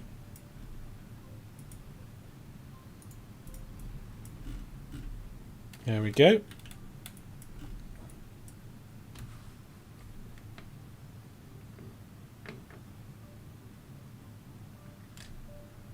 And we've got plenty of fuel in this main stage because it's asparagus staged.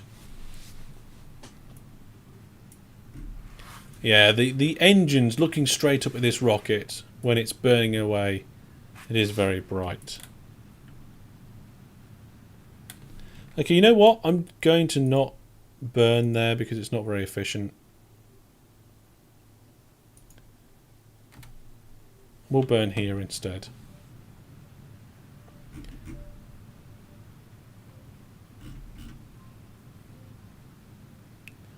Maybe I should have started burning slightly sooner, but we'll be fine. We're going to have so much spare fuel. Again, I've over-engineered this. We could take this to Minmus. Just attach it to the space station and just forget it was ever to be landed. I do want to make a massive interplanetary ship though at some point. That'll be cool. Where we're going to go to a different system, explore the different moons of that system. Okay, there we go. We've made orbit. The moon is to our right, so we need to wait for pretty much one full rotation. Where's the periapsis? Oh, it's okay. The periapsis is 84 kilometers, so we're not going to hit the planet. Spent all this time designing and making extensions for our moon base. Can't even do it right. Okay, there we go. So now we're going to prograde this.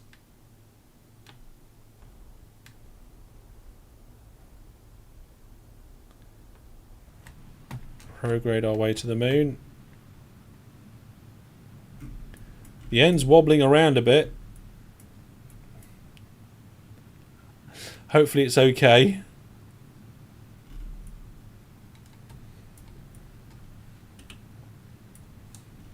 And once this is burnt, we've still got the second stage to get ourselves in orbit of the moon and land it. And then we'll have a silly base building rover. It's the land cuckoo. That's what it is. It's the land cuckoo. Looks like we're going to make the moon on the center core of the first stage. Right, throttling back. Okay, let's have a look. Looks good to me.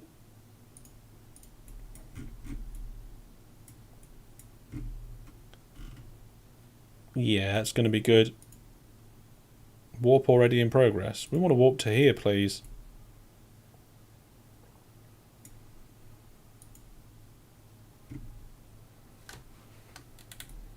Okay, so we've got to try and land it in this crater. Nowhere else. It has to be right near there. Because I don't want to drag this lab across the surface of the moon miles and miles and miles.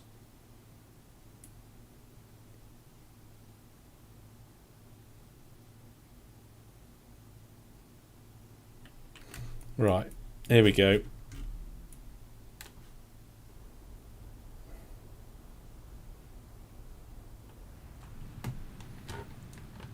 The first stage is about to run out.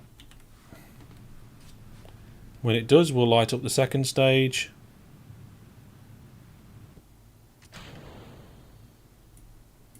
What was that? How strange.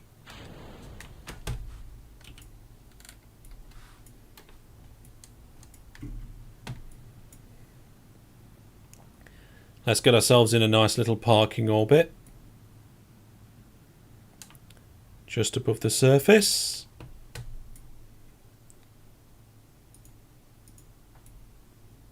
Excuse me, my voice is going. I haven't got much drink left.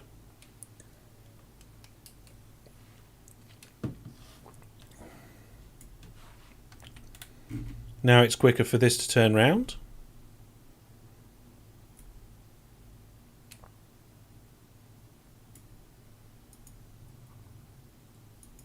It is a little bit crazy though, this. I have no idea if this is going to explode or not. Oh well. We'll find out when it lands. So let's have a look. Where's our base? That's the Psi base. We're actually over the top of the base now.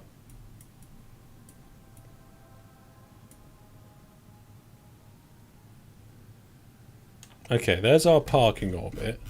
What's going to happen now? So we've got the sun over here, Kerbin over there. We need to wait until we're facing the right way, because the actual landing zone is in this crater, which is facing away from Kerbin, and we haven't got our comsats yet. But there's the sun.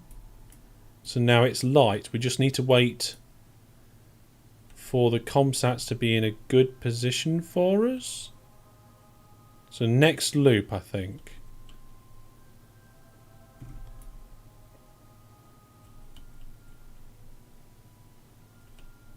No, I don't. Next one. Next one. Here we go. So these two comsats here should help us in. Right. Retrograde burn. We do also need to twist the orbit, so let's do that first. We need to go anti-clockwise, so we need to go to the normal. Won't take too long to do that. Get it all lined up. And normally I have to do a correction burn anyway as we're coming into land. But I don't like doing that if we've... Look at that. We're going to be landing on the moon with 3,154 meters per second. Well, we're going to use a lot of that to land, but we're going to have a lot spare. The good news is that if this survives, we can actually leave it connected, I think, as part of the base, and actually provide fuel to the base.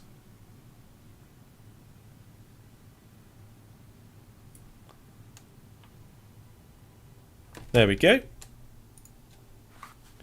So now at least we're flying over our target's landing zone.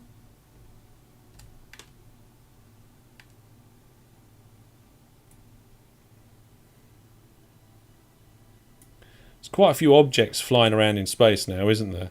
Space is starting to get busy. Really busy. Right, here we go.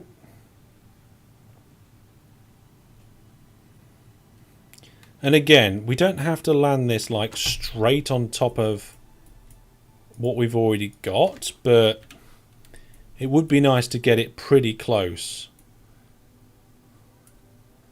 Okay, let's have a look at the situation. Situation looks quite good. Not sure what the deceleration is on this, so let's have a look. Not too bad. What are we coming in like? Okay, I'm quite happy with this so far. We just need to make sure that when we fall, we turn RCS on and spin the craft. So whatever we fall down on, that's the side that we fall.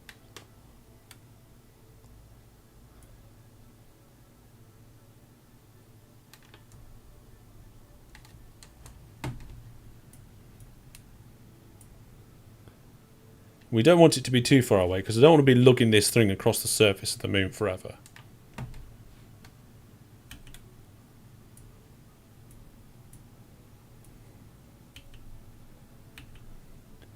Well, looks okay at the moment.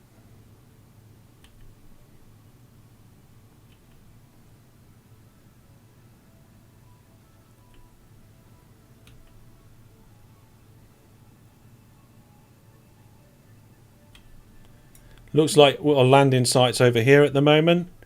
Now it's in this crater. Coming up to these two craters. We want to drop it just it's short of those two craters, really.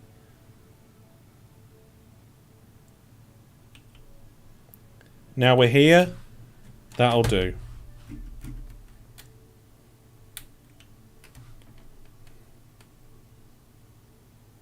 As long as we don't land on top of our existing bases. That'd be a bit rubbish, wouldn't it? Oh, landing legs. That will help cushion the blow when we come down.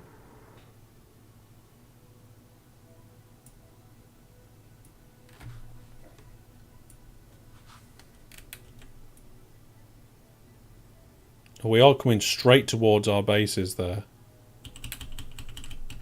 Max power.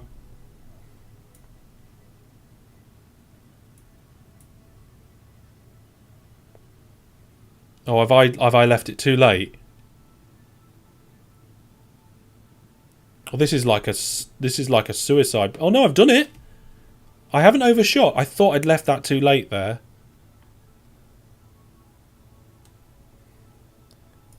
RCS is now on. Cool. Nice. Happy with that. Very happy with that.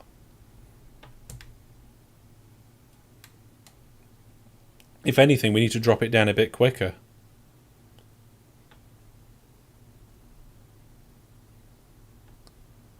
$500-ish. We haven't got any landing legs on this engine, so we need to land as softly as possible. Okay. We're getting very close, switching to stability assist. Changing. Getting ready to cut the engines.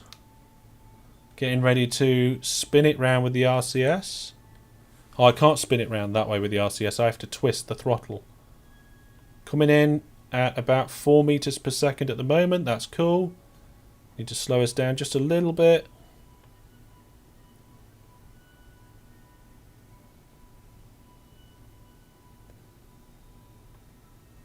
Right, which way are we falling? We're not falling. I'm going to have to give us a gentle nudge.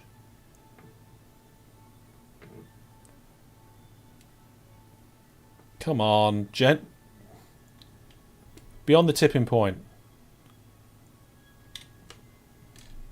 There we go. Here we go, folks. Let's see if this works. Don't explode, don't explode, don't explode. Nothing exploded. RCS off, SAS off. Okay, I guess what we'll do is, because the rocket's full of fuel, we'll undock it from that.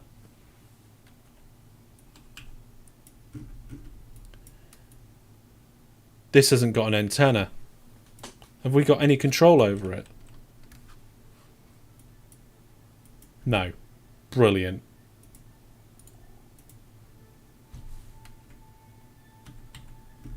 Alright, we're going to have to redock then. RCS.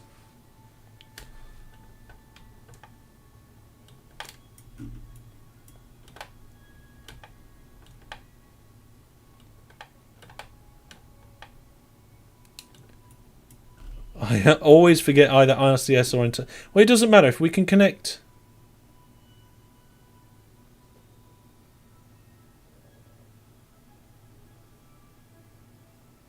Yeah, I don't know actually.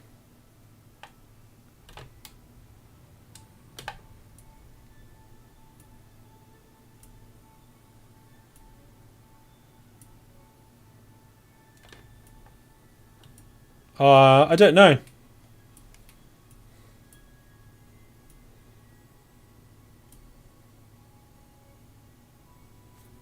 Nope.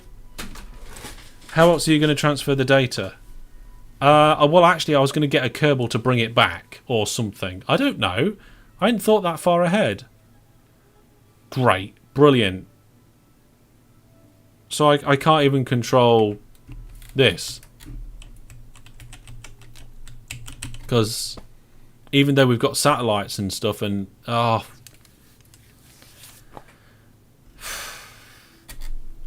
Join me next time where I will re-deliver this to the surface. It cost us 140,000 credits. Where I will redeploy this to the surface of the moon with antennas. And I will also get Brandon to pick up that lump of rock that he left on the moon. And I will deploy the satellites. All the things that we very, very, very nearly did today, but didn't. But we also did a lot of things today that we did do. So that's good. But we're out of time, so there we go. And then once we've got the bases all built, it's a matter of science gathering, advancements, and then bigger and better things. Fly out the solar system, avert asteroids, all the fantastic stuff. I did tell Brandon to gather it. I didn't tell you to take it out of your pocket when you got inside the habitation module, did I? I thought you would keep it on you. You didn't. It automatically put it in the module. Never mind. Hang on a minute. It looks like one of the rovers is... Oh no, one of the rovers isn't on its side.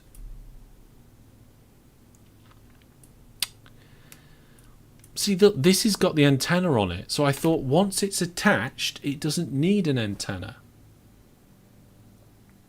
But the rover does.